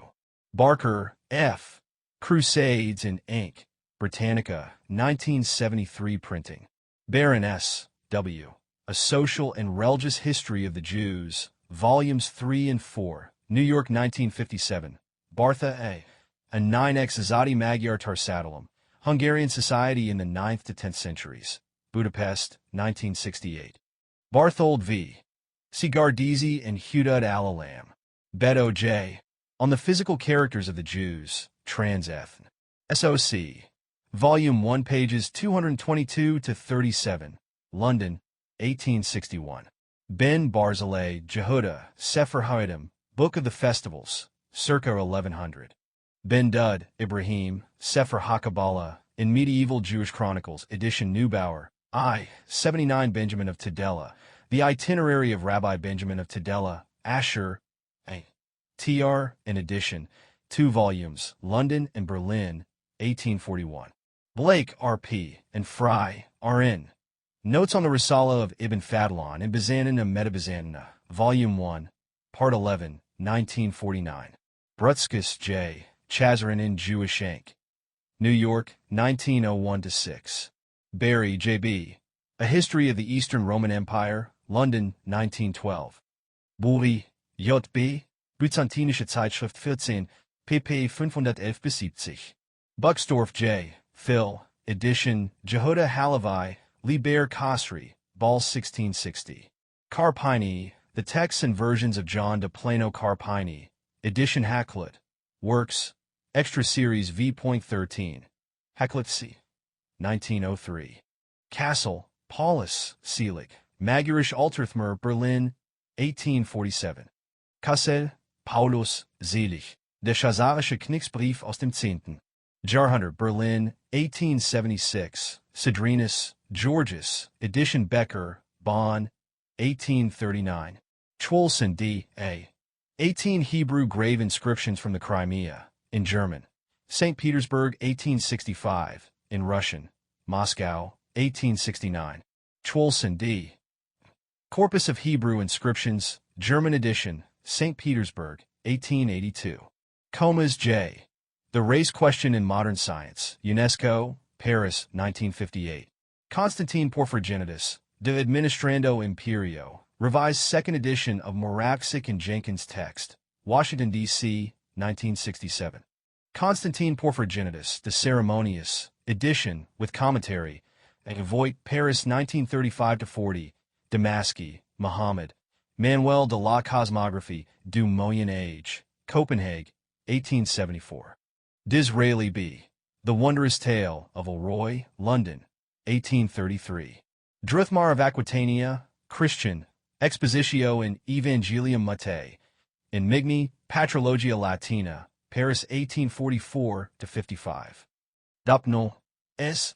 Weltgeschichte des jüdischen Volkes, Band 4, Berlin, 1926. Dunlop, D.M. The History of the Jewish Khazars, Princeton, 1954. Dunlop, D.M. The Khazars in the World History of the Jewish People, C. Roth, edition Dunlop, D.M. Khazars in Ink, Judaica, 1971-2 printing.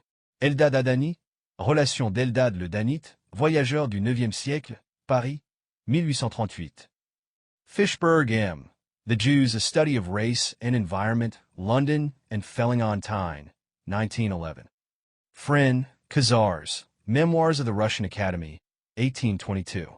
Fraser, Sir James, The Killing of the Khazar Kings in Folklore, 18EI, 1917. Free, N. Seeblick, P. Fuhrmann, Alt- und Neuösterreich, Wien, 1737. Gardisi, Russian T.R. Barthold, Académie Impériale des Sciences, Series 8, Volume 1. Number 4, St. Petersburg, 1897. Gibb, H. A. R. and de Goodge, M. J. Article on Arab Historiography in Inc., Britannica, 1955 printing. Gibbon B. The History of the Decline and Fall of the Roman Empire, Volume 5, 2nd edition, London, 1901. Goodge, de edition, Bibliotheca Geographrum Arabicarum, Bonn. Goodge, de C. Gibb, H. R. Greets, H. H. History of the Jews, Philadelphia, 1891-98. Gregoire H. Le Glazel Khazare, Byzantium, 1937, pages 225-66. Halavi, Jehuda, Kitab et Khazari, T.R. Hirschfeld, New Revised Edition, London, 1931. See also Buxtorf J. Phil.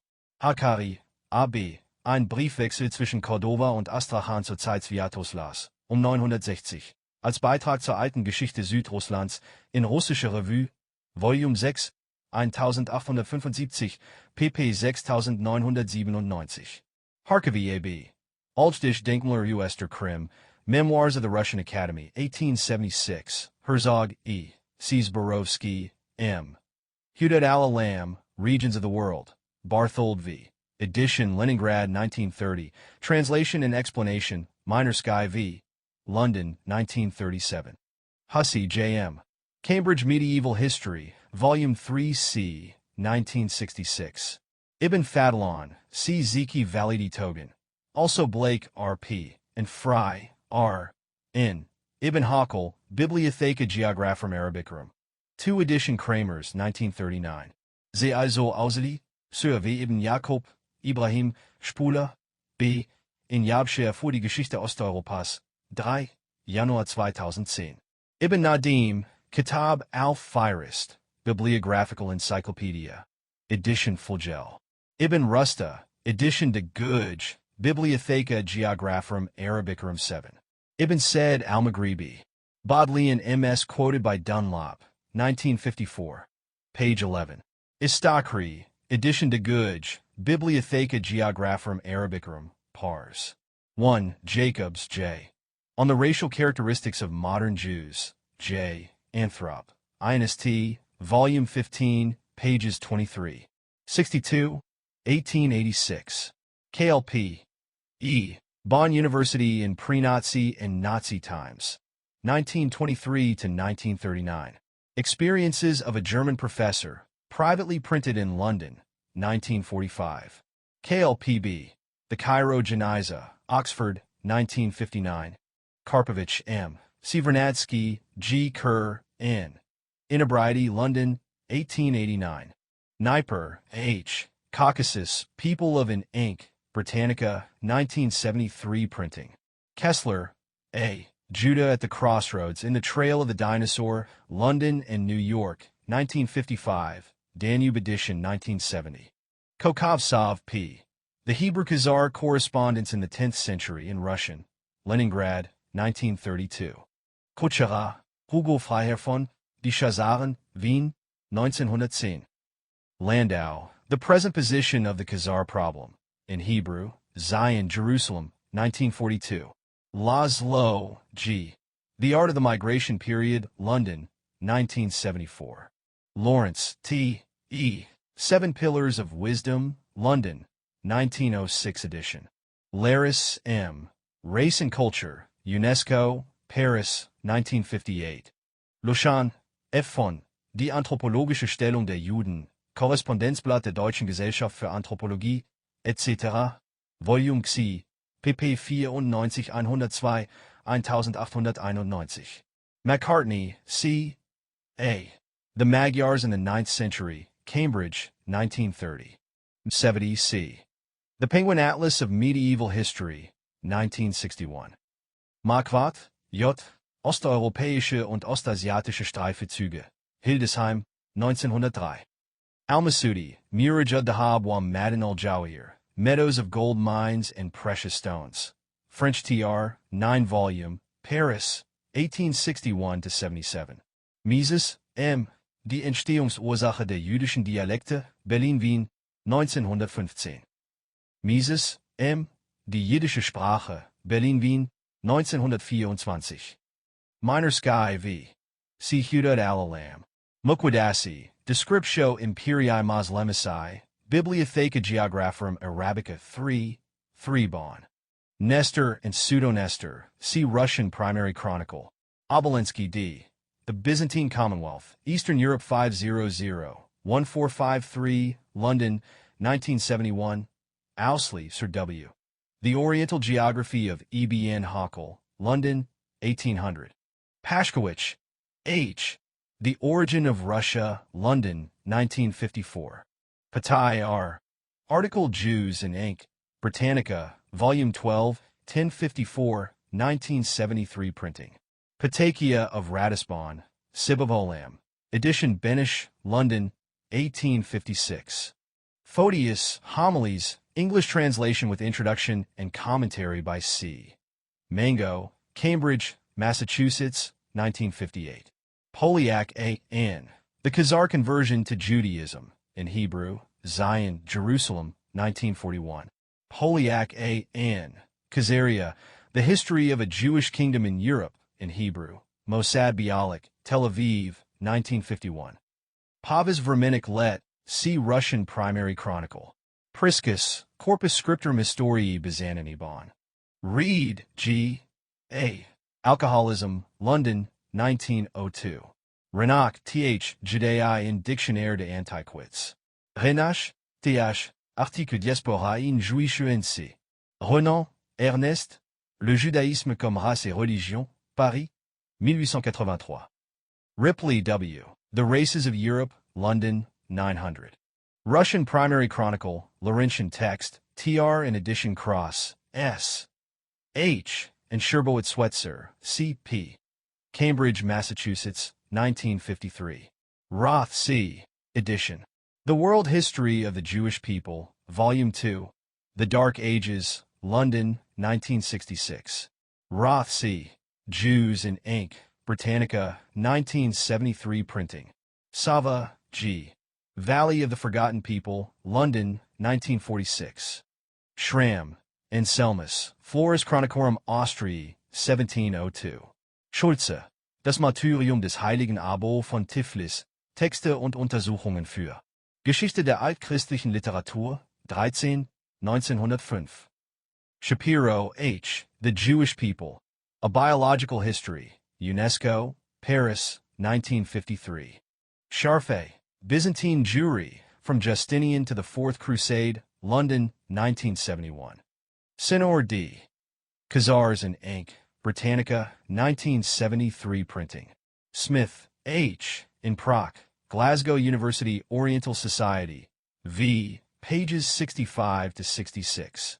Al-Tabari, Geschichte der Perser und Araber zur Zeit der Sassaniden, Leiden, 1879 bis 1901. Togan, C. Zeki Validi. Toynbee, A. A Study of History, abridgment of volumes 1 to 6 by D.C. Somerville, Oxford, 1947. Toynbee, A. Constantine Porphyrogenitus and His World, London, New York and Toronto, 1973. Vasiliev, A. The Goths in the Crimea, Cambridge, Massachusetts, 1936. Vernadsky, G. Ancient Russia in Vernadsky and Karpovich, A History of Russia, Volume 1, New Haven, 1943. Vernadsky, G. Kievan Russia, in the same series, Volume 2, New Haven, 1948. Vecellani, A. The Jews in Medieval Poland, Jewish J. of Sociology, December, 1962. Virchow, Ea. Gesamtbericht über die Farbe der Haut, der Haare und der Augen der Schulkinder in Deutschland, Archiv für Anthropologie, Volume 16, pp. 275 bis 475, 1886. Wine-Green, J. A Practical Grammar for Classical Hebrew, 2nd edition, Oxford, 1959. William of Malmesbury, Digestis Regum Anglorum. Jacobi, Bulden, Bibliotheca Geographorum Arabica 7 Bonn. Yakut Mujam al-Bulden, edition Westenfeld, Leipzig, 1866-70. Zyachkowski, The Khazar Culture and Its Heirs in Polish, Breslau, 1946. Zyachkowski, The Problem of the Language of the Khazars, Prague, Breslau Sea of Sciences, 1946. Zborowski, M., and Herzog, E. Life is with People. The Jewish Little Town of Eastern Europe, New York, 1982. Ziki Validi Togen, A. Ibn Fadlands Reisebericht in Abhandlungen für die Kunde des Morgenlandes, Band 24, Nummer 3, Leipzig, 1939. Ziki Validi Togen, A. Folkerschaften des Schäzernreichs im 9. Jahrhundert. Karossi Somo Archivum, 1940.